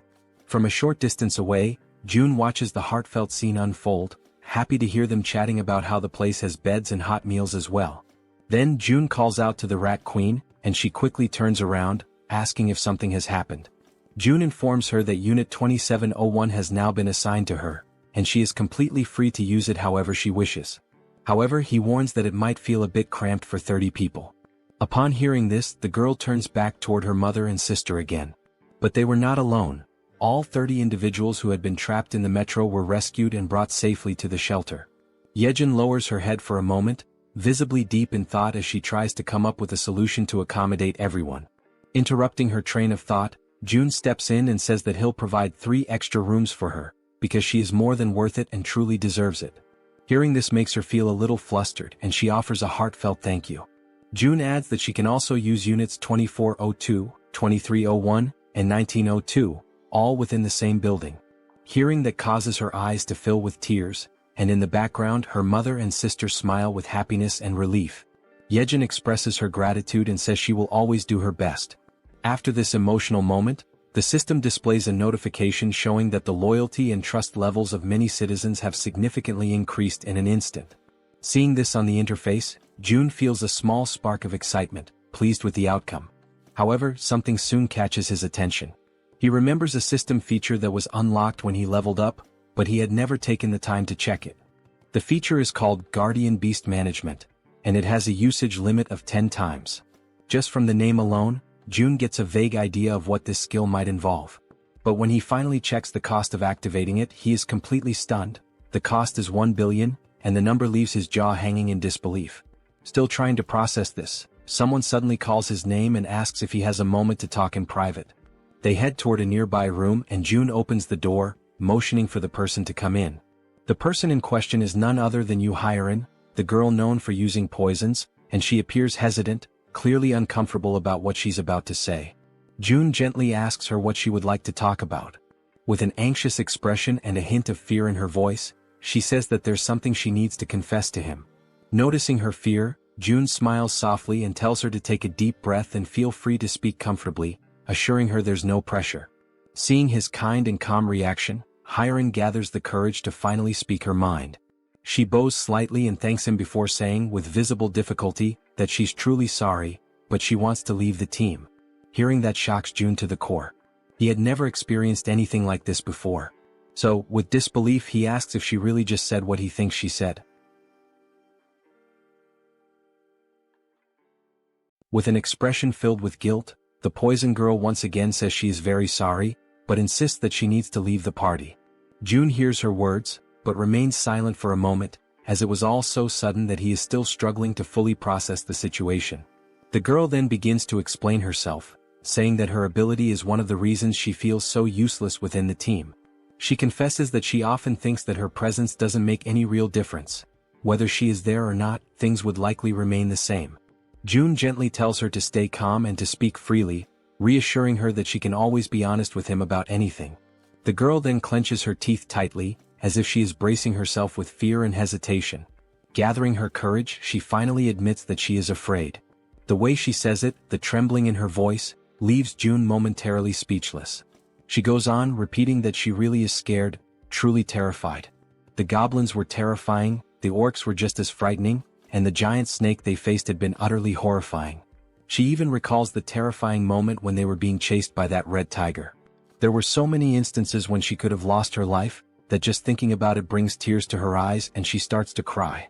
Once again she apologizes to June, saying she knows he saved her many times, while she could only watch helplessly, remaining silent.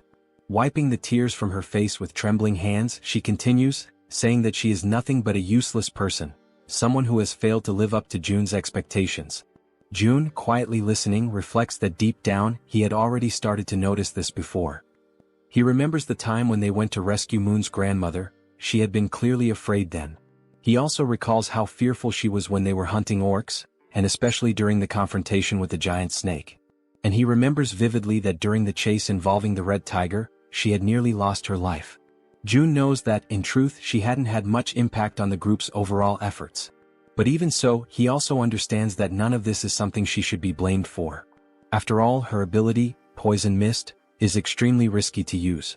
If handled incorrectly, it could harm her own teammates, making it difficult for her to use it effectively in battle. And despite not being able to use her ability to its full potential, she had still risked her life countless times alongside everyone else. When results turn out poorly, of course, disappointment can arise, but it doesn't diminish her bravery. Watching Harem crying and sobbing in front of him, June decides to speak up, telling her that this is actually perfect, because he has something he needs help with. Hearing that, the girl wipes her tears and looks at him, asking what he means. June then asks her if she knows Dabin, who is currently living on the 21st floor of the shared facility. He explains that Dabin has been struggling to handle everything alone, burdened with an overwhelming amount of responsibilities. June further mentions that he plans to create and manage shared facilities on every floor, not just the 21st, and that he's looking for someone trustworthy to help manage them. Stepping closer, he asks if he can entrust this task to her, assuring her that she would be a huge help if she agrees to accept it. When he notices that no immediate answer comes from her, he simply scratches his cheek awkwardly. He then continues, saying that if someone is willing to move and help even in small ways, he could never see them as useless. Seeing that Harem is still looking downcast, June reflects internally on how powerful her ability actually is. And because it is a control-type poison ability, June feels certain that someday her true value will shine brightly. He tells her that if stepping outside the apartment complex is too overwhelming for her right now, there is absolutely no problem with her working indoors for a while. And when the day comes when her power is truly needed again. June leans forward slightly and tells her that when that moment arrives, he will absolutely count on her. This sudden show of trust and reassurance causes her to momentarily stop crying. Then she gives a small, timid smile. At that very moment, the system sends a notification showing that her loyalty has increased to 100. It also notes that she has now been officially registered as a retainer, and the retainer limit has been expanded as well. As Harem wipes her face once more, she apologizes again, her voice trembling. But now, she gives a genuine smile, saying that she showed him a weak side of herself, but promises that she will do her best to help from now on. Hearing this lifts June's spirits as well, as he realizes that she has been working hard all this time and that he can continue to count on her. Sometime later, still inside the room, June's attention is again drawn back to a lingering system notification. The option to summon a guardian beast, at the exorbitant cost of 1 billion won. Looking at this possible new ability, June thinks that maybe, just maybe, it's worth giving it a shot, no matter how ridiculously expensive it seems. So, throwing caution to the wind, he presses the confirmation button and requests the system to summon the guardian beast. The system promptly notifies him that 1 billion won has been deducted. Then at that very moment, a brilliant light bursts forth, startling June. The light emerges directly from the ground, which makes the whole situation feel even stranger and leaves him frozen in place. It quickly becomes clear that this light is coming from a magical circle, glowing with a powerful yellow hue. The magic was so intense that it forced June to close his eyes for a moment, just to avoid being blinded.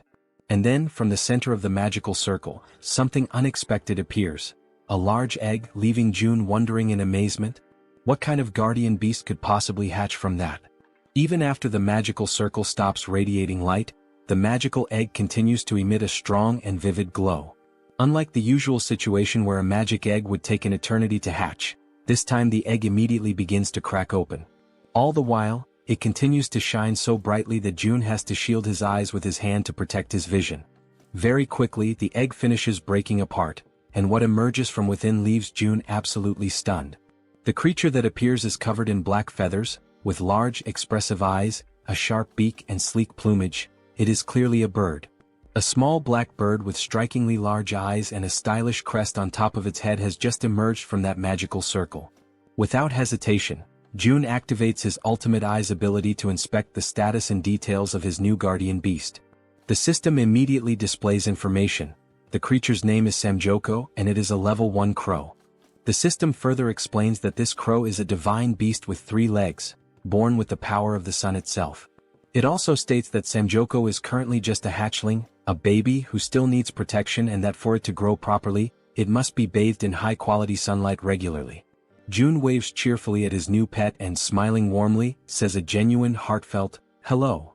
The little creature's large, shiny eyes begin to sparkle with excitement, and it starts making small chirping sounds as if trying to communicate back with June. June then places his hand thoughtfully under his chin, pondering for a moment how he should name his new companion. Looking at the adorable black-feathered creature in front of him, June comments that it is truly a jet black crow, and then suggests that perhaps its name could be Kami. Upon hearing the name, the crow's eyes light up even brighter, practically gleaming with happiness. The tiny bird immediately celebrates, chirping excitedly as if shouting out its new name in pure joy. June leans closer and asks the bird if it really likes the name. The 3-legged crow, Kami, responds with even more enthusiastic chirping sounds, almost as if it were trying to say yes, which makes June feel a wave of relief and happiness. However, after some time passes, June notices that Kami just won't stop chirping incessantly. He starts to assume that the little creature must be hungry. A little while later, June offers some snacks to Kami, and the bird seems to enjoy them very much, happily munching away. After devouring the entire packet of snacks, Kami lets out a loud burp, indicating that he has completely filled his belly. And just like that, after the meal, as everyone knows well, drowsiness quickly overcomes the little mascot. Watching the scene, June realizes how easily Kami can fall asleep after eating, and he muses to himself that someday this tiny being will surely grow into a true guardian beast. Crouching down beside him, June says aloud that he wishes he could also fall asleep as easily as Kami does after eating. Just then, something suddenly appears in front of June, a system notification. It shows that Kami's level has increased, and that the efficiency of the solar generator has also increased by 100%. Another screen pops up explaining that the solar generator is a facility that produces electricity using solar energy, generating between 80,000 to 100,000 won per day, and that any excess energy is credited back to the shut-in wallet. Reading this, June has a sudden spark of inspiration, and if things go the way he thinks. He recalls that the 10 new buildings he recently acquired still do not have any solar generators installed. He had already used most of the financing for other projects, and at the time he thought it would be a waste to invest 130 million won for just a 30 million won annual return. But now he chuckles quietly to himself, realizing that with this new change the situation is completely different. As more time passes, the system continues to notify him that Kami's level keeps increasing, and along with it, the efficiency of the solar generator continues to rise. Reading the latest notification, June realizes that the generator's efficiency has tripled almost instantly, going from a 30 million won annual return to 90 million won per year. With a broad smile spreading across his face, June understands that there is no reason to hesitate any longer. Without wasting a second, he gives the command to the system to install solar generators in all 10 of the new buildings. The system promptly displays that the installation will be completed within 24 hours. Sometime later in room 3001, someone rings the doorbell of that room. It is June. From inside, the occupant asks who it is, and June calmly replies that it's him. The door swings open quickly and Fatty appears, asking if something is wrong. June replies with a serious expression that he needs to ask a favor. Still looking surprised, Fatty asks what kind of favor June could possibly need. With a stern, resolute face, June explains that he needs Fatty to safeguard his money. They exchange a few words that the narration doesn't reveal to us, and shortly after that, Fatty is left standing there, completely in shock by what he has just heard. Before all of that, the conclusion that June came to while thinking carefully about the tax collection ability was as follows. If he entrusts a sum of money to a trustworthy citizen and simply lets it sit idle, it will generate profit for him over time. There is an initial 10% tax fee when he donates the money for the first time, but after that, the money starts to produce a 10% profit every month. So, June began to consider carefully whom he could trust enough to handle that money. He went through the status screens of various citizens and then stopped when he reached Choi, also known as Fatty, and noticed the 89 points in trust and 98 points in loyalty. It became absolutely clear to June that it had to be Fatty. His level of trust and loyalty were on an entirely different scale, significantly higher than that of any other citizen. Immediately, the system notified June that he had successfully donated 1 billion won to Fatty, with a 10% fee deducted from the total amount. Right after the donation, the system also showed that Fatty's loyalty and trust had increased even further. Still visibly nervous but wanting to confirm, Fatty asked if he really was only supposed to hold on to the money, or if he could maybe use just a little bit of it. That had actually been June's original plan all along, but he had not expected Fatty's loyalty to reach 100, so in the end he replied that yes, Fatty has permission to use a small portion of the money. Still in shock over what he had just heard, Fatty bowed deeply in gratitude, offering a sincere thank you. June in turn told him to stop bowing and said that he trusted him completely. With that matter taken care of, it was now time to move on to the next thing he needed to handle. June went to talk with Dabin, and she asked if she was allowed to choose whoever she wanted. He replied that yes, it was fine, she could choose freely. Then he introduced her to Harem, the so-called poison girl, and said she could include her in the team. He added that now that Dabin would be the team leader, he would be paying her double the regular weekly salary. At that moment, Dabin's loyalty increased a bit more. Excited by the sudden raise, Dabin pulled Harem close to her and gratefully said she would do her best. Overflowing with energy, she then dashed off with the poison girl, calling out to her and saying they were about to go on their first delivery. Harem, trying to keep up, asked Dabin to slow down a little. Watching the whole scene unfold, June felt glad, knowing that the two of them would likely get along very well. And then he realized it was time for a difficult conversation. Over at apartment 2109, June arrived and told everyone that he knew they had all worked hard today, and he asked how they were feeling. Everyone came out to greet June, and Han spoke up to say that they were all doing completely fine, then asked what had brought June to visit them. June explained that, thanks to the monster at Siamayan Station, the surrounding area was now considered a monster-free zone, especially the subway tracks. Everyone listened as June said that from Siamayan to the next station, there were almost no monsters, and that this was their opportunity, before another monster appears and claims the area. He told them they would have to act first. There was one thing June realized, especially after witnessing Hyren begging with tears in her eyes. Looking at these people now, he saw that they were risking their lives to fulfill the tasks he gave them. And thanks to Jaehyeon, the queen of rats, they had been able to identify the giant snake at the station ahead of time. If they hadn't, the situation would have been unimaginably dangerous. In a world where death at any moment is a constant possibility, June understood that wanting to keep his family safe, wanting to protect them, could be seen as selfish. But even so, he gave the order. Han's group would go to Jigalki station tomorrow, because he could not give up. The next morning, Cammy was stretching after waking up, and June was having his breakfast. The system displayed that the efficiency of the solar generator had increased, and that Cammy's level had also gone up. As he ate, June felt excited to see that Cammy had already reached level 5. The system then displayed that Cammy was now releasing part of the sun's power, inheriting a portion of the divine beast's abilities, and that June had awakened basic elemental fire magic. The idea of having magical powers caught June a bit off guard, leaving him slightly surprised. Raising one of his fingers, he quietly wondered to himself how he was supposed to use this fire magic. Then, a small flame suddenly appears at the tip of his finger, and he immediately realizes that it actually works. While the flame continues flowing gently from his fingertip, he notices that the sensation feels oddly familiar, and it doesn't take long for him to remember. It is quite similar to the feeling he experiences when he uses the dignity maintenance ability. And if that's really the case, Jun decides to go for a walk outside to test things more freely. As he walks around, he notices that there's no one nearby, and the area is completely quiet. He closes his eyes slowly and begins to use his imagination. He starts to picture a massive flame, one so powerful that it could engulf and burn the entire area around him. Soon, a flame begins to form and grow in the palm of his hand. The flame starts expanding and he can feel the power coursing through his body, spreading from his hand to the rest of him. Then, with a determined movement, he throws the fireball forward. However, this action leaves him disappointed, to the point that all of Jun's earlier enthusiasm seems to vanish in an instant. He stares at the tiny, underwhelming fireball floating in the air, and still feeling let down, he questions to himself whether this small result is really his current limit. It becomes clear to him that this is not a particularly powerful ability, at least not at this stage. But even so, he acknowledges that some things can already be done with it. He summons his gas and then it hits him.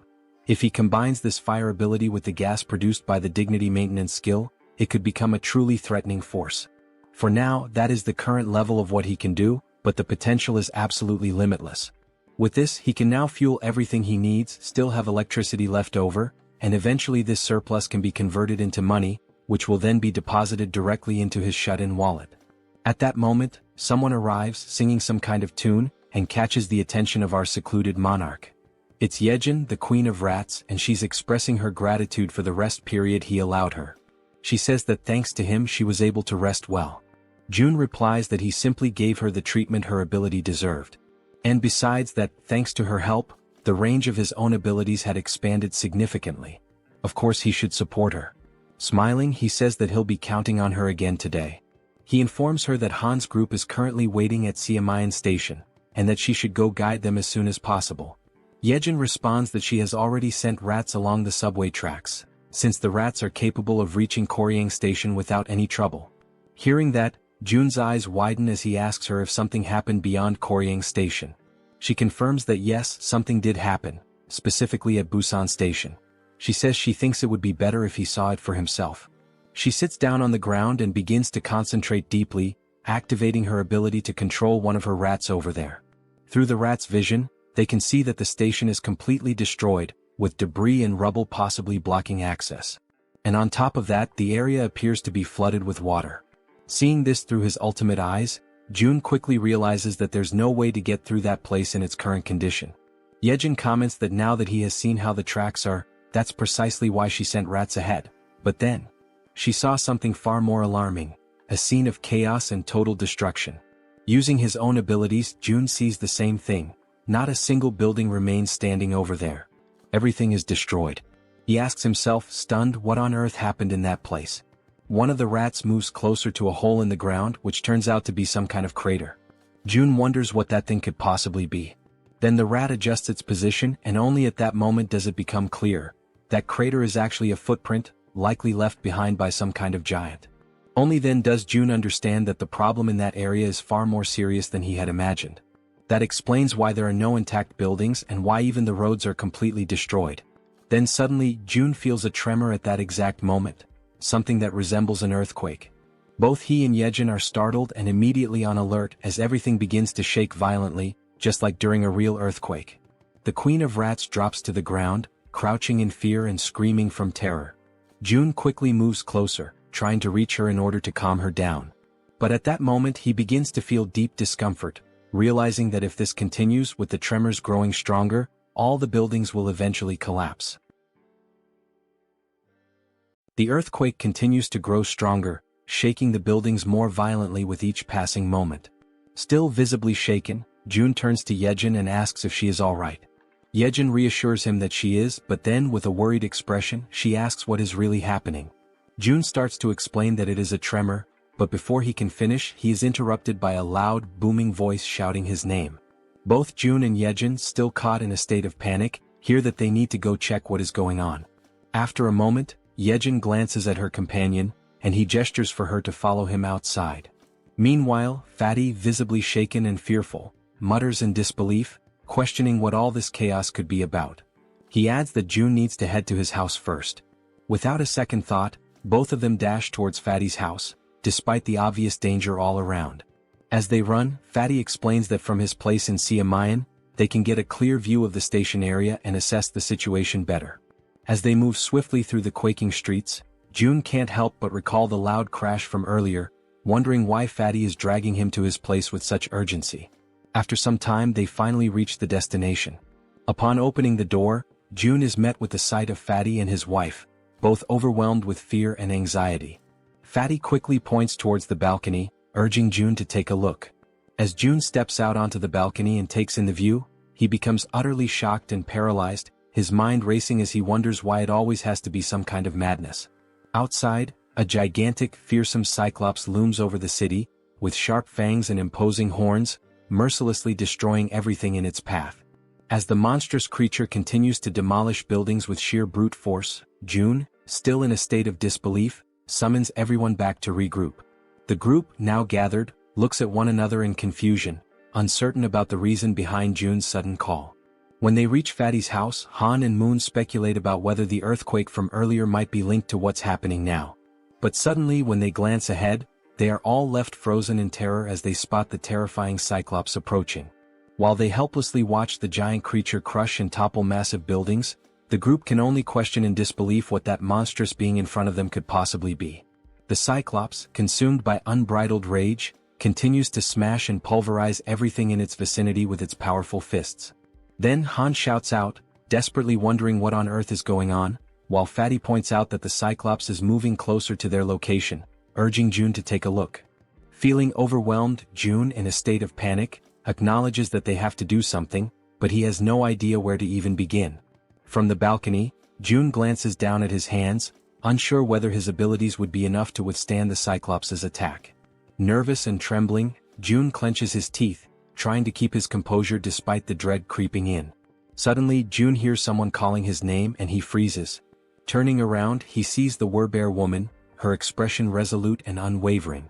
With fierce determination, she requests a chance to take on the Cyclops. Hearing her words, June is initially taken aback and a bit fearful, unsure of what to think. However, the Werbear woman remains focused, her fiery resolve to battle the gigantic beast evident in her eyes. June, still anxious, manages to muster a faint smile after hearing her confident plea. Then he turns to her and asks if she is truly willing to confront the Cyclops. With unwavering courage, the Werbear woman firmly declares that she will make it happen right away. Just then, the system interface pops up, displaying that a mission has been granted. The objective is to hunt the Cyclops within a 24-hour time limit. If the mission succeeds, the reward will be 1 day of resurrection for the sun. However, if they fail, the penalty will be a full day of excruciating pain. June immediately calls for the group to assemble, stating that he will give a quick rundown of the plan. Standing before them, June asks everyone to pay close attention. To begin, he divides the group into 3 teams. The first team consists of Han, the Werbear woman, the healer, and Toji. The second team includes Moon, the archer woman, and Jaehyeon, the guy with glasses. The third team consists of June himself and Jaehyeon. June states that he will take charge of their current area, while the others must quickly move to their designated positions, emphasizing that he is counting on their effort and bravery. Following this, the group members race through the streets, each heading to their respective locations with a determined focus. Somewhere else, June hears his name being called again. When he turns around, he sees Harem, who, after surveying the area, confirms that June was right.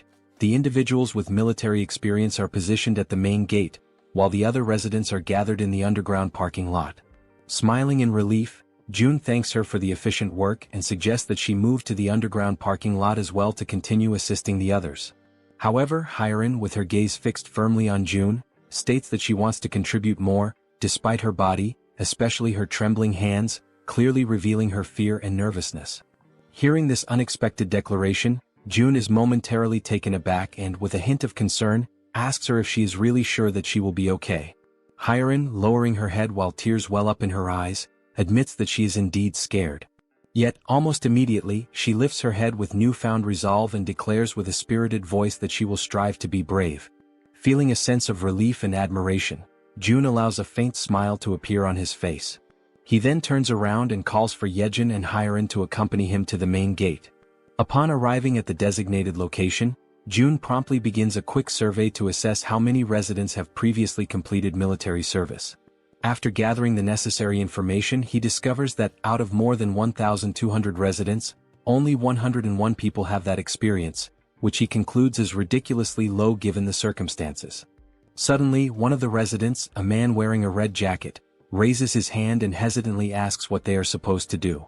Before addressing the question, June inquires about the twins and the red-haired man, wanting to know their whereabouts. As soon as he hears this question, the man in the red jacket scratches his head nervously, his entire demeanor shifting as unease visibly takes over his body. In that instant, June, with a sharp intuition, realizes something that catches him completely off guard. They ran away. He quickly notices that not only did the twins and the red-haired man escape, but they were also accompanied by hundreds of other people who fled to the underground parking lot. Anger immediately surges through June's veins, and he clenches his teeth, feeling utterly furious at their cowardice. Without hesitation, he calls them cowards, his voice filled with a mix of disappointment and frustration. With every pair of eyes now focused intently on him, June raises his voice to address everyone present. He declares that those who have chosen to stay behind and fight did not risk their lives out of foolishness. They made this choice because they know that if they do not stand their ground and fight, everyone will die. He emphasizes that each one of them is not only protecting themselves but, more importantly, defending their precious families. June continues, recalling something he once heard: courage is not the absence of fear, but the decision to act despite it. It is a choice, a conscious decision to face danger despite being afraid. He then concludes by stating that in a world overtaken by fear, survival depends on the brave. And these people standing here today are precisely those brave individuals. Finally, he thanks everyone for their presence and willingness to stand their ground. After finishing his speech, June opens the system window and proceeds to purchase 101 weapons and ammunition. As soon as the transaction is completed, the weapons and ammo begin to materialize right in front of everyone, leaving the crowd stunned and wide-eyed with disbelief. At that moment, the system promptly notifies that XP and participation in the liquefaction process have increased by 100%, indicating that their efforts and willingness to fight have been recognized. June instructs the residents to pick up the weapons and ammunition that have appeared before them.